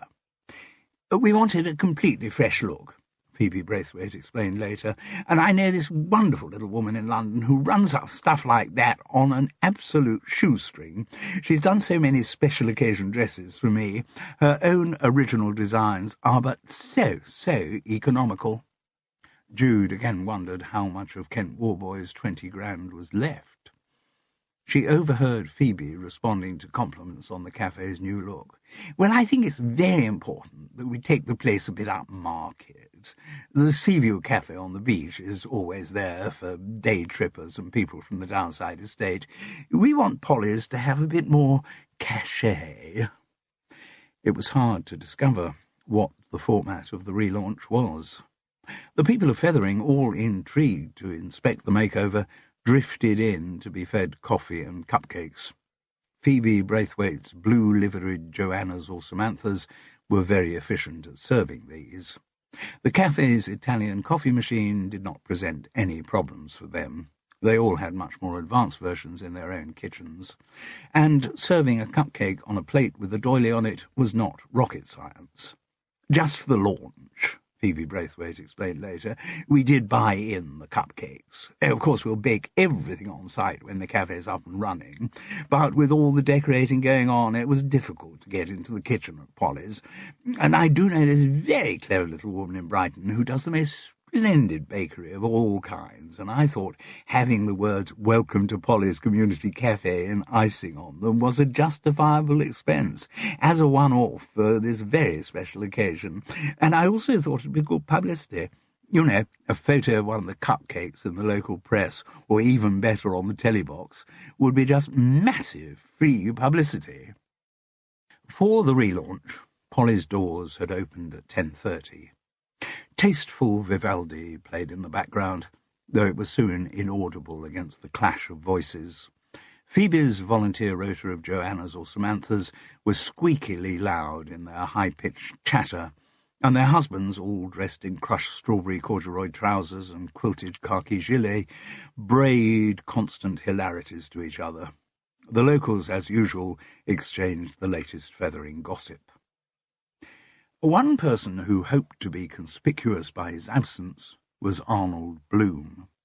He boycotted the relaunch as an expression of his protest against the changing of the cafe's name, but sadly for him, nobody noticed he wasn't there. A long time elapsed before it became clear whether there was going to be any focus for the morning's activities, or was everyone just going to sit around all morning sipping coffee and eating expensively iced cupcakes. Eventually it was established that Quintus Braithwaite would be saying a few words of welcome at 12 noon. Having heard enough of his oratory to last a lifetime, Jude didn't feel tempted to stay that long. The one thing there was no sign of amongst the throng of cupcake munchers was a strong media presence. Certainly no sign of television cameras, not even radio reporters with microphones. And among the guests whom Carol and Jude did not recognise, none had the looks, or indeed the notebooks, of press reporters. They were close enough to hear a rather fretful Quintus raise this issue with his publicity officer, and hear the reply from Leslie Tarquin, dressed for the occasion in purple leggings, orange baseball boots, and a dress that appeared to be made of lametta. Apparently Vince at the Fethering Observer had started his Christmas break early, and nobody from the West Sussex Gazette or Sussex Life was interested. Jezza from Foam FM was tied up with a Secret Santa charity foam fight. Will at Radio Solent was hosting a 24-hour Christmas carol-a-thon, and Flick at Radio Surrey in Sussex hadn't got back to her, in spite of... Jude caught Carol's eye. "Shall we slip away to the pub?" she said. The Crown and Anchor would fill up later with weary shoppers whose Christmas spirit was already draining away. But at 11:30, when Carol and Jude got there, they were among the first customers. Zosha, who was in charge of the bar, greeted them warmly, and without waiting for an order, poured 2 large glasses of New Zealand Sauvignon Blanc. Carol said instinctively, "Oh, surely it's a bit early in the day to be—" "We've earned it," Jude interrupted. "A reward for surviving that scrum at Polly's." "Well, I just thought that maybe—" And with that, Carol's objections trickled away. As they moved across to their regular alcove, someone called out Jude's name. She looked across to the source of the sound and saw the waitress Binny Swales and the chef Hamo, who she'd met with Sarah Courtney at Polly's some weeks before. Both had pints of Guinness in front of them. "I see you were there, then," Binny said accusingly. Jude couldn't think what was meant until, looking down at her coat, she saw the "Welcome to Polly's Community Cafe" was still stuck there. Carol, needless to say, had removed hers at the first opportunity after they'd left the cafe. "Yes, we were there," Jude admitted. "Were you not invited?" "God, no," Binny chuckled. "We would have lowered the tone far too much. We're never going to fit in with Phoebe Braithwaite's bitch brigade, are we?" "What about Sarah?" Jude suddenly remembered she hadn't seen her at the relaunch. "She wasn't invited either." "Besides," said Hamo sarcastically, "having people there who actually know how to run a cafe, well, that would have spoiled the image, wouldn't it?" Jude chuckled wryly. "Oh, this, by the way, is my friend Carol." Carol flashed a short smile at them, and was set to continue to their alcove. On the whole, she tried to avoid meeting Jude's friends. They too often turned out to be rather flaky New Age people. But she got more interested when Jude said the 2 in the pub worked at Polly's cake shop. Or should that be used to work at Polly's cake shop? "No, we're still there," replied Binny. She was wearing a fiercely yellow cardigan and green trousers decorated with a design of large red peonies. Hamo had on jeans and a dark hoodie. "Oh, yes," Hamo agreed. "Working out our notice." "Ah, Do join us, offered Binny, pushing back into her bun some grey hair that had escaped. Jude's eyes checked quickly with Carol's and received permission, so they sat down at Binny and Hamo's table. Working out your notice? Jude picked up. Yes, just a month, Binny replied. We were told last week. Means we'll be out of a job in the middle of January. Which is just about the worst possible time of year in the catering business, said Hamo. Everyone takes on extra staff running up to Christmas, then they let them all go after New Year's Eve. So there's lots of people out there looking for jobs, and business is such crap during January and February that no one's hiring. No, Binny agreed. I've worked in a lot of the local pubs, and they never take on anyone in January. Used to be a regular behind the bar of the Fethering Yacht Club. Nice easy job that was. Did it for years. But there's someone else who's got her feet under the table there now. Oh, I'm never going to get another job at my age. So you're neither of you keen on the concept of Polly's Community Cafe? Asked Carol. You could say that. Hamo grinned dryly. I'd tend to use stronger language, but not in the company of three ladies. Your delicacy is appreciated, said Jude. But you've made me feel rather guilty. I did raise the issue at committee of what would happen to the existing staff, but the meeting moved on to other topics. I'm sorry, I should have pursued it further. I didn't think through the ramifications. You are not alone, said Hamo, in not having thought through the ramifications. I am extremely— He was about to use a stronger word, but curbed the instinct. Extremely annoyed about it. Just moved down from the smoke to Littlehampton 6 months ago with a girlfriend and the little one. Got a flat and a mortgage, so you're right. I am less than enthused about Polly's cake shop becoming a community project. Don't you have any legal redress? Hamo shook his head, and Binny explained. Our contracts specify a month's notice on either side. Josie Actor wasn't the friendliest of bosses, but at least she was straight. And I'd known for a while that she was thinking of selling up, so I thought that'd just mean a new boss and everything would continue working in just the same way. Never occurred to me that the place would be taken over by the community. The distaste with which she spoke the word was worthy of Carol. If it's any comfort, said Jude, I don't think the cafe will run for very long as a community project. What she'd seen at the morning's launch did not suggest that the new venture was on a very sound financial footing. Initiatives like that do have a habit of coming unstuck quite quickly. Not quickly enough for us, said Binny gloomily. So I'm afraid no, Jude, it's not any comfort. Of course, said Carol. It'll be the same for your friend too, won't it? Which friend? Asked Jude, not very quick on the uptake. Sarah Courtney. She'll be out of a job too, won't she? Binny snorted derisively. Don't you worry about her, she'll be all right. Oh? Got this new boyfriend, hasn't she? Hamo was incensed by the reminder. Only the bastard who shafted us, isn't he? Kent bloody Warboys. Oh, don't you worry about Sarah. She'll be all right with Kent Warboys paying her bills. Jude wondered whether that was true. Until her mental breakdown, Sarah had been a very self-reliant woman, always running her own businesses. She wouldn't take kindly to the idea of being a kept woman, but it wasn't worth raising that with Binny and Hamo in their current mood. Carol suddenly realized that in the context of their decelerating investigation into Amos Green's death, she was in the presence of two potentially valuable witnesses. Still rather miffed that Jude hadn't told her earlier about Sarah Courtney's sighting of the body in Polly's cake shop, she felt she had some catching up to do. And now she was being presented with the perfect opportunity to do it. Going off at something of a tangent, she said, you two presumably heard about Jude and me finding a body on the beach. Of course we did, said Binny. Come on, we do live in Fethering. Round here, everyone knows if an empty suntan cream bottle is found on Fethering Beach, let alone a dead body. So, did the police talk to you about it? Both Binny and Hamo looked puzzled. Why should they? Asked Binny.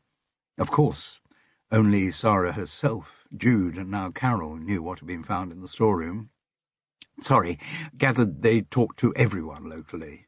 Not everyone. No, obviously, not everyone. But I thought they might have come to Polly's, being the social centre of the village, to see if anyone there recognised the man. Well, they didn't, said Hamo.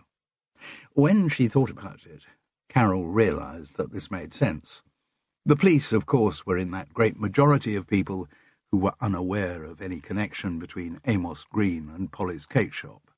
Mind you, said Binny Swales, if they had asked, I could have told them a thing or two. Oh? Do you mean you recognise the man? When his photo was on the front of the Fethering Observer, oh yes, I recognised him. What, had you known him a long time? No, only saw him the once. When was that? Asked Jude. Saturday, couple of months back. Would that have been the 3rd of October? Binny did a quick calculation. Yes, you're right. And where did you see him? In Polly's. He ordered a large Americano. Very charming he was, had a way with him. One of those men who can make a woman feel not quite so old for a moment or two. Did you see him too, Hamo? Asked Carol. The chef shook his head. Busy in the kitchen, wasn't I? Did he say anything to you, Binny? Apart from the compliments, that is. Yes. When he paid his bill, and he tipped a whole quid, which is a lot for an Americano, even a large one, he asked if Josie Actor was around. But she wasn't. No. I told him she was in Brighton. I gave him her mobile number and Rosalie's, thought he might be able to track her down. But you don't know whether he did or not? No idea.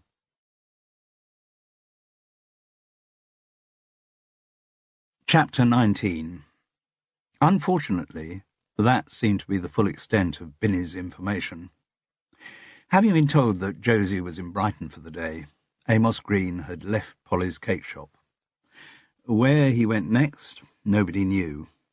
Whether he then met the person who shot him in some pre-arranged venue, or returned to Polly's to be murdered there, were questions that raised considerable frustration in Carol and Jude. Before Christmas intervened, they did make a couple of investigation-related phone calls. Jude rang the flat above the cafe, hoping to make contact with Josie Actor, but only got an answering machine. Later in the day, she got a response to her message from Rosalie. Her mother was not in a rented flat, she was in a hotel in Hove. She didn't want Rosalie to tell anyone which hotel, and she had just changed the number of her mobile phone. The meaning was pretty clear. Josie Actor did not wish to be contacted, least of all by anyone from Fethering. It's just, said Jude, in connection with the body that was found on Fethering Beach. Oh? Asked Rosalie. In what way? On the afternoon of Saturday the 3rd of October, the dead man was actually seen in Polly's cake shop. Was he? Rosalie Actor's voice was bleached of all emotion. Do the police know that? Apparently not. Are you going to tell them? Don't feel any great urgency to. I'm glad to hear it. Why do you say that, Rosalie? Oh, I got into a little bit of trouble with the police while I was a student. Let's just say I don't have a very high opinion of them and certainly wouldn't go out of my way to give them any help. Gotcha. Who is your witness, though? Who saw him in Polly's? Instinctive caution made Jude reply, I don't think that's important. I think it could be very important. Perhaps. My contacting your mother about it could also be important. What do you mean, Jude? What game are you playing?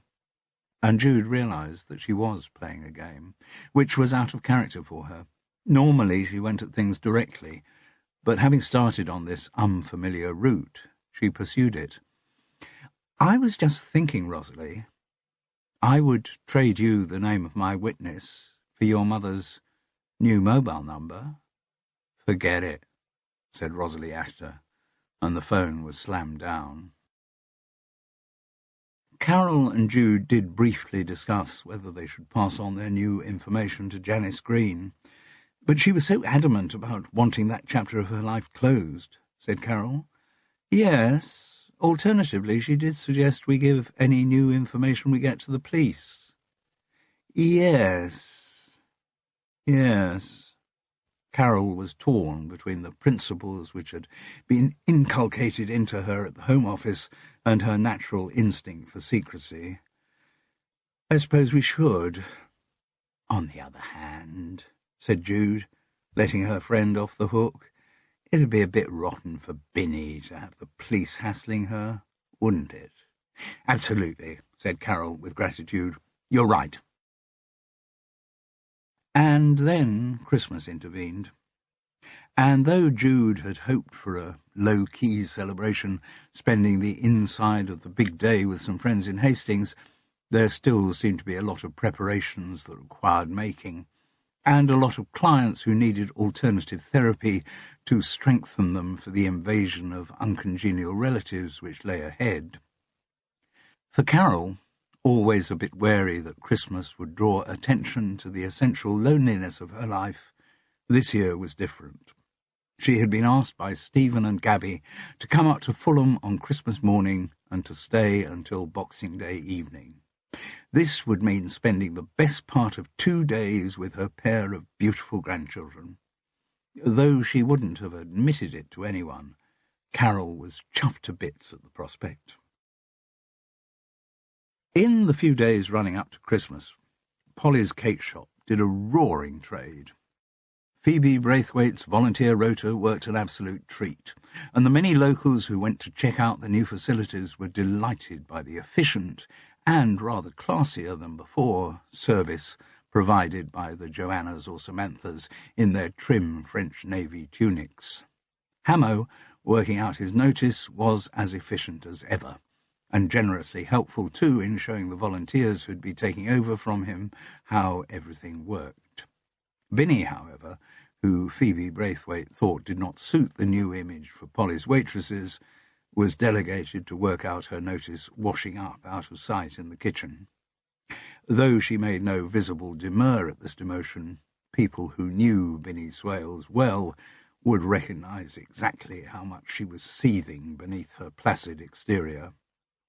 And Sarah Courtney hadn't been seen in Polly's cake shop since the relaunch. So Jude was only slightly surprised when, the day after Boxing Day, she had a call from her. I'm sorry, Jude, I've got this terrible back pain. But mentally okay?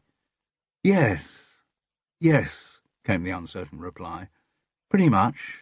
All still good with Kent? Yes, very good. We spent Christmas together, with his kids as well, and I met his ex-wife briefly when she handed them over.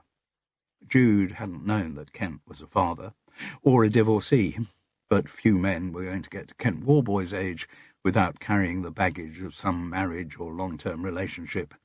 Jude reckoned she knew what had caused the tension in Sarah Courtney's back. They made an appointment for the next day, the Thursday. Her client's back was very tense, but Jude could feel the tightness was already going. The stress which had caused the pain arose from seeing Kent Warboy's wife and spending time with his children. It had been quite a lot to ask of Sarah so early into their relationship. Now that she was no longer in their presence, the tension was draining naturally out of her. As a result, the treatment required did not really call on Jude's healing skills. It was just a basic back massage, and once it was completed, Sarah felt instantly better. Jude made them both a cup of green tea. Then she said, Incidentally, I had some corroboration for what you saw on the 3rd of October. Sarah looked confused. Amos Green. He was seen, still very much alive, in Polly's that afternoon. Oh, was he? So, while not exactly being proof that you saw his dead body, it does at least link him to the site where you found it. Yes, I suppose so. Binny saw him in the cafe. She served him an Americano. Jude had no inhibition about naming her source to Sarah. Oh, did she? There wasn't a lot of interest in the words. I have, incidentally, decided that I did definitely see the body. It wasn't a hallucination. And what made you decide that? More proof? No, nothing like that. I'm just mentally in so much better a place that I can tell reality from hallucination, and what I saw in that storeroom was real. Good. I'm glad your confidence has come back. There was a silence. Does this mean that you're thinking of going to the police about what you saw? A firm shake of the head. Why not? For the reason I just told you. I'm mentally in so much better a place that I don't want to threaten my newfound mental equilibrium by getting involved in police interviews. Carol might not have approved, but it was a good enough answer for Jude. And have you still got your one piece of solid proof? The handkerchief with Amos Green's blood on it? Yes, I've kept thinking of throwing it away, but every time something stops me. Jude didn't comment on this, but was secretly pleased. She had a feeling that that piece of evidence might at some stage prove vital to the investigation. The thought prompted another, that what she and Carol were doing hardly qualified for the title of an investigation. Though they had assembled a number of tantalizing details, their inquiries were lacking a sense of forward momentum. She wondered if it was just because Christmas had put everything on hold, but she was rather afraid that wasn't the reason. The case was just slipping away from them. She grinned at Sarah. Anyway, I'm glad to hear that everything's going well with Kent, and that you come through the baptism of fire. What do you mean?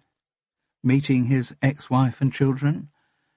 Ah, yes. Well, you're right, it was quite stressful. So your back told me. Sarah chuckled. I have a very articulate back. You certainly do. So, with Kent in place, there are no clouds on your horizon? Fewer clouds, anyway. How do you mean? Sarah grimaced. Well, the fact is, yes, with Kent things are going fine. Better than I ever imagined things going with a man. Certainly better than they were with the last one. Not difficult, from what you've said about him. No, you're right. Now it seems incongruous that I stayed with him so long, that I actually wanted to have children with him. It's amazing how volatile we are, how we can totally convince ourselves of the rightness of something that is so obviously wrong. I do find human nature confusing. I think we all do.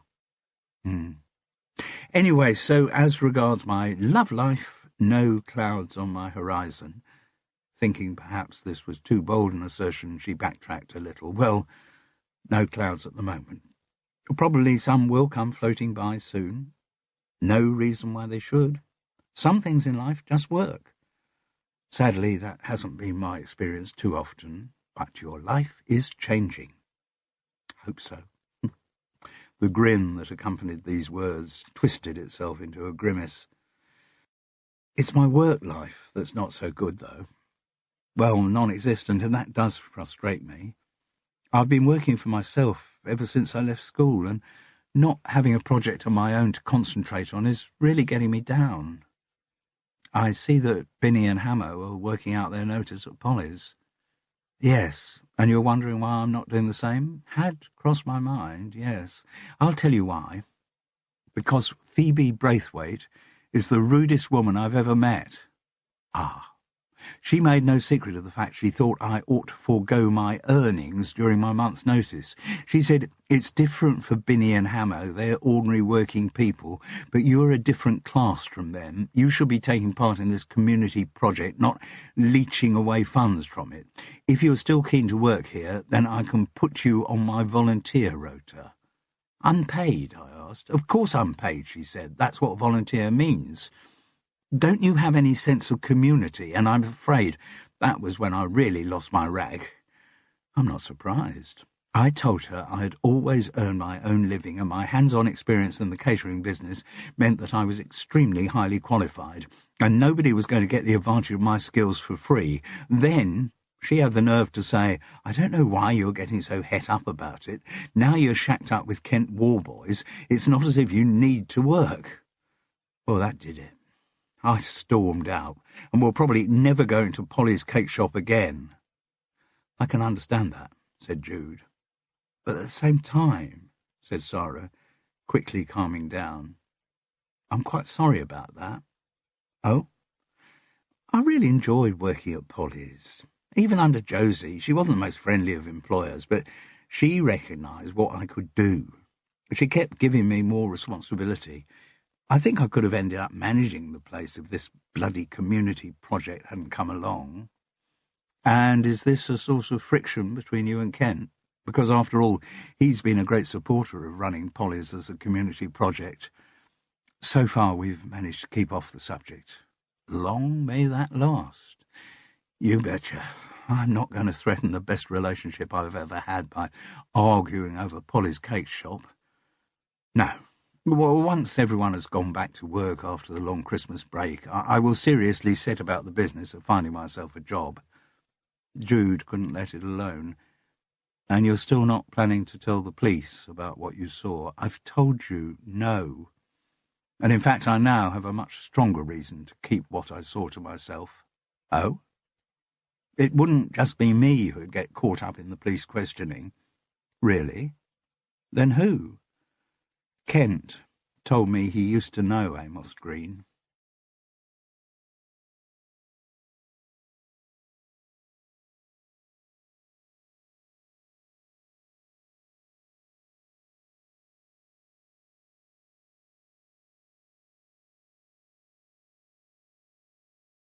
Chapter 20.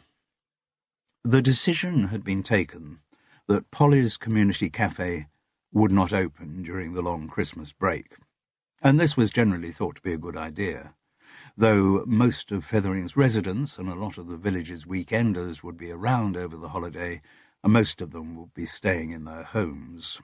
It made sense for the cafe's volunteer rota to enjoy their own Christmases and then reopen in the new year with refreshed energy. It was on the morning before New Year's Eve, the Sunday, that Jude had a panicked call from Carol asking if she could look after Gulliver. She had just had a call from Fulham. Her new granddaughter Chloe had been rushed into hospital with a respiratory problem. Granny's services were required to look after Lily. Jude could hear how terrified her neighbour was, and she knew the reason. Memories of her own stillborn second child had made Chloe seem particularly vulnerable to Carol. She still had a terrible fear of history repeating itself. But of course Carol didn't mention this on the phone, and Jude was far too sensitive and diplomatic to raise the subject herself. She just rushed straight round to High Tor to take charge of Gulliver, while Carol uncharacteristically slapdash threw some clothes into a bag and drove off in the Renault at a pace far beyond the sedate speed limit of Fethering. Jude had made her promise to let her know when there was any news of Chloe. Gulliver seemed quite content to snuffle around the unfamiliar smells of Woodside Cottage. Carol hadn't got the message from Fulham until after she and the dog had returned from Fethering Beach, so he wouldn't need another walk till the late afternoon. Jude had a couple of clients booked in that morning, more refugees from tense family Christmases, and she didn't think either of them would object to the dog's presence during their sessions. She was removing its disguise of throws and cushions and assembling her treatment bed when the phone rang. It was Kent Warboys. "I wondered if we could have a chat, Jude." "Yes, of course. About anything in particular?" "About Sarah. I'm worried about her." The arrangement that they had made was that Jude would go to Kent's home late afternoon and use the excursion for Gulliver's second walk of the day. The architect lived on the opposite bank of the Feather estuary from the Fethering Yacht Club, only a few hundred yards away, but getting to his house involved walking back up the towpath to the last road bridge before the sea, and then walking back on the other side. A few hundred yards as the crow flies, became a mile, a perfect workout for Gulliver. Kent Warboy's house was a conversion from some old fishermen's huts, which had been about to collapse when he'd bought them, and they provided a very good sales pitch for the kind of sympathetic development on which Warboy's heritage construction prided itself. Though the building had every state-of-the-art modern amenity, it still retained the outline of its former usage, and looked as if it had always stood there at the junction of the Feather and the English Channel. Just before she rang the doorbell, Jude checked again with her mobile. There was no message from Fulham. Disquiet within her grew. Kent was very welcoming when he let her and Gulliver in, and led them to an upstairs sitting room whose windows, filling one whole wall, commanded stunning views over the sea. The weather outside might have been icy cold, but the interior was very cosy. Jude could see no sign of fireplace, stove, or radiators. No doubt the building was warmed by the latest unseen heating technology. Kent offered her a drink and asked if he could get some water for Gulliver. "I used to have a lab myself, know how thirsty they can get." Jude accepted the offer on the dog's behalf and said she'd like a glass of white wine. Kent had a bottle of New Zealand Sauvignon Blanc in the fridge, which was perfect. He poured himself a Beck's beer. "Thanks so much for coming over," he said. "No problem. You say you're worried about Sarah?" "Yes, and I know she's been to see you about some of the problems she's had in the past." "She has, but yeah, I know. She's one of your clients, and I understand that. Like anyone involved in medicine, you have a duty of client confidentiality." "Yes, I do. So, I wouldn't dream of asking you to tell me about secrets she might have confided in you in the course of your healing sessions." "Thank you." Jude was once again impressed by Kent Warboy's apparent honesty. He seemed to be genuinely thoughtful and aware of other people's sensibilities. "But, Jude, if I tell you things that Sarah has told me, then we can discuss those, can't we? No confidentiality issue there, is there?" "No," Jude replied cautiously. "And look, I should start by saying that I'm really deeply serious about my relationship with Sarah. I've been bowled over by her ever since I met her, and I really do want this to be something that continues, ideally, forever." "Good. I gather that she's pretty serious, too." "I hope so. She says so. And I know things were a bit sticky for her over Christmas. My fault. I went in too fast. Shouldn't have brought the kids and the ex-wife into the equation so early, but I think she pulled through okay." "I got that impression, yes." "I'm glad to hear it. But listen, Jude, I know from things Sarah has told me that she has recently had a fairly major breakdown." "Yes, she has. But she's coming out of it and she's feeling a lot more positive. And I think a lot of that is down to the sessions you've been doing with her." Jude shrugged. "I hope I've helped. Most of it's down to her, though. She's worked stuff out for herself." Kent paused for a moment and took a long swig of his beer. Gulliver panted contentedly on the carpet. "What I really want to know, Jude, is how strong Sarah is." "Strong for what?" "For going back to work." "Well, she's been working at Polly's until quite recently." "Yeah, but just as a waitress, way below her skill level. And she was getting very frustrated by it. Sarah has run her own restaurant for years, after all, and she wants to get back into some kind of managerial role, which is quite honestly where she belongs, but I'm just wondering whether she's strong enough to be applying for jobs of that kind." "I'd say it was up to her. If Sarah thinks she can cope, then I'm sure she can cope." Kent's tone didn't make it sound as if Jude had resolved the problem to his full satisfaction. "It's just, when she describes the kind of state she was in, hallucinating, seeing things that weren't there, it's not an unusual symptom of stress, and she had been suffering from a very high level of stress." "Yes. If I were ever to meet that bastard, her ex-boyfriend, well, I don't think I'd be responsible for my actions." Kent Warboys spoke with a rather frightening cold passion that Jude hadn't heard from him before. Let's hope you don't meet him then. Right. But there was a tinge of regret in his voice. Then he moved on. I'm fortunate. I've never had any kind of mental illness. You know, I've had my frustrations in my professional life. When you run a company, the bigger the scale of the operations, the more problems you get. Are you talking about Warboys Heritage Construction? No, that's a relatively new company for me. And now I'm a bit cannier about how to run things. There have been so many companies over the years, though, most of which have been wound up at some point. Why? Oh, the usual reasons: cash flow problems, bankrupt subcontractors, clients who refuse to pay, unreliable partners, criminal partners, you name it. My first company was called Warboys Design and Build. Then I was Fit the Build for a while. Terrible name. My then partner's choice, not mine, I hasten to add. Then I was... Anyway, none of this is important. I was talking about how lucky I am never to have been depressed. So yes, there have been frustrations in my professional life and in my personal life too, come to that, but they've just made me bloody angry. Never depressed. Never not trusting my own eyes as to whether what I'm seeing is real or not. The way Sarah describes it, God, it's scary. It is, yes. Have you ever... Jude shook her head. But I've seen enough evidence of the misery it can cause. I'm sure you have.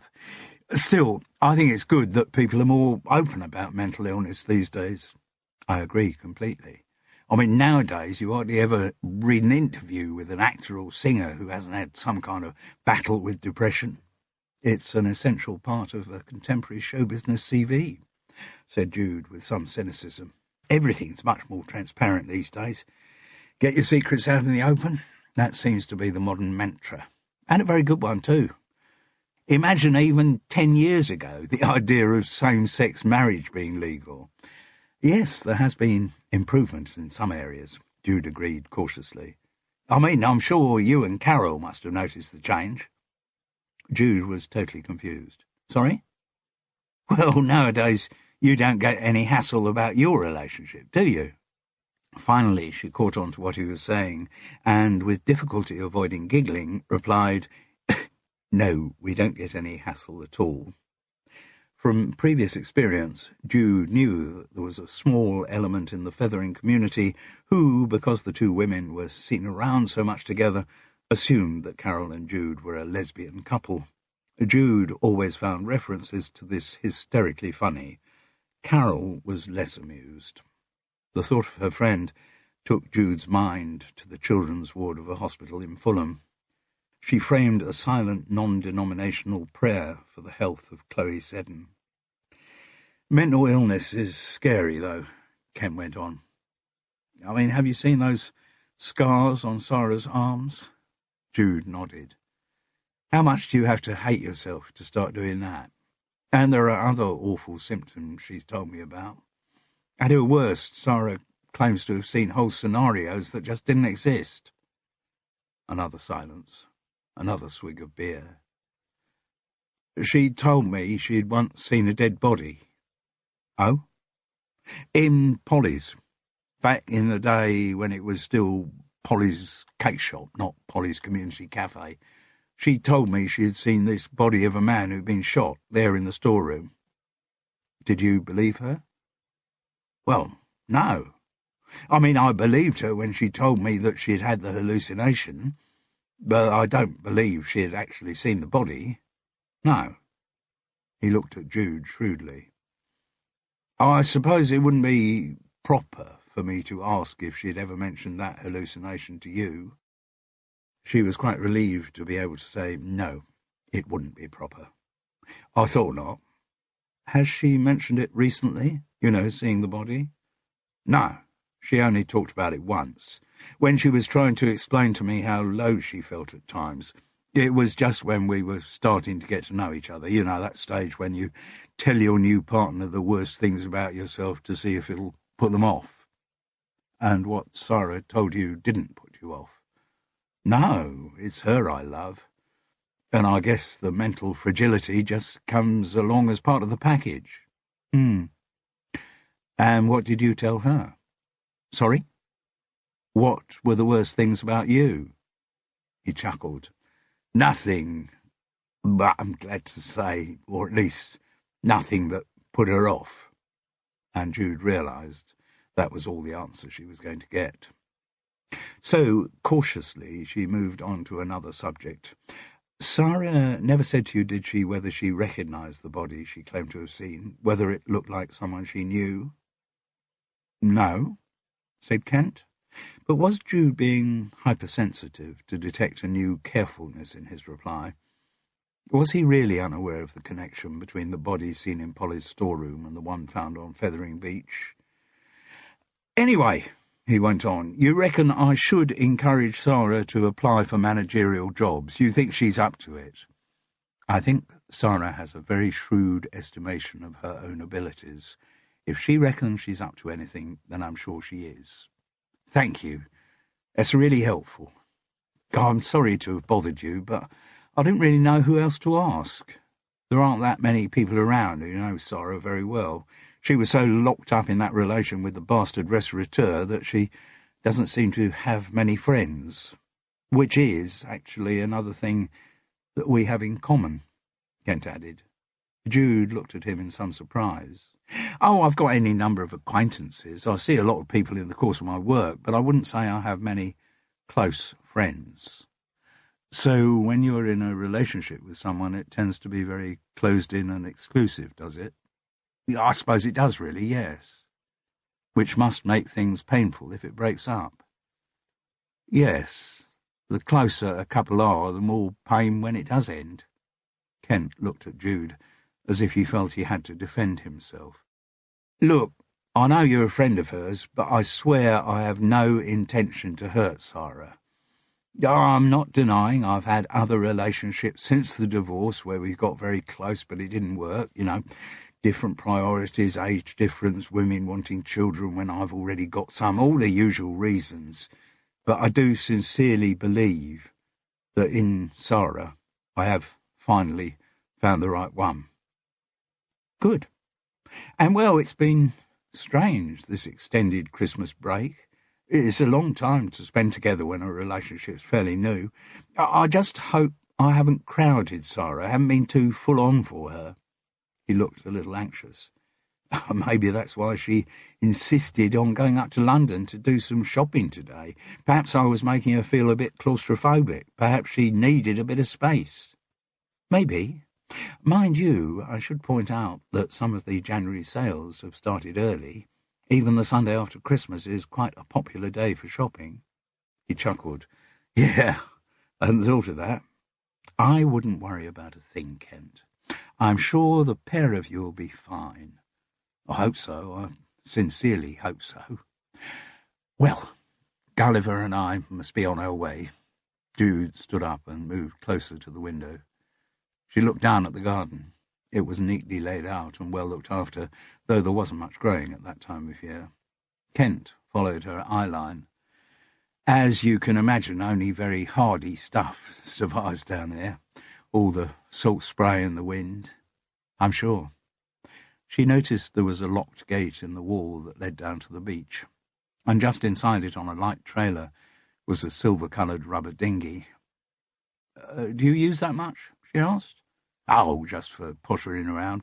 My real boat's in the Fethering Yacht Club marina, or moored to the few pontoons they have the nerve to call a marina. Jude looked across the river mouth to the main expanse of Fethering Beach. It was over there, of course, that my friend Carol and I found the body of Amos Green, she said casually. Yes, I heard about that. She turned to face him. Her brown eyes, though gentle and compassionate, could also be compelling, not to say transfixing. Sarah told me that you knew Amos Green. She told me she had mentioned that to you, but I should say that knew is rather overstating the situation. I had dealings with Amos Green many years ago, when I was doing some development in the Kingston area. He was on the local council there, involved in some planning applications. I never knew him socially. And you haven't seen him since? God, no. And you don't know of any connections he had with Fethering? None at all. said Kent Warboys.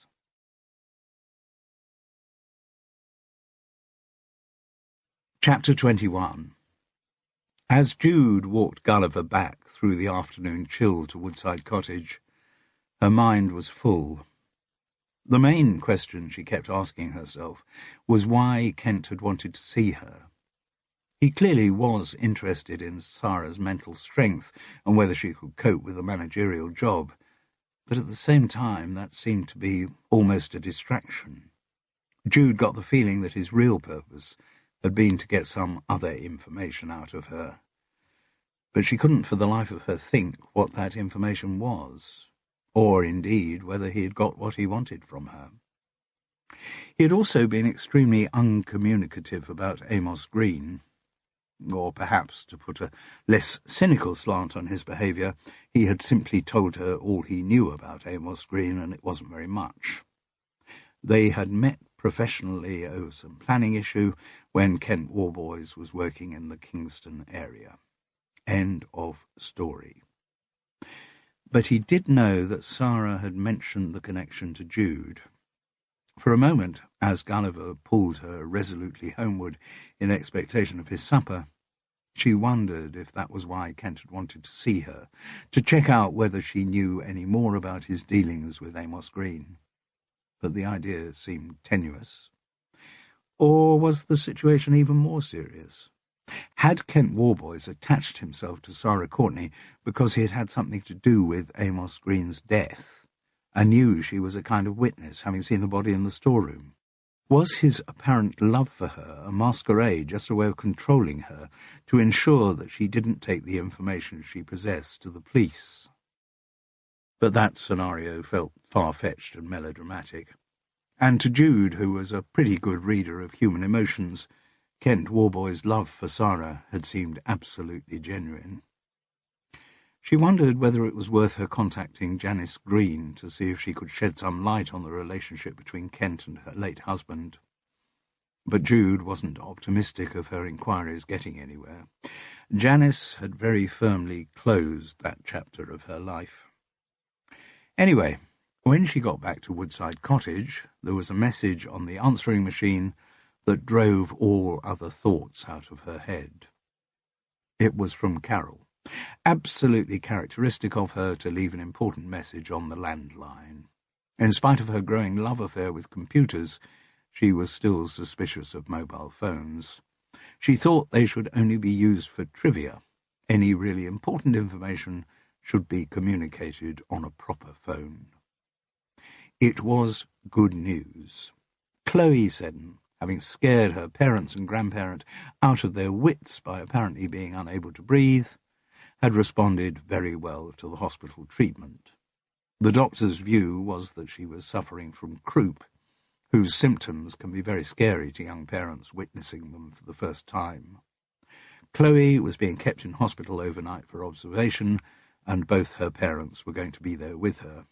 Carol would stay in the Fulham house, put Lily to bed, and give her breakfast in the morning. The expectation was that Chloe would be discharged from the hospital after the doctor's rounds the following morning, and if nothing else untoward had happened, Carol would be back in Fethering the following afternoon, just in time to see the New Year in. Though Carol didn't mention that. New Year's Eve was one of those dates she just pretended wasn't in the calendar. Jude felt hugely relieved. She also knew why Carol's message sounded so breezy and matter-of-fact, and why her neighbour had been so panicked the day before, why memories of her own loss had made her so fearful for her new granddaughter. And Jude knew equally that when they next met, that aspect of Carol's behaviour would not be mentioned. It was a cold, slow January. Carol and Jude were reconciling themselves to the frustrating prospect of never getting any closer to unmasking the murderer of Amos Green. And as time went by, the need to investigate became less urgent. The world was full of unsolved murders. This looked like being another one. Meanwhile, there was a lot happening at Polly's community cafe. Not a lot in the sense of a lot of customers. The bleak weather and the feeling that everyone had overspent at Christmas meant that the residents of Fethering didn't go out much. The cafe was nowhere near making a profit and was being subsidised by what was left of Kent Warboys' 20 grand. Regret was expressed in some quarters that so much had been spent on the relaunch, particularly because, in spite of Leslie Tarquin's fluent name-dropping, the event had received no press coverage whatsoever. In mid-January, Hamo and Binney, having worked out their notice, left to test the choppy waters of the winter job market. And instantly, according to the reports of those few who did still frequent the cafe, standards went down, particularly in the home cooking area. When taking over as what was effectively unpaid manager, Phoebe Braithwaite had instantly cancelled all of Josie Achter's contracts with catering suppliers in Brighton. She was sure that her volunteer rota of Joanna's and Samantha's contained some very skilled cooks. Quintus and I have been to some absolutely yummy dinner parties with most of them. But whereas they might be highly skilled at spending a whole day realizing the recipes of the latest television chef sensation, few of them proved to have the abilities required by a short-order cook. Knocking up all-day breakfasts that didn't use every pan in the kitchen proved beyond the capabilities of most. The skill sets of some of them were so iffy that even preparing beans on toast could be a challenge. And, of course, in the real world, Phoebe Braithwaite's volunteer rota was soon shown to be inadequate. Though beautifully worked out as an Excel spreadsheet on her computer, with different colours for the individual volunteers, it failed to take into account the basic rule of all human interaction, that a lot of people are extremely inefficient, and that also they change their minds. So, while all of the Joannas or Samanthas had enthusiastically filled in Phoebe's neatly printed availability lists before Christmas, when the prospect of an ongoing commitment became real, they had remembered all kinds of inconvenient details that had slipped their minds. A few had completely forgotten family skiing holidays that had been booked yonks ago. Some had committed themselves to regular Pilates classes or volunteer reading with the slower ones at the local primary. At least one had started a passionate affair with her next-door neighbour, which is just taking up all my time. Others had decided to focus their energies on different charitable causes which involved less of a time commitment. A good few just got bored with the whole concept of Polly's Community Cafe. News of these lapses filtered through to Carol and Jude. They heard from local residents who had found the service intolerably slow. Then there were those who had turned up at Polly's to find a notice on the door saying, "Closed due to staff shortage." Jude got some sense of how far down the project had declined when she received a wheedling call from Phoebe Braithwaite asking if she might consider stepping in to help out on a few shifts at the cafe. Given the way she had been treated when her volunteering had last been discussed, Jude realised the extent to which Phoebe was scraping the barrel. She politely declined the generous offer. All in all, what happened through January to Polly's Community Cafe merely reinforced the truism that there are few worse bases for a business than goodwill. When staff are being paid for doing a job, they can be bawled out or even sacked for inefficiency.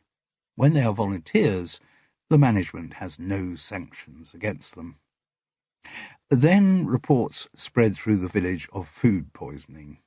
A couple of local worthies had got on the wrong side of a prawn salad in Polly's Community Cafe and suffered the consequences. Some careless volunteer must have left the ingredients out of the fridge too long. There was no hope of keeping the incident quiet, and it wasn't much of an advertisement for the services of the cafe in a place as gossipy as Fethering. Things could not continue in that way. It was with no surprise that Jude heard the news. Phoebe Braithwaite had suffered a slipped disc and was hors de combat as far as running the cafe was concerned. In the course of her healing work, Jude had seen many examples of how agonizing back pain could be, but she also knew how frequently it proved to be psychosomatic. and the timing of Phoebe's onset of agony did seem at least serendipitous. It caused her even less surprise when an email to all of the SPCS Action Committee summoned them to another EGM at Hiawatha the following Monday. Chapter 22. "I'm afraid the figures just don't add up," said Alec Walters in sepulchral tones. Having served as treasurer for almost every society in Fethering, this was not the first time he had communicated such news. Most local initiatives had a very short lifespan. Usually they came to an end due to the departure of their guiding light, the individual whose energy and enterprise had started the thing up. The moving away from Fethering of such figures, or sometimes their death, was quickly followed by the demise of the project they had originated. It was rare that a replacement with comparable get-up-and-go could be found, and those who did have the requisite get-up-and-go didn't want to inherit someone else's initiative. They wanted to set up their own.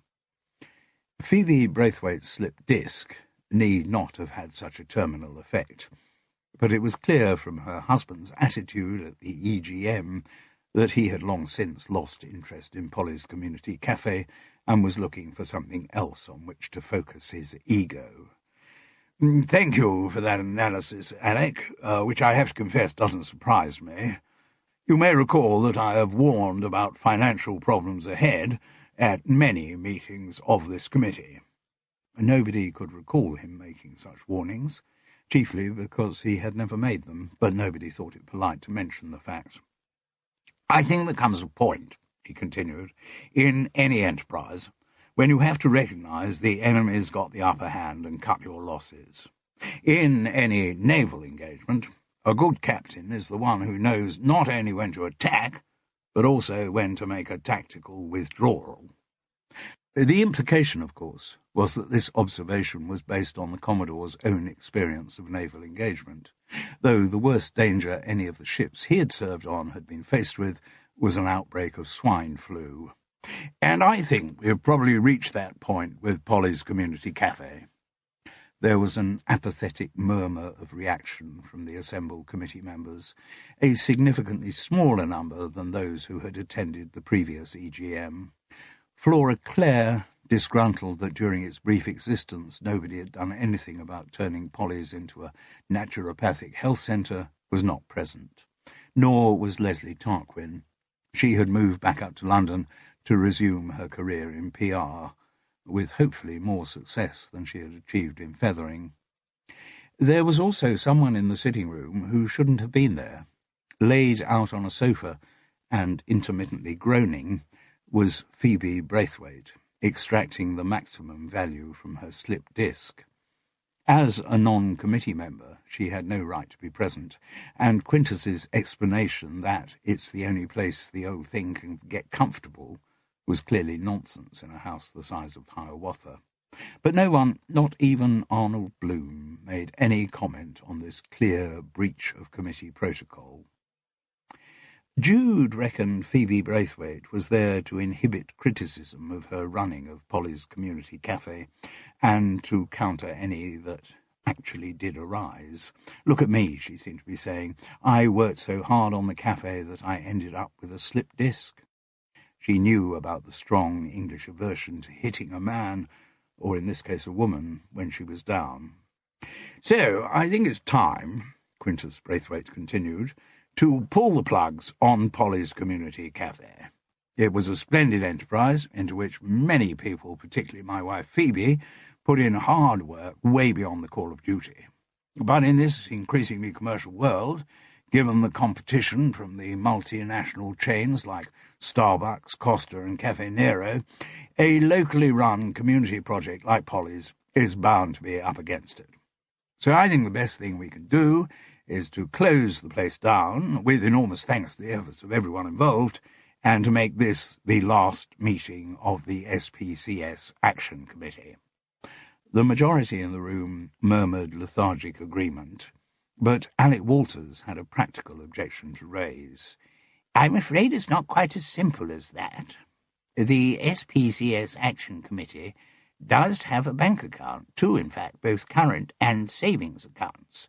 And there are still funds in there, mostly what remains of Kent Warboy's generous gift of £20,000. If the accounts are to be closed, we must make decisions on where that money should go. Can't we just give it to charity? Asked Quintus dismissively. I think we need to check with Mr. Warboys himself about that. Although his gift was not officially hypothecated for the running of Polly's Community Cafe, I think there is no doubt that that was the cause for which it was intended to be used. Well, we can check that out with him. The Commodore's attitude now was that he wanted the whole business to be finished as soon as possible. There is also the issue, said Arnold Bloom, about what should be done with the cafe's other assets. Quintus Braithwaite was already bored with this nitpicking detail. All of the assets of Polly's Community Cafe belong to Kent Warboys. He, or rather his company, owns the whole building. Yes, but what's he going to do with all those tablecloths and short tunics in French Navy? Not to mention a collection of various hideous pastiche impressionist paintings which nobody in their right mind is going to buy, and other objects on which his generous gift has been squandered. If it wasn't already clear that this was a direct attack on Phoebe Braithwaite's management of the cafe, the way Arnold looked fixedly at her left no doubt about the matter. She groaned to remind everyone of her disabled status and said, "I'm sure they can do some good at a charity jumble sale. In fact, there's one coming up for a charity promoting the welfare of abandoned donkeys in the Holy Land, of which Quintus has recently become the patron. They would be the perfect home for those things." Jude thought she now knew the cause towards which the Braithwaites' charitable energies would now be directed. One day it's a community cafe in Fethering, the next it's abandoned donkeys in the Holy Land. That seemed to fit in with what she knew of Quintus and Phoebe's characters. Soon, no doubt, it'd be reopening a silted-up canal route in Blaenau Gwent, or funding a classical youth orchestra in Borneo. The Braithwaites were just the kind of people who are charitable by nature. Arnold Bloom wasn't finished yet. "I would also like to register a very strong protest at the proposal recently put forward by the chairman." "The chair," Quintus insisted. "The committee was set up to preserve Polly's Cake Shop as a community amenity for the people of Fethering.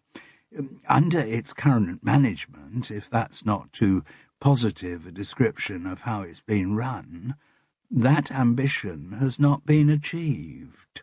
There was a groan from the sofa. Phoebe Braithwaite's slip disc was really playing up. "May I take it, Mr. Chairman, Chair, that your proposal to wind up the SPCS Action Committee would incorporate your intention to resign as chairman of the said committee?" "Well, of course it would," came the testy reply. "There wouldn't be any committee for me to be chair of, would there?" Arnold Bloom beamed. "In that case, I propose you submit your resignation to the SPCS Action Committee, and the procedure is set in motion for the election of another chairman." "But that person wouldn't have any committee to be chair of." "They would, if the proposal to wind up the SPCS Action Committee were rejected." "What? Are you suggesting that the committee should be allowed to continue to exist?" "Yes." "But what possible reason could there be for that?" "The main possible reason for that would be that, all right, everyone agrees that the previous approach to maintaining Polly's Cake Shop as a community amenity has been a complete disaster." The slip disc prompted another groan from the sofa. "But that doesn't mean that the committee, under another chairman and with a more business-like approach, cannot revive the fortunes of Polly's Cake Shop." Quintus Braithwaite could feel the mood of the meeting turning against him.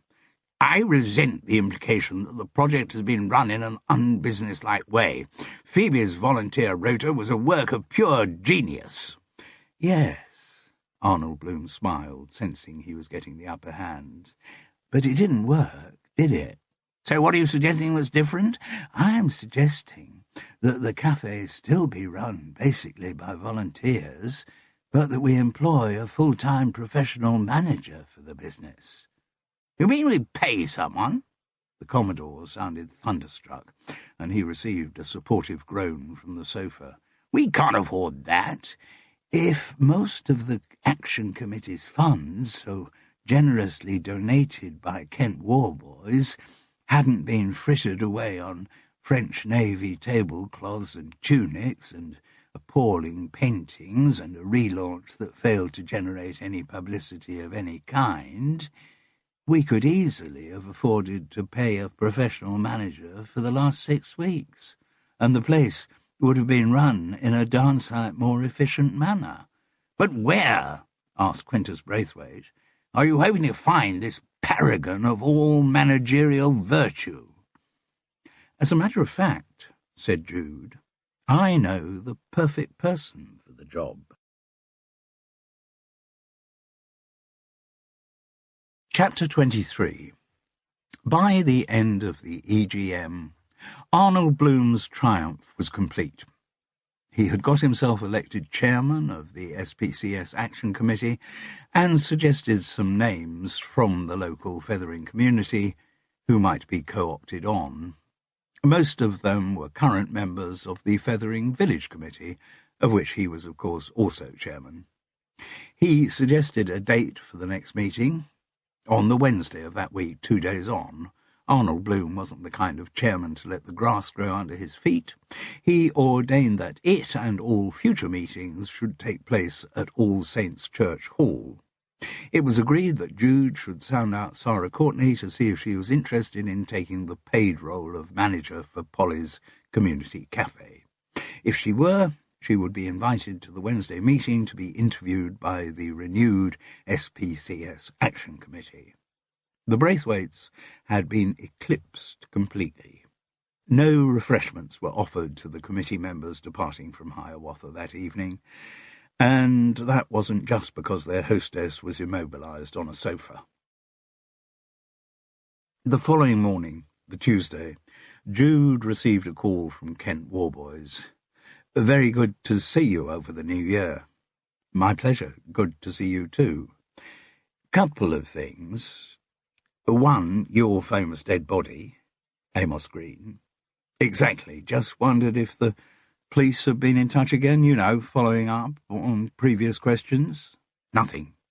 Not a dicky bird. Ah, right. Good.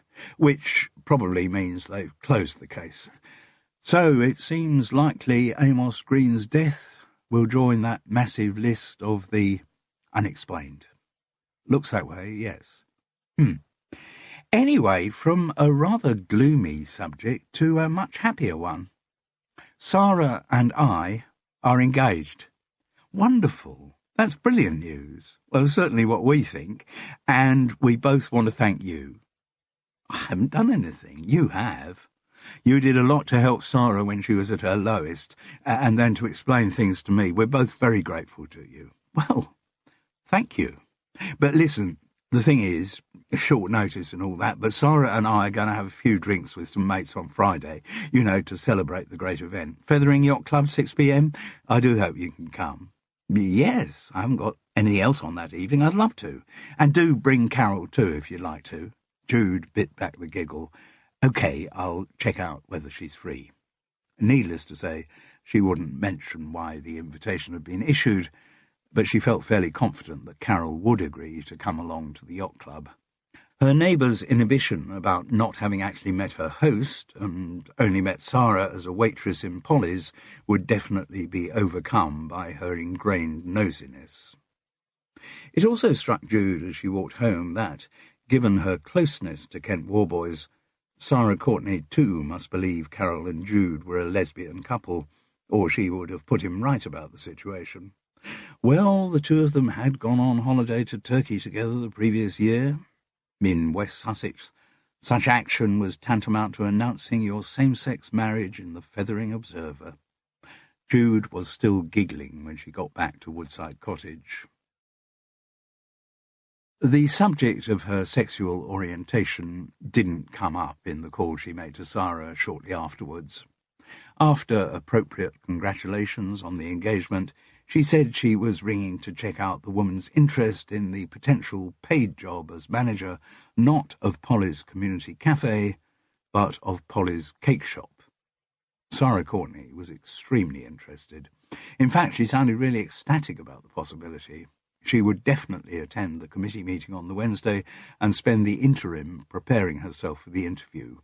She was determined to make the job her own. And, asked Jude tentatively, you feel confident you could cope with it? At the moment, Jude, came the sunny reply, I could cope with anything.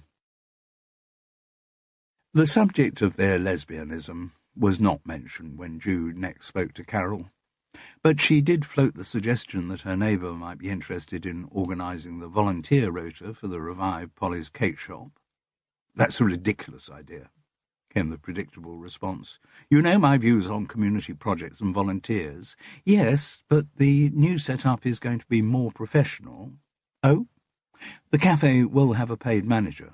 And who's that going to be? Hasn't been decided yet. Huh. And I was just thinking, said Jude at her most beguiling, that you have all that experience of organising things at the Home Office. So I'm sure it's a job you could do. The question, Jude, is not whether I could do it, but more whether I would want to do it.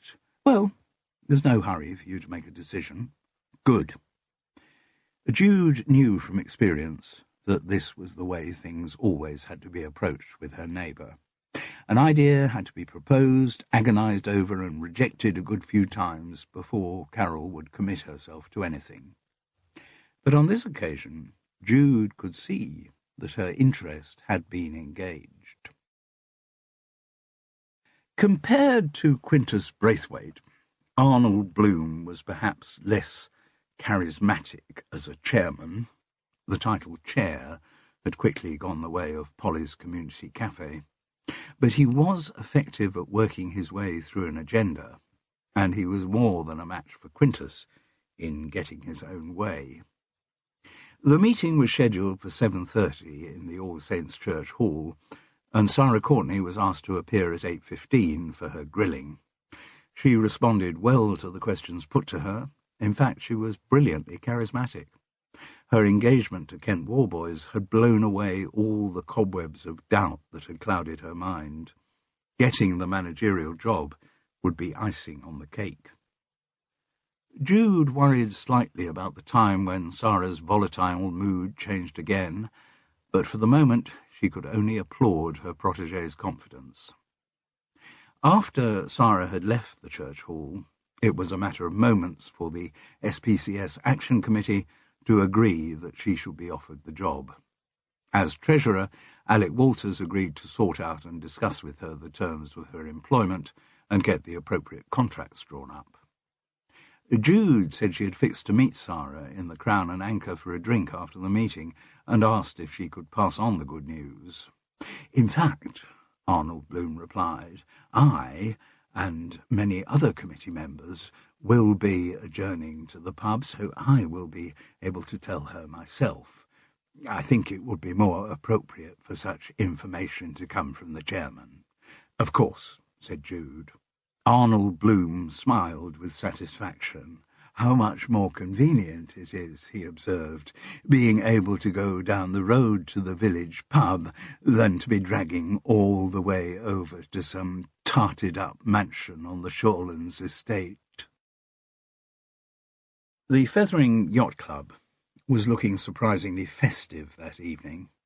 This was chiefly because the Christmas fairy lights round the top of the bar hadn't yet been taken down, and it was now into February. But the barroom was a welcoming place, particularly in the winter, when all of the windows right-angled to look over the Feather Estuary and the English Channel were closed. The glass was slick with condensation generated by the warmth of the large number of people inside.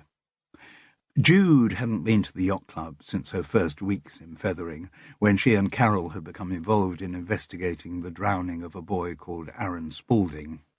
But, barring the Christmas lights, not a lot seemed to have changed in the interior decor.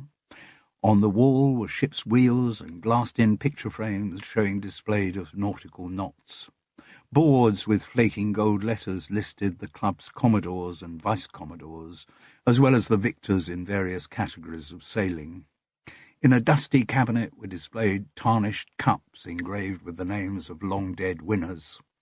The whole place had an air of defeat and dilapidation about it, but that didn't prevent its members from being very sniffy about who else they admitted to their ranks.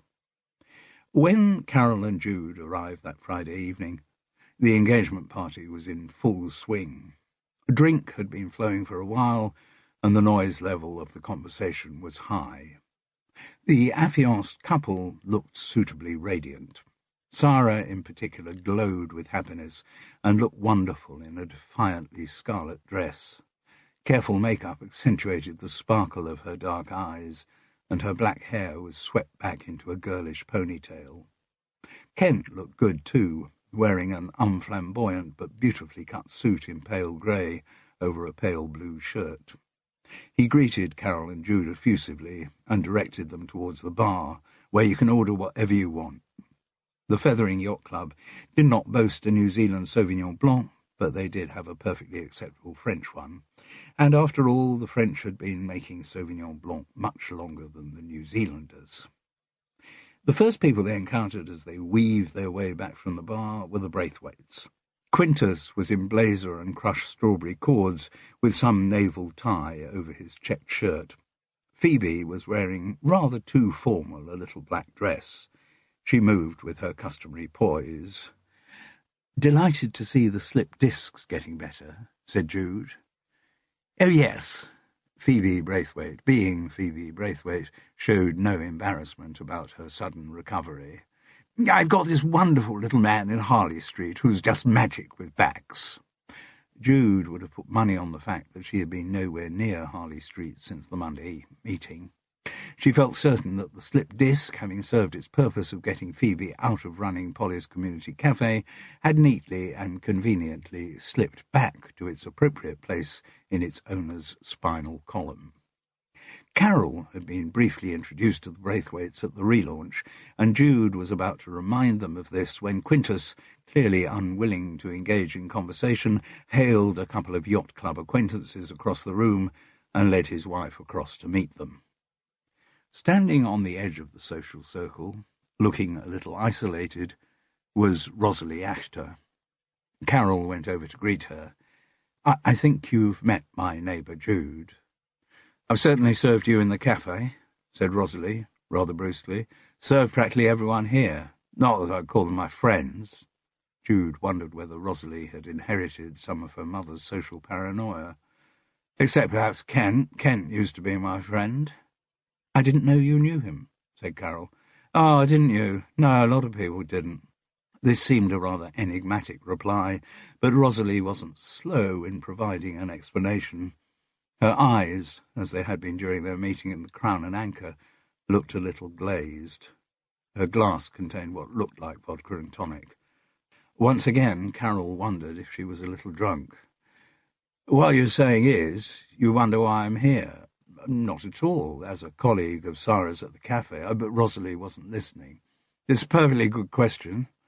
I think Kent also wonders why I'm here. I was invited. Sarah rang me. But I don't think Kent ever expected me to turn up, but I thought I would, just to show him." "Are you saying," asked Jude tactfully, "that there's some history between you and Kent?" "That's a bloody tactful way of putting it, isn't it? Some history." "Yes, we were an item." "Not a full public item," said Rosalie sarcastically. "Not the bells and whistles variety like him and Sarah. No prospect of me and Kent ever having an engagement party at the Fethering Yacht Club. Sarah doesn't even know that we were ever together. Oh, no, I was just his bit on the side." Carol looked embarrassed by her frankness. Jude now thought she understood what Kent had referred to on New Year's Eve when he mentioned age difference as a reason for one of his relationships failing, and she remembered Carol reporting that Rosalie had been with someone but broken up 4 months previously. The news opened up a lot of intriguing possibilities. "Not that I want to get married," Rosalie continued. By now, both Carol and Jude were convinced she was drunk.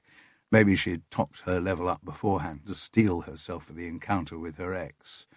"From what I've seen of my parents' marriage, there's no way I want to go down that route. I can be quite unhappy enough on my own without deliberately adding to the misery. It's easy enough to hate yourself. Marriage just spreads more hatred around, so you end up hating everyone involved." "But when we talked," said Carol reasonably, "you implied that you loved your father." "Oh, I did. When I was 12, I adored him, and I thought he adored me too. But he seemed quite happy for me suddenly not to be part of his life. Just like that. One day I'm living with him, next I'm not. End of story, end of relationship, end of everything." "I thought you still saw him sometimes?" "Been a while.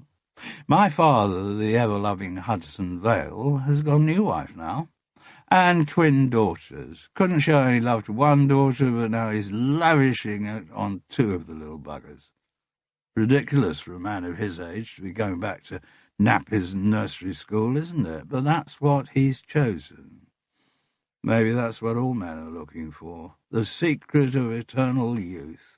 Shacking up with a younger woman is supposed to do the trick. Certainly Kent kept saying how young I made him feel.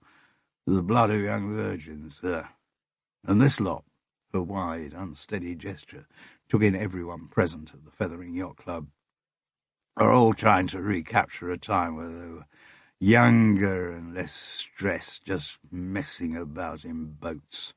She nodded derisively towards Quintus Braithwaite. "Getting up to stupid things in their dinghies, playing secret games." "And what do you mean by that?" asked Carol eagerly. "Do you actually know something that Quintus—" But Rosalie had already moved on. She swilled down the remains of her drink. "So what shall I do now? Make a scene? Really bugger up Kent and Sarah's celebrations? Tell Sarah what a devious bastard she's taking on? Spill the beans about all the shady deals he's been involved in over the years? Destroy any hopes of happiness they might have?" For a moment, she looked as if she was about to put that plan into action. Then her shoulders slumped. Tears started in her eyes, and with a mumbled, "I must go," she edged her way through the crowd to the exit door. "Do you think we should go after her?" asked Carol. To her surprise, Jude shook her head. "I think it's something she's got to sort out on her own." They might have had further discussion, had Sarah Courtney not come across at that point to give them both lavish hugs. She, too, had had a little too much to drink, but it hadn't had the destructive effect on her that it had on Rosalie Actor. Sarah seemed positively to sparkle from head to toe. "I'm having such a wonderful time," she said. "I'd given up hopes of ever having an engagement party.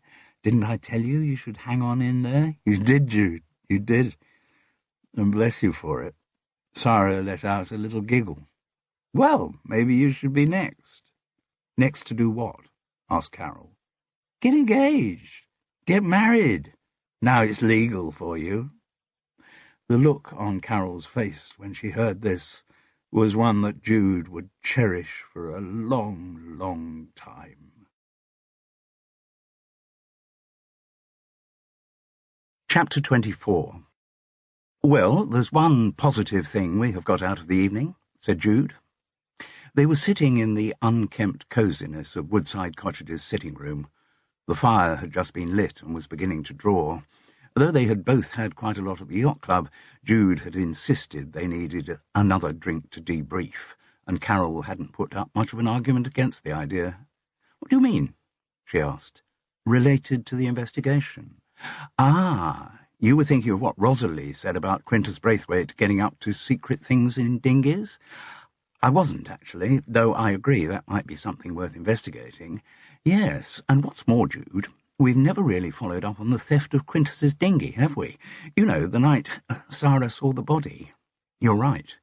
And we will try to find out more about that. But the piece of information I was pleased we got this evening was the name of Rosalie's father, Hudson Vale. Exactly. Well, apart from being a rather unusual name, in what other way is it of use to us? It gives us an opportunity to find out more about Josie Actor. Carol still couldn't see where all this was leading. Jude explained, I've still got a feeling that there is some connection between the dead man and Josie Actor. Where do you get that from? The corpse's aura? Jude was used to these jibes at her practices and beliefs, but as ever she didn't rise to this one, saying instead, I've just a feeling there's something relevant in the Actor family background, or perhaps I should say the Vale family background. Well, if you say so. Carol didn't sound convinced. Jude produced her laptop and switched it on. Hudson Vale. There can't be many Hudson Vales around, can there? She clicked through to Google and consulted the screen. Plenty about the Hudson Valley in New York State, and there's a road in Coventry actually called Hudson Vale. I wish I knew what you were trying to find out, said Carol plaintively. I'm just trying to get a contact for him. Ah, this looks promising. She moved the laptop round so that Carol could see the screen. The website was headed Hudson Vale Photography, and the examples of his work showed that he was more than just a wedding snapper. There were pictures of supermodels and pop stars, portraits of minor royals and magazine spreads. When it came to photography, Hudson Vale was clearly near the top of the tree. Jude clicked onto the contact page. There was an email address and a telephone number. If she'd had less to drink at the yacht club, she probably wouldn't have rung it after 9 in the evening, but as it was, she did. The answering voice was gentle, public school educated. Hello? Is that Hudson Vale? Speaking. I want to talk to you about your daughter, Rosalie. Oh, God, said the voice. You're not from the police again, are you? Hudson Vale didn't mind seeing them on a Saturday.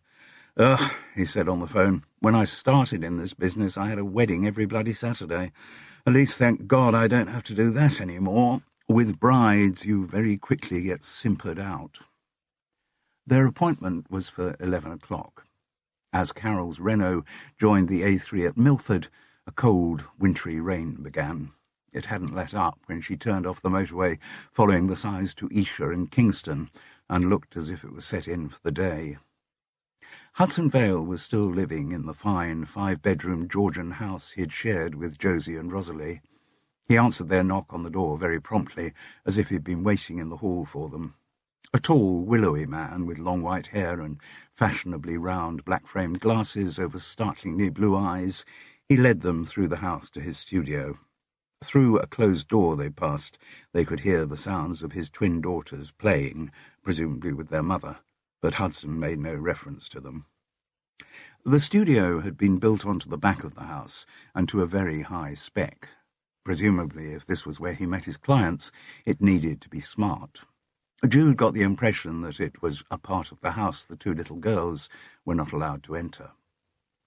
What was striking was that while the walls of the rooms they had come through had been decorated by paintings from various hands, in the studio everything on display was Hudson Vale's own work. Even more striking was how many of the photographs were of Rosalie, some in colour but most in monochrome. Black and white was clearly his favoured medium. Rosalie as a baby, Rosalie as a little girl, Rosalie trembling on the edge of adolescence. There was a particularly charming colour print of her, aged perhaps 11, giving her father a big cuddle. The pale blonde hair of the younger Hudson Vale contrasted with Rosalie's tight jet-black curls, and his blue eyes sparkled with happiness. There were no images of Rosalie after the age of 11. To Jude, the lavish display contrasted sharply with the complete lack of family photographs in Rosalie Actor's soulless flat in Fethering. Hudson's studio was well equipped. Gesturing to the inevitable Italian machine, he offered his guests coffee. Jude asked for a cappuccino. Carol, who in a cafe would have demanded ordinary black coffee, asked for an Americano without milk. The garden-facing wall of the studio was all glass doors, which could clearly concertina back to the sides when the weather was more clement. Though the rain was still lashing down, and it was February, the garden was well tended and must have looked glorious in the summer. Jude commented on this while Hudson made the coffee. "Yes, it's beautiful," he responded. "I have to confess I do rather love this office. Sometimes I almost resent having to leave it to go out and take photographs."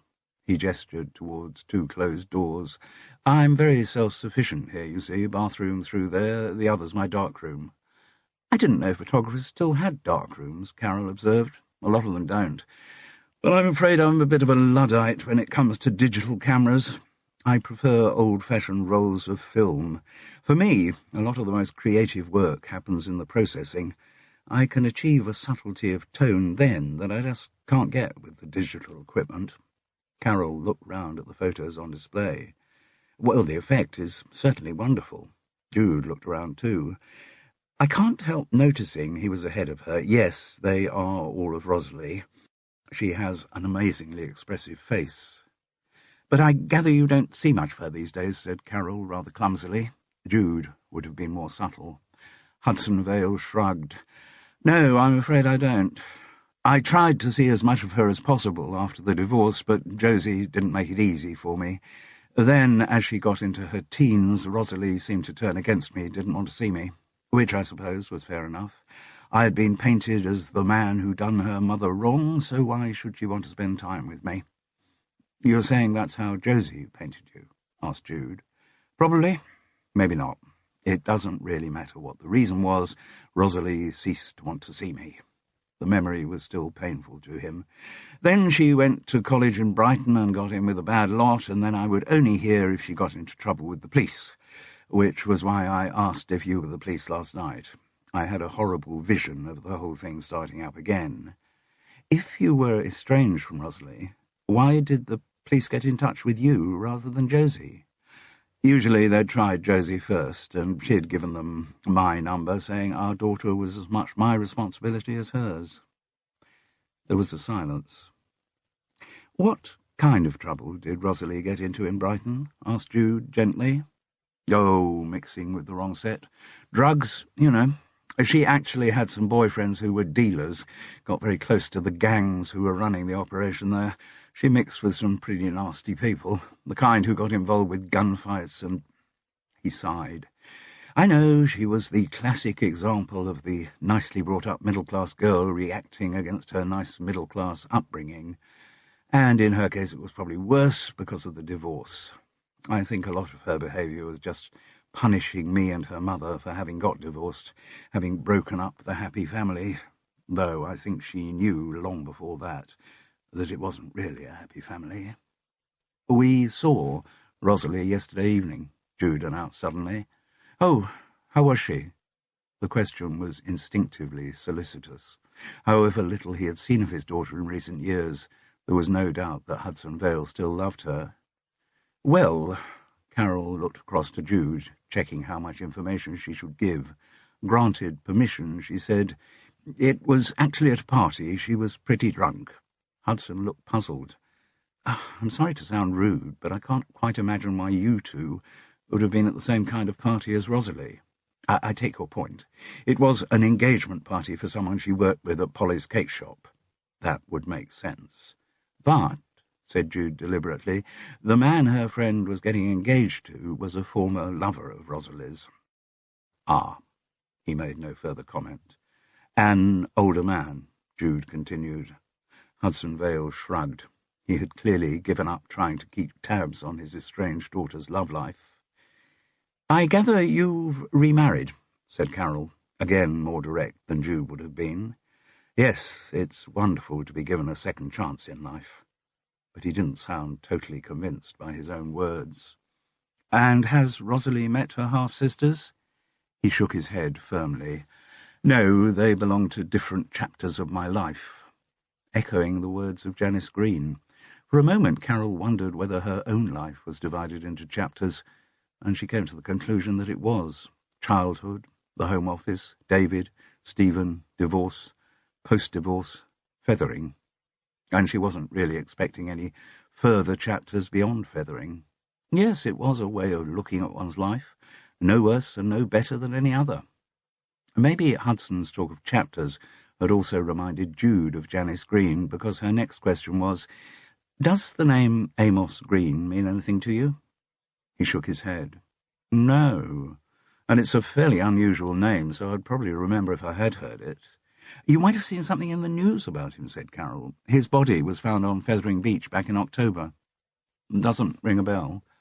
Why are you interested in him?" "We actually had the misfortune to find his body on the beach," said Jude, "and we were pretty sure that he was murdered." "I see," said Hudson. "So, in answer to my question of last night, you are not the official police, but a pair of intrepid amateur sleuths?" Carol and Jude looked at each other rather shiftily. It was an accusation neither of them could deny. "Look," he went on, "I agreed to see you this morning because I thought you might have some news of Rosalie.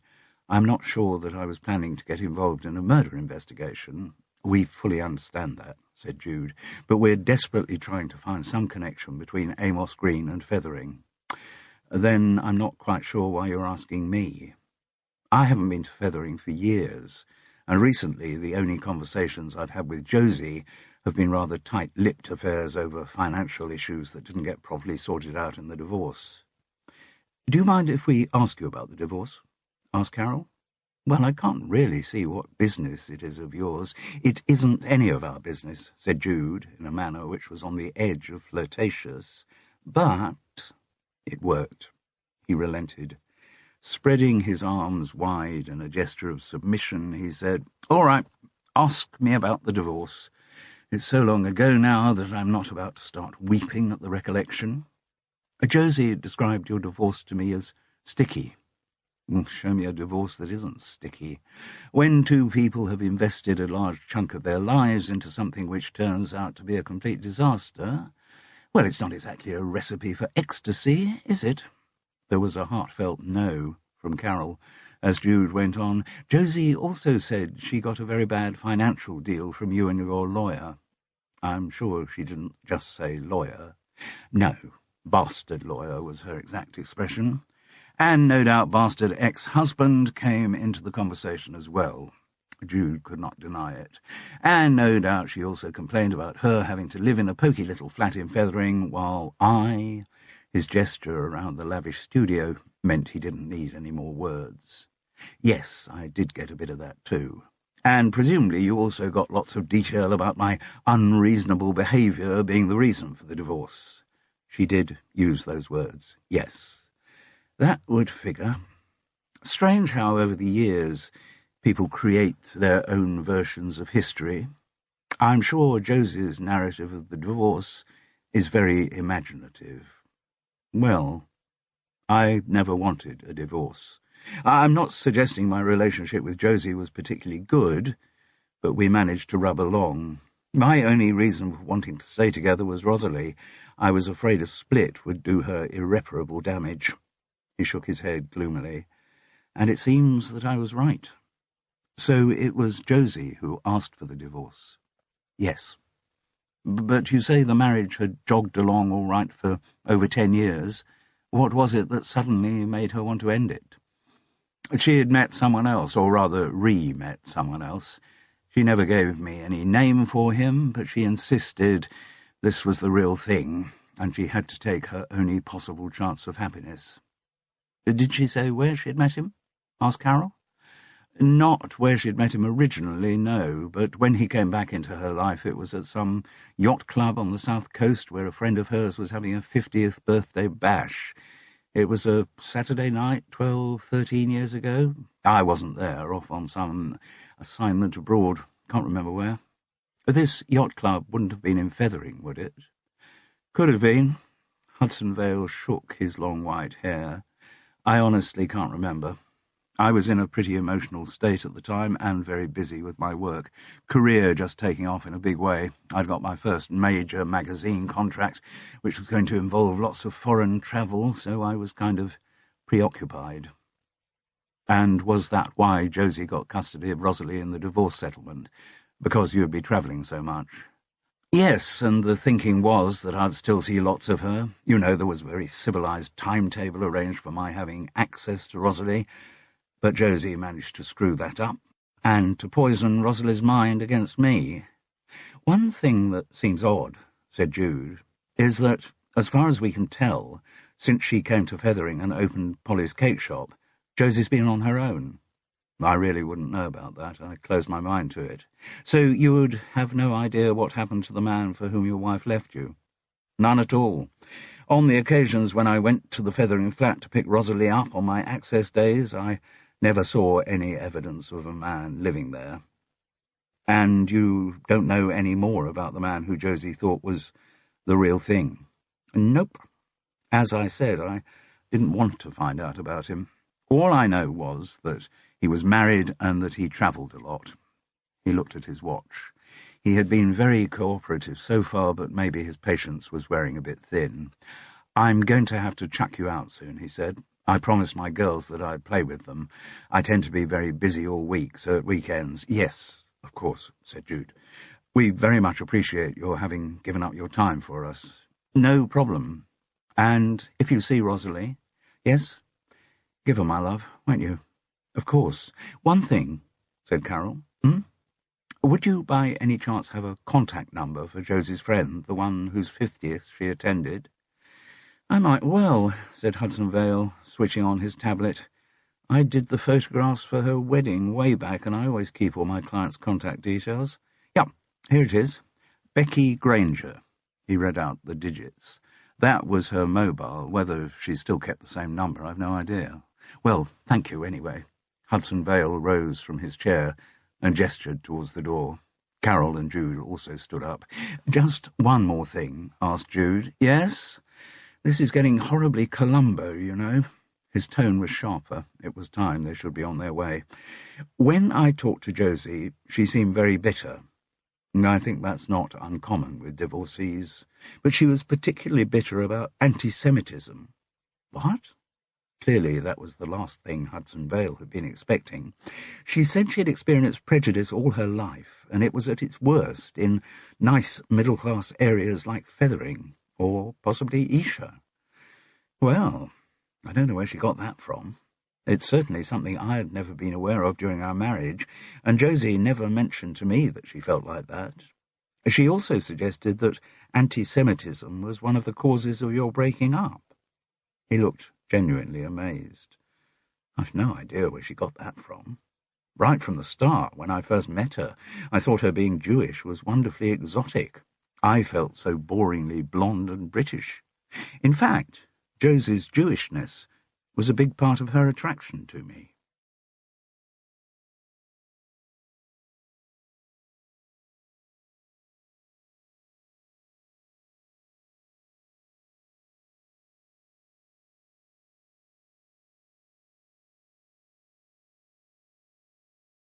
Chapter 25.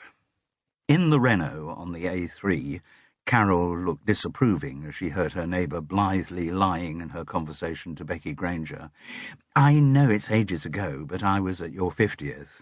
Not that many ages ago, Becky Granger reproved her mildly from the other end of the phone. I'm not quite ready for the scrap heap yet. Sorry. I was there with a boyfriend. You and I hadn't met before. I probably didn't meet you then. There were a lot of people there I didn't know. My then boyfriend was a member of the Fethering Yacht Club, and I think he issued invitations to every other member.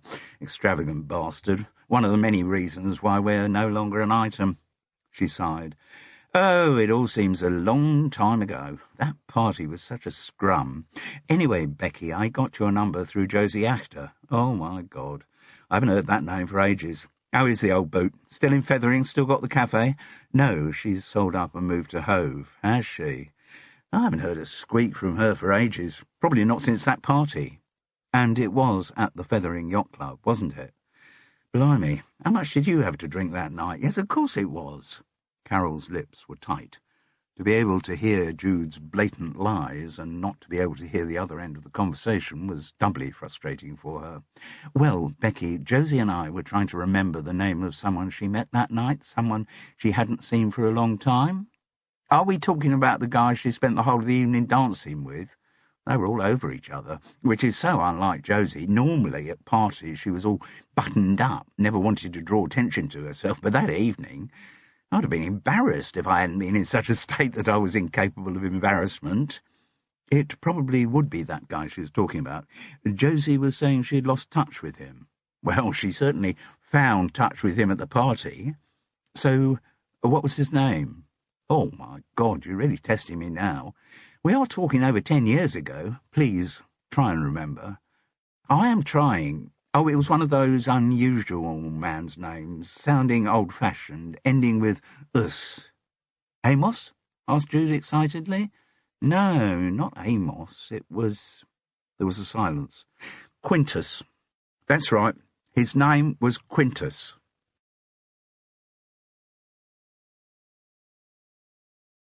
Chapter 26. Good God! The Renault almost swerved dangerously when Carol had the conversation reported back to her. Josie Actor and Quintus Braithwaite? I can't believe it. Well, it does sound unlikely, I agree, but she had no reason to make it up.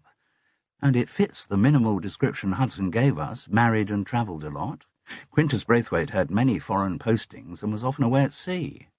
Yes, but to think of him as the great love of Josie Actor's life, the reason why she got divorced, doesn't sit very comfortably with me, nor me.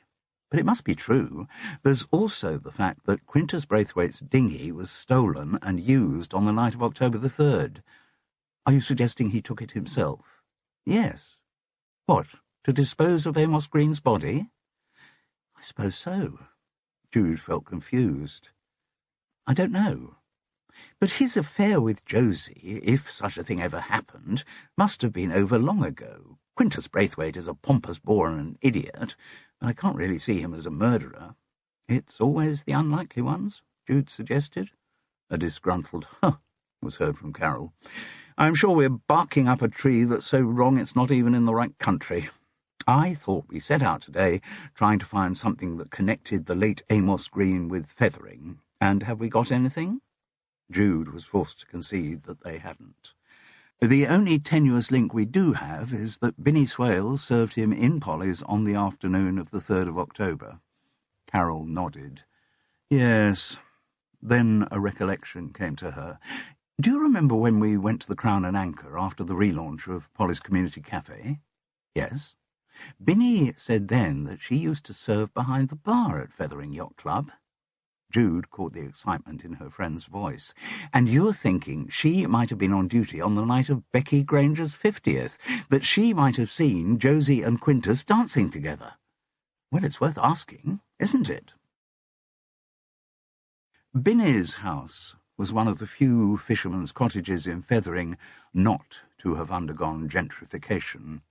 Most of them were now owned by rich weekenders from London who, while keeping the lines of the quaint 18th-century exteriors, had refurbished everything inside to the highest possible spec. But, though ungentrified, Binny's had not been left in its pristine pre-war state. There was a row of these cottages on the opposite side of the Feather estuary from the yacht club, right next door to Kent Warboys' conversion. Originally, the sheds from which his home had been created had served the owners of the cottages as storage space, workshops, and a small factory in which their wives gutted and prepared the day's catch for sale. The back of the cottages had a fine view of the English Channel, much appreciated by their 21st-century owners, though the first owners probably never looked that way, being already sick to the back teeth of the sea. The outside of Binny's cottage might have looked shabby and run down, but the interior had been extensively redecorated. Redecorated, however, very much in Binny's style, reflecting the range of colours in the clothes she wore. In spite of the smallness of her hall, its space was dominated by a stuffed badger. Astride it, like a miniature jockey, was a purple teddy bear. The walls were papered in diagonal stripes of silver and gold. The front parlour into which Carol and Jude were ushered was equally eccentric, and if the sitting room at Woodside Cottage could be described as cluttered, a new word would have to be coined for Binny's. It was just the sheer range of objects in the room that took one's breath away. Every surface was covered with an eclectic collection which included carved wooden miniature chairs, ceramic figurines, glass bonbons, Indian jewellery, ivory elephants, and a stuffed owl. The walls were thick with movie posters, chalk drawings, metal advertising signs for Bird's custard and Viral for anemic girls, royal souvenir mugs, and sepia photographs of World War I Tommies. To accommodate yet more stuff, wires had been fixed across the ceiling, and from these hung parasols, bouquets of artificial flowers, plastic medals on ribbons, a policeman's helmet, some brass cooking utensils, wooden tennis rackets, and a rubber vampire bat. Binny was dressed that Saturday in a kind of orange string vest over a scarlet twinset, an electric blue PVC miniskirt, horizontally striped tights in green and yellow, and silver ballet shoes. She noticed them looking round as they entered the front parlour. "And every single thing in this room has a story attached to it. Some people write autobiographies." She gestured to the confusion of objects around her. "This is my autobiography. A story behind everything here." "I'm sure it's all fascinating," said Carol, aware that her words were coming out more harshly than she intended, "but actually it's not that we want to talk to you about." Binny Swales did not look too upset by the rejection of her life story. "Fine. Would you like some tea or coffee?" She chuckled. "I've had a little experience of serving tea and coffee." "No, we're fine," said Jude, answering for both of them. "Just had coffee." It wasn't true, but they didn't want anything to delay the progress of their investigation. "What we really want you to do," said Carol, "is to cast your mind back to the days when you were working behind the bar at the Fethering Yacht Club." "Well, there were plenty of those. Any particular day you had in mind?" "It was probably about 12, 13 years ago, a Saturday night. Might you have been working then?" "Could have been." "It was a 50th birthday party," said Jude. "The yacht club bar's seen a good few of those." "I'm sure it has. I mean, it hasn't got much in the way of facilities. Not a potential wedding venue like Chichester Yacht Club and some of the other big ones are. But if you want a local piss-up in Fethering, you're not exactly spoiled for choice, so you might as well get pissed in the yacht club." Jude tried to get back to the subject, saying, "The woman whose birthday it was called Becky Granger?" Binny shook her head. "Name doesn't mean anything to me. Mind you, it's quite possible I helped out at the party and never heard her name. Bookings for that kind of thing went through the Vice-Commodore." "Do you have a name for him?" asked Carol eagerly. "Yes, he was called Dennis Woodville." Carol and Jude exchanged looks. They remembered meeting him when they were investigating the death of Aaron Spaulding. "But I'm afraid you won't get anything out of him now. Died 5 or 6 years back." "Ah, pity." "Well, possibly not that big a pity." Clearly Binny had not warmed to that particular Vice-Commodore. "He was a pompous git, like they all are down the yacht club. Any other way you can single out this particular 50th? "I gather everyone got pretty drunk," said Carol. "I asked if you could single it out. Everyone gets pretty drunk at every 50th birthday party." "Yes, sorry." Apparently Quintus Braithwaite was among the guests at this particular one. Was he? Well, that would be quite unusual. Before he retired, he was off abroad so much that he didn't come to the yacht club that often. He was definitely there that night. Apparently he made quite a show of himself on the dance floor. "Oh, God!"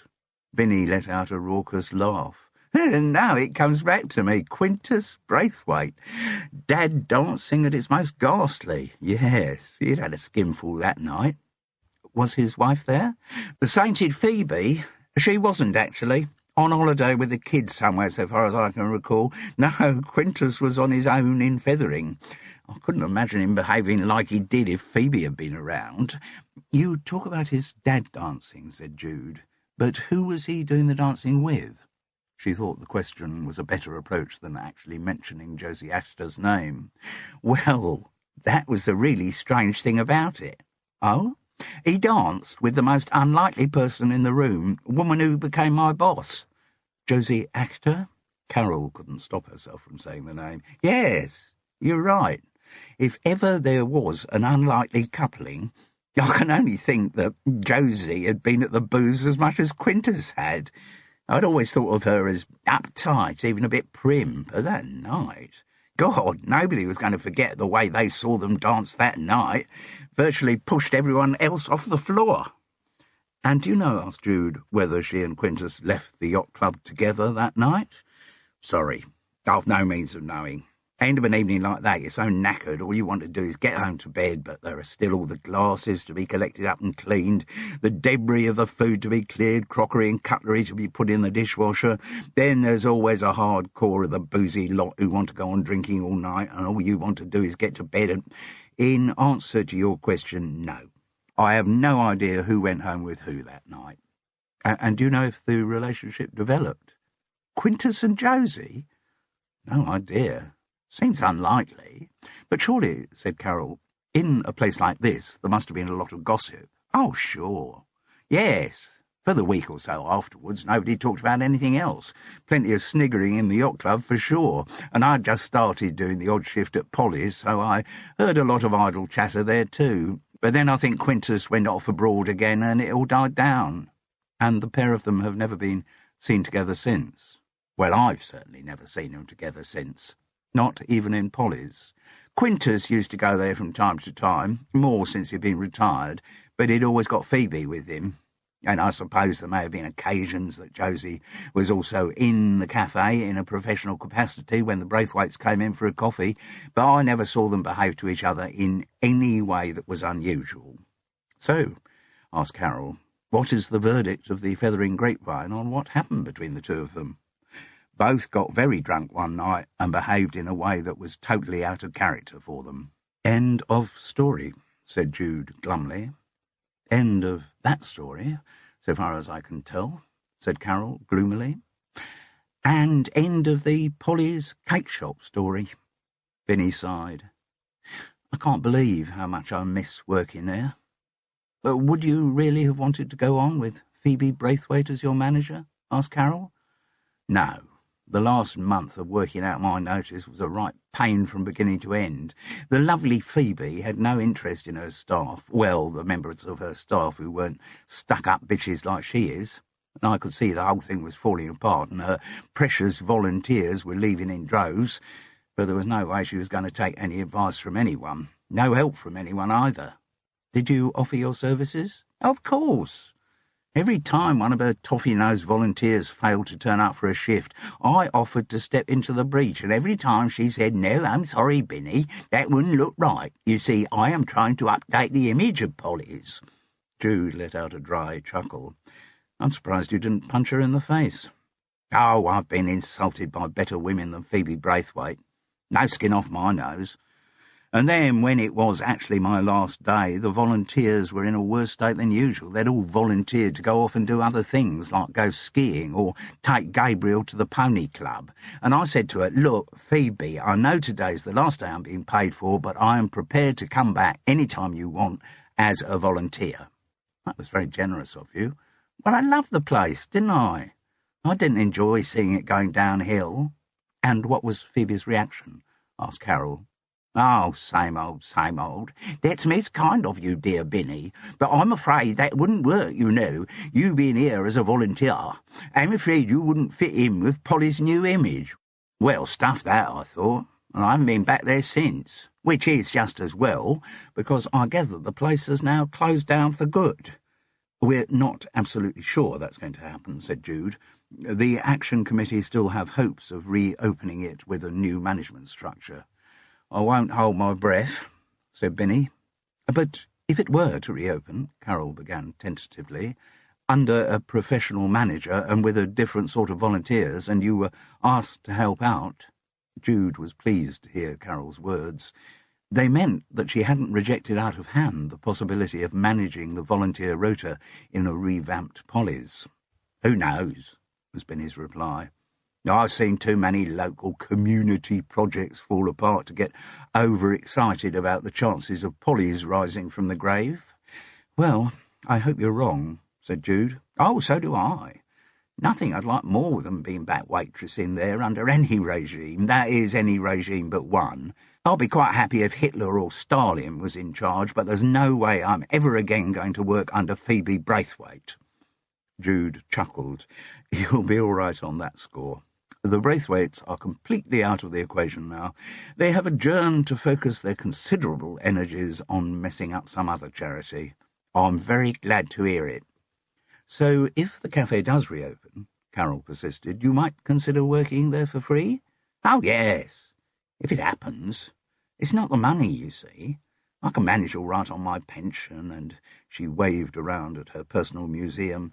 None of this paraphernalia is expensive. I just buy stuff I like. No, it's the people I miss at Polly's. I'd happily work there for free.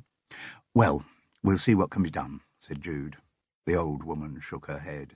I'm not optimistic. Going back to another matter, Binny. Yes, Carol? This is a long shot, but presumably from the back of this house you get a very good view of the sea. Yes, I like it. One of the reasons why we bought the place. We? Yes. I was married when I came to Fethering. Oh? And? Carol put the inquiry as delicately as she could.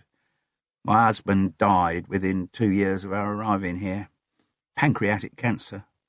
3 weeks from diagnosis to death. I'm frightfully sorry. Oh, don't worry, Carol. It's been a while. Jude observed that Binny didn't wear a wedding ring. No, I took it off after he died. To my mind, a marriage involves two people. Take one away, it's no longer a marriage.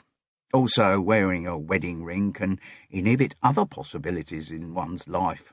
I didn't want to announce to the world that I was hors de combat as far as sex was concerned. And did the plan work? Asked Jude, with the smallest twinkle in her eye. Binny's eyes twinkled back as she said, I had my moments. But not love, obviously. My husband was the only one I was ever going to love, but I had my moments. She looked puzzled for a moment. How did we get onto that? I was asking about the view from the back of your house. Oh, yes, that's right, Carol. Yes, I love it. My bedroom faces out the back. I don't sleep too well these days, and I like nothing better than looking out over the nighttime sea, watching the lights of the ships as they cross to and fro, making up stories for them, where they've come from, where they're going to, that kind of thing. And, of course, in the daytime, I enjoy watching the little boats, too. I know who a lot of them belong to, you know, from my time at the Fethering Yacht Club. Oh, there's some very good sailors round here. Some very bad ones, too. Weekenders from London who buy the biggest boats they can to show how much money they've got, while they haven't got the first idea of how to actually sail the things. Quite funny sometimes. From our bedroom, I see them leaving the yacht club moorings and then getting swept out by the current of the Feather. Haven't a clue what they're doing. More often than not, their first few trips end up with calls to the Coast Guard for someone to come out and tow them back in. Then they don't come down to Fethering Yacht Club so often, take up golf at Goodwood instead, perhaps. You'll be surprised how many of those big boats moored at the Fethering Yacht Club don't get taken out to sea from one year's end to the next. Their owners are actually afraid to use them. I was just thinking, said Jude, back to October the 3rd, you know, the Saturday when you served Amos Green in Polly's cake shop? Yes. I wondered when you were going to get onto that. Well, I was wondering, that evening after work, when you came back here, did you watch the sea out of your bedroom window? Of course I did. I do that every night. Much more interesting than anything I've ever seen on the telly. That's why I don't have a telly. But you can only see during daylight, asked Carol. Presumably once it gets dark, you can't see anything other than the lights. You can see most of what goes on inshore and, you know, round the estuary. There's quite a lot of light spillage from the street lamps along the parade. They don't get turned off until 11. But that particular evening, Jude went on, did you see anything strange? What kind of strange? Anyone out there in a small boat? Jude hazarded. You know, a dinghy, probably rowing it. Binny grinned complacently. Yes, I did see someone. Do you know who it was? She shook her head. Too dark to see that. Or how many people were in the boat? Another shake of the head. But did you recognise the actual boat? Oh, yes. I know who owns all the boats in Fethering. Jude couldn't wait. And was it, she asked, the blue-painted rowing boat that belongs to Quintus Braithwaite? Oh, no, replied Binny. It came from much closer than that. What do you mean? It was an inflatable, a silver rubber dinghy, the one Kent Warboys keeps at the end of his garden.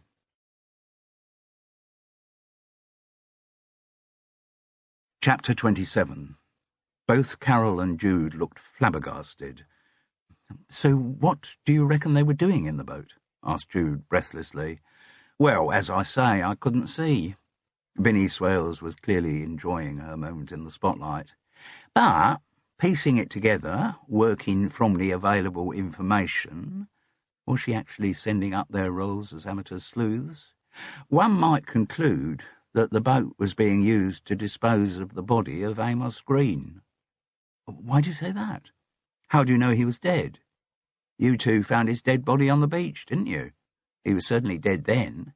"Yes, but that was about 3 weeks later. How did you know he was dead on the evening of the 3rd of October?" "Well, I'd seen him dead, hadn't I?" "You mean you saw him being killed?"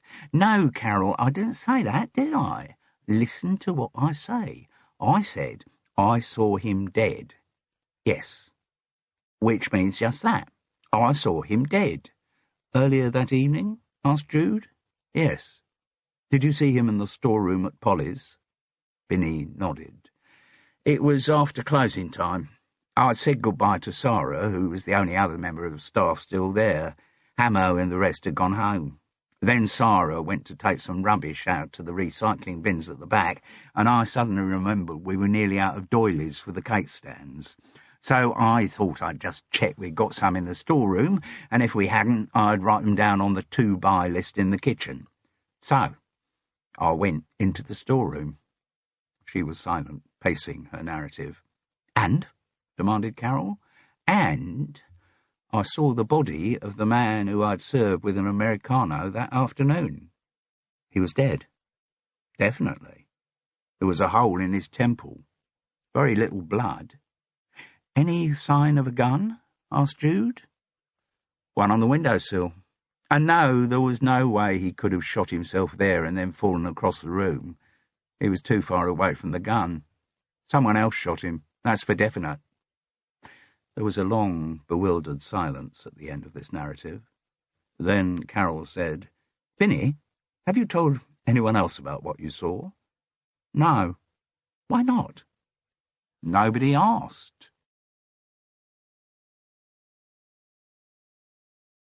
Chapter 28. They didn't get much more out of Binny. Not that she was unwilling to speak, she just didn't have much more to tell them. She had seen the body in the storeroom, closed the door, and gone home. She had never even contemplated informing the police. "I thought somebody else would find the body soon enough. No point in me getting myself involved. And I do remember from the days when I used to watch crime series on the telly that the person who discovers the body is always the first suspect, and I could do without all that hassle of questioning and what have you." "But didn't you find it odd," Carol had asked, "when there was nothing in the media about the body being found in Polly's?" Binny had shrugged. "Yes, but it wasn't my business." "And thinking of who might have killed Amos Green, did you reckon that was your business?" "Some things it's best not to get involved in." "So," Jude had asked, "you really haven't any suspicions at all as to who might be the murderer?" "Not really, no." "What does that mean?"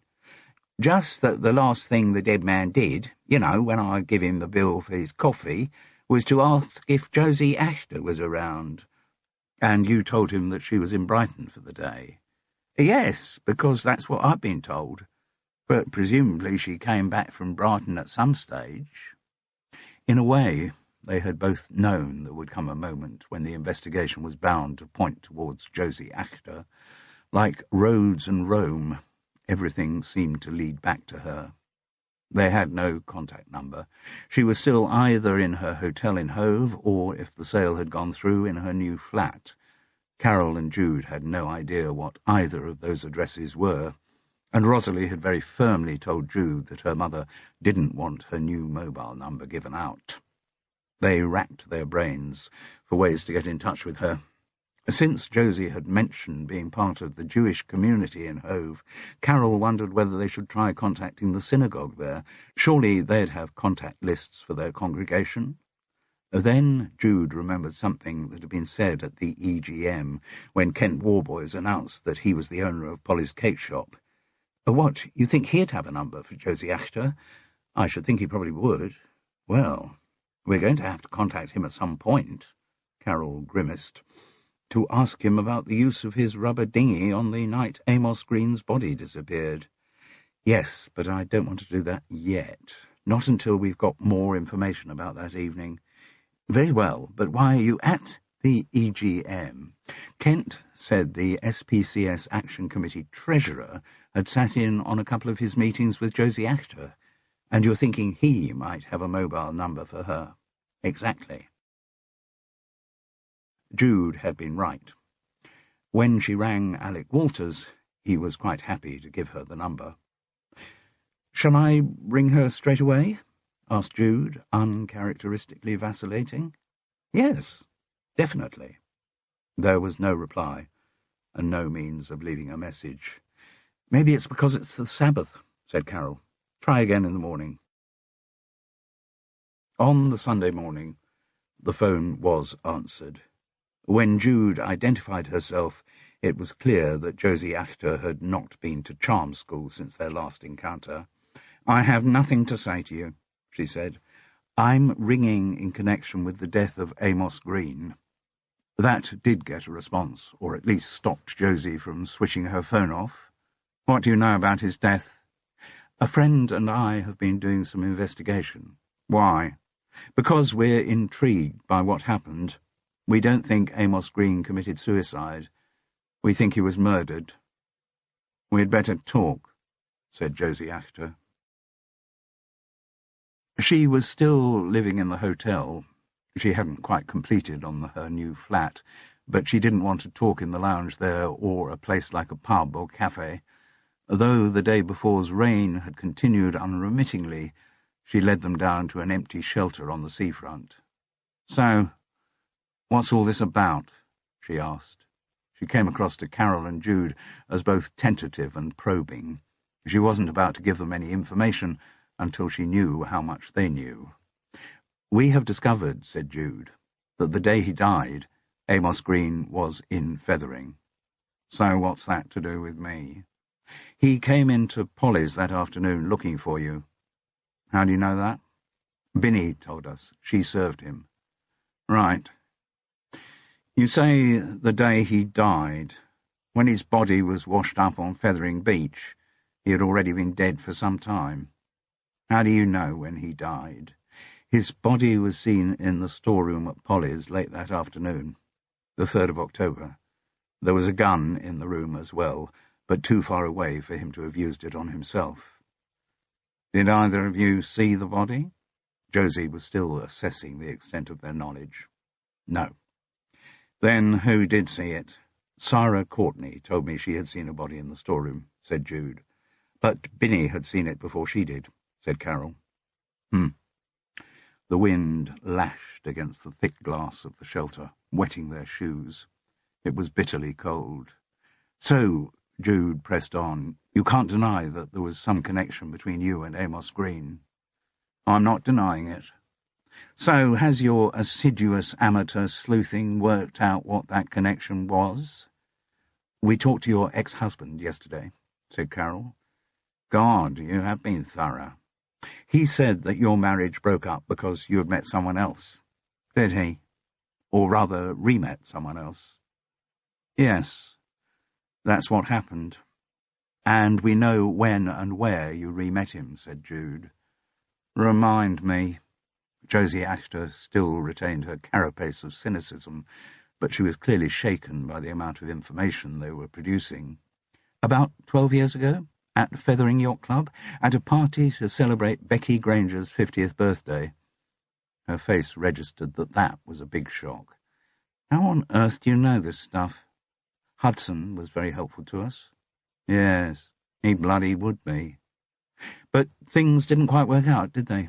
Carol observed. "You got divorced because you re-met a former lover, but in the event the two of you didn't end up together. Had the idea been that he would get divorced too?" "We talked about it. But it seems he didn't keep his side of the bargain, did he?" He went back to his wife, assuming his wife ever even knew that he had cheated on her. His wife knew he had affairs, said Josie in a matter-of-fact tone. Wasn't it difficult for you, asked Carol, having them living so close to you? Close? You at Polly's cake shop, Quintus and Phoebe Braithwaite in the Shawlands estate? Josie Ashton looked at Carol in amazement, then burst into harsh laughter. You think the love of my life was Quintus Braithwaite? I'm not sure whether that's more funny or insulting. You imagine that I could even bear to touch that pompous oaf? Well, apparently you were all over each other at Becky Granger's 50th. That is just a measure of how effective my little plan was. I wanted people to talk about how Quintus and I behaved that night at the yacht club, but it never occurred to me that they'd still be talking about it 12 years on. What you are saying, suggested Jude, is that dancing with Quintus all evening was just a smokescreen. Exactly that. I loathe him, always have. But that evening I knew the ghastly Phoebe was out of the country. I also knew that he'd respond if I came on to him. He always had been a bit of a groper. What's more, he'd been at the booze all evening. It wasn't difficult. And you needed the smokescreen, said Jude with sudden insight, because Amos Green was also at the party, and you didn't want people to suspect there was anything between you and him. That was it, Josie admitted. I couldn't believe my eyes when I saw Amos in the yacht club. He was having a thing with a friend of Becky's, not that that lasted once we were back together again. My feelings for him were as strong as ever, and he said he felt the same. And from that moment I knew I couldn't continue the masquerade of my marriage to Hudson. I had to be with Amos. That was all there was to it. Except, of course, he wasn't good husband material, was he? Said Jude, quoting Janice Green. No. Mind you, I'm still glad I divorced Hudson. That wasn't going anywhere, never had been. But you must have been aware of the effect that divorce was going to have on Rosalie. Not really. She was entering adolescence, not the best time of a girl's life. I don't know that our getting divorced made that much worse for her than it would have been anyway. She spread her hands wide in a gesture of helplessness. You can't make an omelette without... Jude recoiled from the callousness in the woman's voice. Carol asked, So you and Amos Green never cohabited? No. The affair continued until the divorce was final. Then he disappeared again. Never good at taking responsibility for his actions. When one of his women got serious, it frightened him. As your friend said, not good husband material. Well, at least he's not hurting any more women now. No. And to the surprise of both Carol and Jude, a tear glinted at the corner of Josie Ashton's eye. So, asked Jude, you didn't see him the day he died, that Saturday, the 3rd of October? No, I was spending the Shabbat, the Sabbath, with my widowed mother in Brighton. I didn't get back to Fethering till nearly 11. And you didn't look in the storeroom. Why would I do that at that time of night? So you've no idea when the body was moved? Oh, for God's sake! I didn't know there was a body there.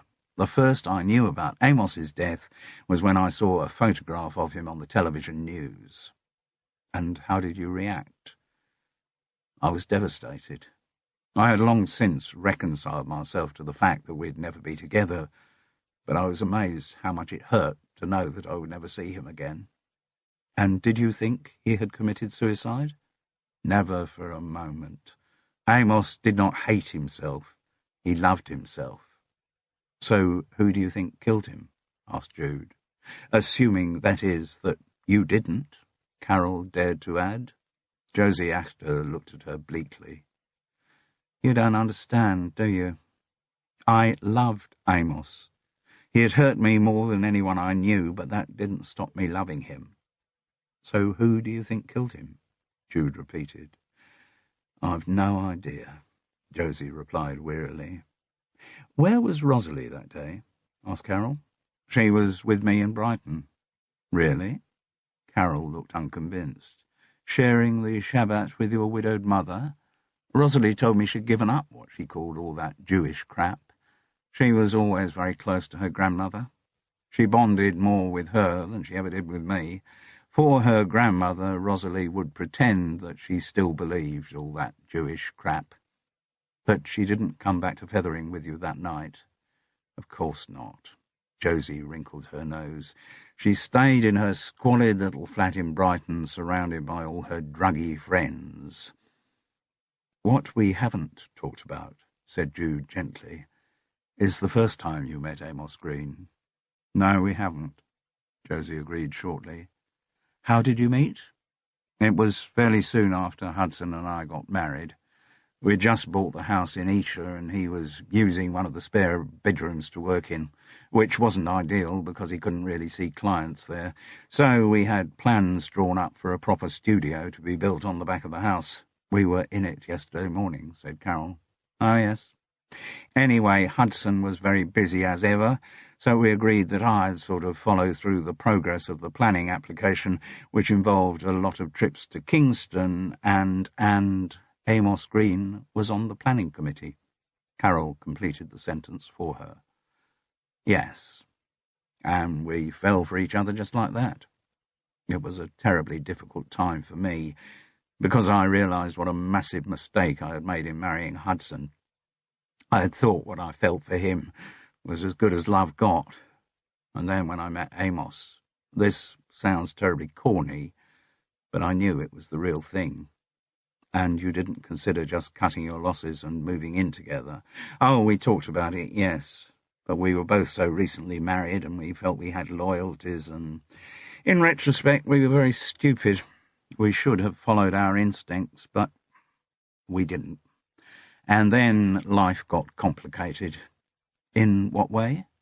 Amos got into trouble in connection with the planning committee. There were allegations that he had been accepting bribes for some architects to give favourable responses to their planning applications. Do you know if they were true? Josie shrugged. I didn't quite honestly care. All I knew at the time was that it meant I could see even less of Amos.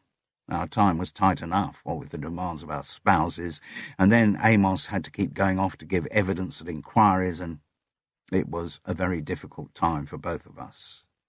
And then I fell pregnant with Rosalie, and that seemed to be a sign for me, a sign that we should end it. If we had set up together, Amos would never have coped with the responsibility of bringing up a child. Hudson would clearly provide a much more stable background. He'd be a much better father for Rosalie. Jude looked steadily into the woman's dark eyes. Even if he wasn't actually her father? Josie Achter gave the words exactly the same emphasis as she repeated, even if he wasn't actually her father. Did Amos Green even know you were pregnant? Asked Carol. Josie shook her head. He was under so much pressure at the time. I couldn't have added to it. And do you know if he was ever prosecuted for taking bribes? I don't know. I do know that he had to resign as a councillor. Did he talk to you about the details of the case against him? Not much. All he did say was that if he ever decided to take up blackmail, he had got a lot of information on a lot of architects' practices that could be extremely valuable one day. Did he name any of those companies? Asked Jude.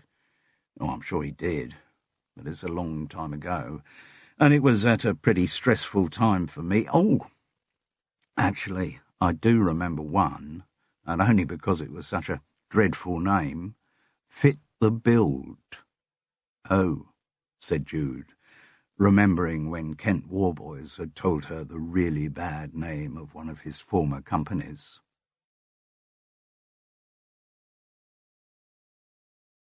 Chapter 29. Jude rang Kent from the Renault on the way back from Brighton. The rain had eased off, but it was still a truculent-looking day.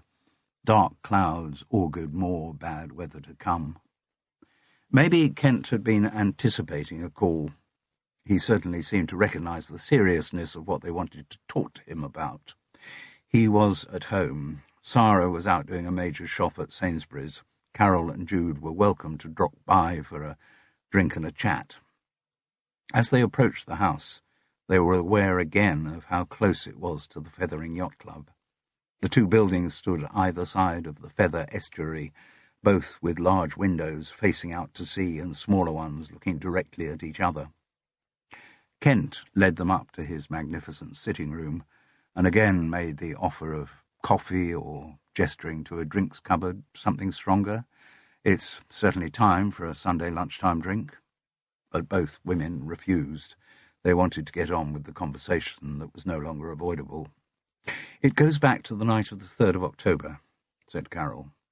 "And it also goes back a lot further," Jude added, "to the time when you had an architectural company in the Kingston area."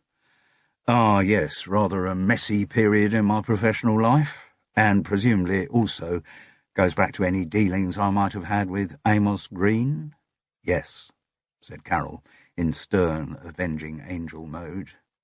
"Right." He looked across towards the drink cupboard. "I'm going to get myself a drink. Are you sure you—" Both women shook their heads. Kent Warboys sighed and went to pour himself a large scotch. Then he turned to face them, his back to the picture window and the turbulent sea. "I don't know how much you know already. We know that you used to have a company called Fit the Build in the Kingston area," said Carol. He winced. "I'll never get over what a terrible name it was. And at that stage you had some dealings with Amos Green, who was on the planning committee, and who subsequently had to resign from the planning committee," Jude pointed out. "Yes, OK. Well, it was the usual thing. Shabby small-town corruption. Amos Green was found to have been guilty of taking bribes to ease through planning applications. We're not talking big sums of money here, just the occasional small incentive. Often it wasn't even money: tickets for Wimbledon, major golf events, expensive meals out, cases of vintage wine delivered. Where is the point when back-scratching becomes bribery?" "And Fit the Build was involved in this?" asked Carol implacably. "Yes, most of the companies round there were. It was a more relaxed time. You'd find the same sort of stuff going on in most local planning authorities. Fit the Build was wound up very soon after all this happened. I needed to start out again with a clean slate." "But," asked Jude, "did Amos Green have information about his dealings with Fit the Build that you would rather never came out into the open?" "Well, I suppose there was some stuff that could have been harmful to the company's image at the time, but as I said, Fit the Build was very quickly wound up." Carol's eyes were still fixed on his face.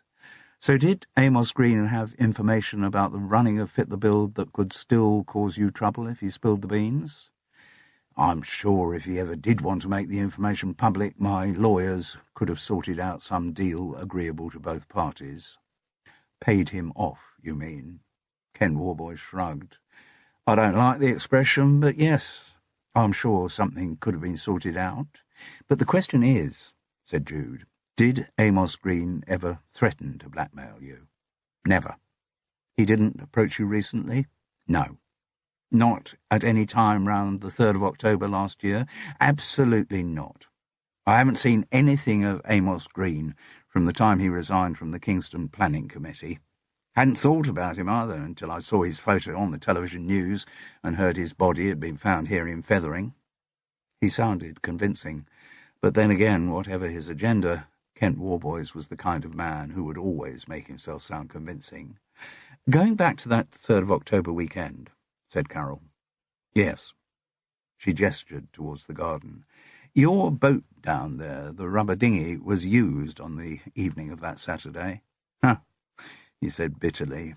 "You can't do anything unseen in a place like Fethering. Always some old biddy watching out." Neither Carol nor Jude chose to identify the old biddy in question. "There is not definite proof," Carol went on, "but it seems quite likely that your rubber dinghy was used to dispose of Amos Green's body at sea." Now their words were getting too close to accusation. "I have no idea whether that's what happened or not. She just asked if she could borrow the dinghy, and I said yes. She didn't tell me what she wanted it for." "So you didn't help? You didn't row the boat out? Or—" "I didn't touch the dinghy that evening. I gave her permission to use it. I knew she was in a terrible state emotionally, but when it's someone to whom you've been really close, well, There was a sound from downstairs of the front door opening, and Sarah's voice called out, "Car's absolutely filled to the gunwales, Kent. Could you come and give me a hand unloading it?" The architect put his finger to his lips. "Don't mention anything we've talked about to Sarah." "I think perhaps we should," said Carol.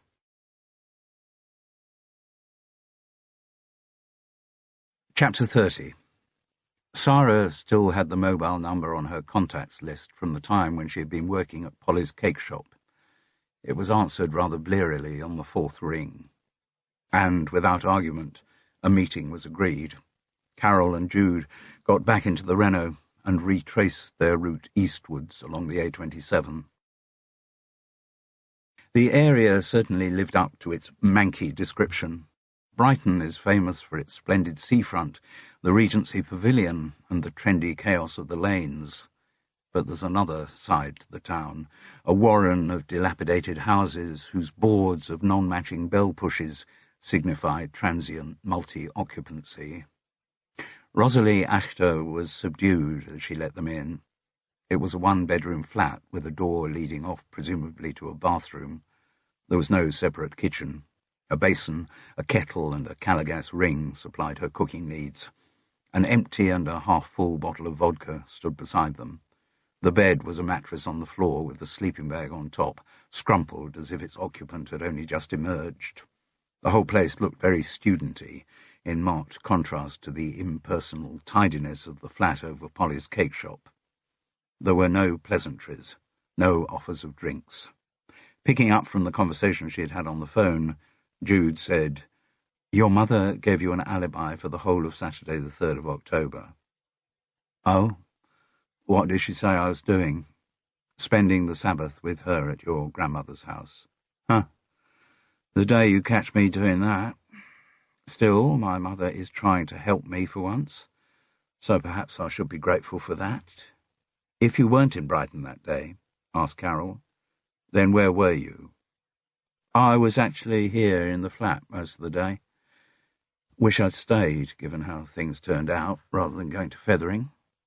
"And what made you go to Fethering?" "A phone call from Amos Green." "Had you spoken to him before?" "No. I didn't recognise the name, but then he explained who he was." "What did he say?" "He told me that he was trying to contact my mother because they had been very close at one time, and he was in the Fethering area and he thought it would be nice for them to meet up again for old times' sake." But he hadn't managed to contact her. "No. When she spends the Shabbat with Granny, she keeps her mobile phone switched off." "And then?" Carol prompted. "And then he started boasting about how close he'd been to my mother. He said they'd had an affair more than 20 years ago, but when she was already married to my father. And then they'd re-met in Fethering 11 years later. And because my mother claimed she was in love with Amos, she told my father she wanted a divorce. Amos Green was the cause of my parents splitting up. But then he didn't stay around, and he was the cause of my mother becoming so bitter and destructive.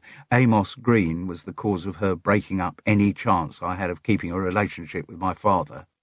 "Hudson Vale?" asked Jude. "Of course Hudson Vale. So virtually everything that has been screwed up in my life has been caused by Amos Green." "So what did you do?" asked Carol quietly. "I fixed to meet him at Polly's cake shop after closing time. And before I left here, I got a gun." "How on earth did you do that? It's not easy just to pick up a gun." "It's easy if you've got the kind of friends I have in Brighton." She spoke with a degree of pride, the pride of the middle-class girl who had reacted against the values of her upbringing. "There are a couple of guys I used to hang around with who are very into the drug scene here." "Gang members?" "You bet. No problem for one of them to lay their hands on a gun. He owed me a favour anyway." "So," asked Carol, "you went to Fethering with the firm intention of killing Amos Green?" "Yes," the girl replied coolly. "He had to pay for all the evil he had caused. But for him, my mother and father wouldn't have divorced. I'd still have a proper relationship with the father I love." Jude was tempted to say, that father loved her too, but didn't think it was quite the moment. "So you duly met Amos Green at Polly's?" "Yes, after everyone else had gone home." Carol and Jude exchanged looks.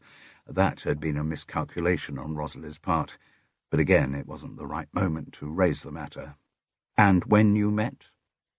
"I took him into the storeroom. I don't know why. Maybe I thought shooting him in there would make less mess." "And did you talk to him?" "There wasn't much to say. I shot him through the temple. I was amazed how little blood there was." "Did you deliberately shoot him through the temple so that it could look like suicide?" asked Carol. "I hadn't thought that far. All I knew was that I wanted him dead." "And what did you feel when you had killed him?" "I felt strange. Shocked, perhaps, but also relieved. It was like a great weight had been lifted off my back." "So what did you do?" "I put the gun on the windowsill. Not for any particular reason. I wasn't thinking of anyone finding it and wondering how it got there. I went out of the storeroom into the yard at the back, then through to the beach. I got the keys, of course. And then I just walked along the sands for a while, feeling numb, really, but also euphoric. I don't know how long I was there." Long enough, thought Carol and Jude, for both Sarah and Binny to have time to look in the storeroom and see the body. "Yeah, anyway, after a time, I started thinking more practically. I had achieved what I wanted to achieve. I'd killed Amos Green. But now I needed to get rid of his body. Well, of course the sea was the obvious place, if I weighed his body down. But I couldn't just chuck him in from the shore. He'd get washed back onto the sand straight away. So I realised I'd need a boat to take him out to the deeper water. I could handle a boat. I used to be a member of the yacht club until my mother decided I was meeting the wrong kind of people there. So I thought about who I knew with a boat that I could borrow, and came up with the name of Kent Warboys." "Exactly. We'd had this affair for some time, and I knew he felt guilty about the way he'd broken it off, particularly because he then got engaged so quickly to Sarah Courtney, so I didn't have to put much pressure on him. He said I could borrow the rubber dinghy so long as I put it back in his garden when I'd finished, and so long as I never told him what I needed it for.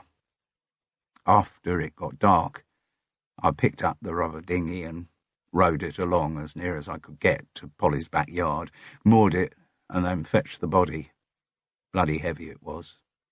I used some rope and bits of broken concrete I found in the yard, and then dragged Amos Green to where the boat was. I rowed him out to beyond where I knew the seabed shelved, and pushed him over the side." Rosalie Actor beamed in recognition of her achievement. "And I felt my life had been cleansed," she said. "And didn't you feel any regret?" asked Jude. "Good heavens, no." There was a silence. "Well, yes, there was one thing I regretted." "What?" "I regretted I hadn't found some stronger rope to tie his body to the concrete. If I had, he'd still be down there."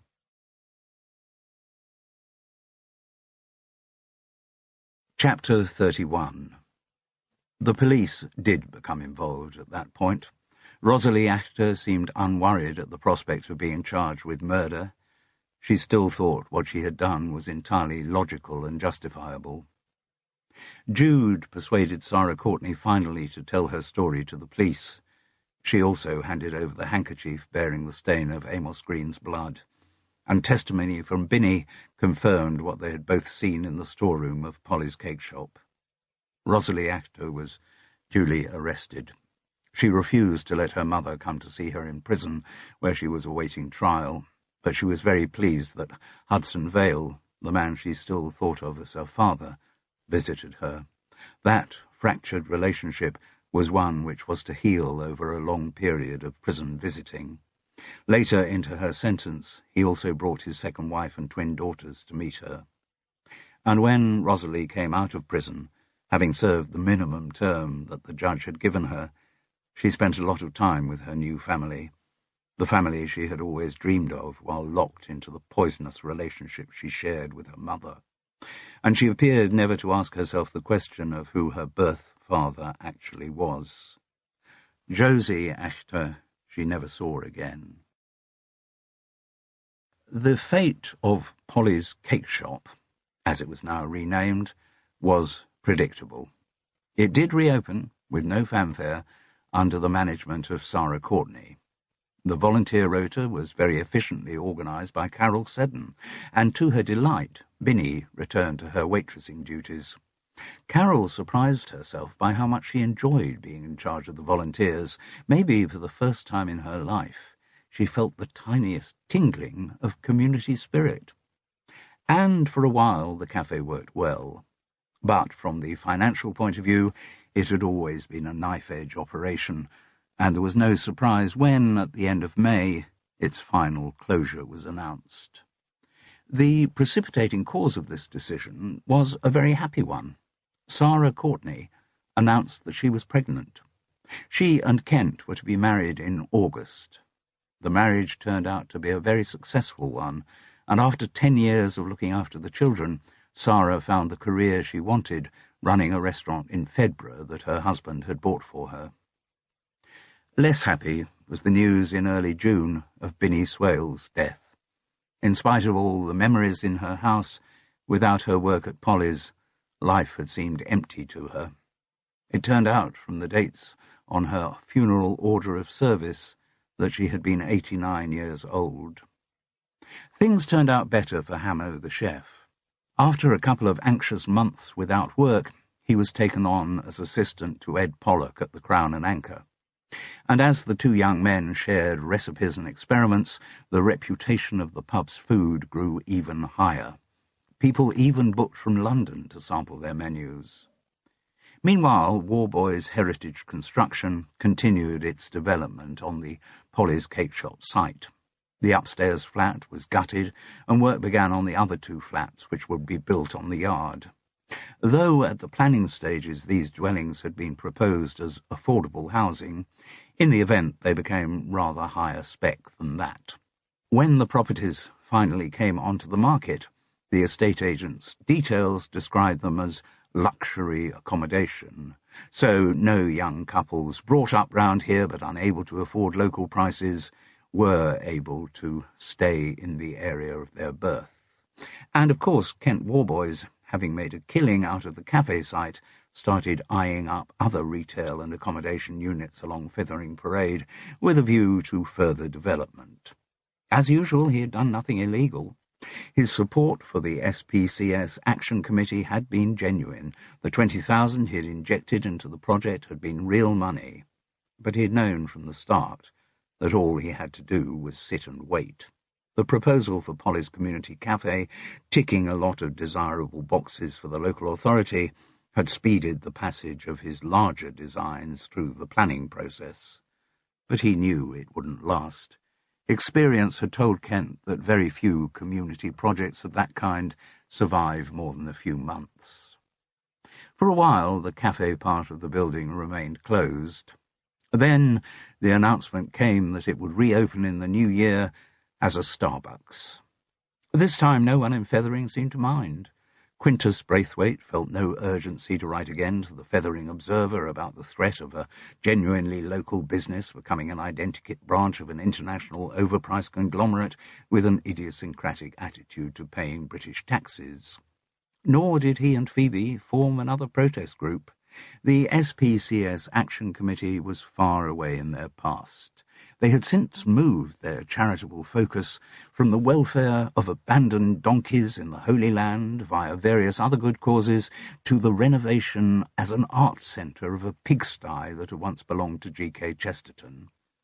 As to the expensive notepaper that Quintus had had designed for himself, having kept a few sheets back for his personal archive, he passed the rest on to Phoebe.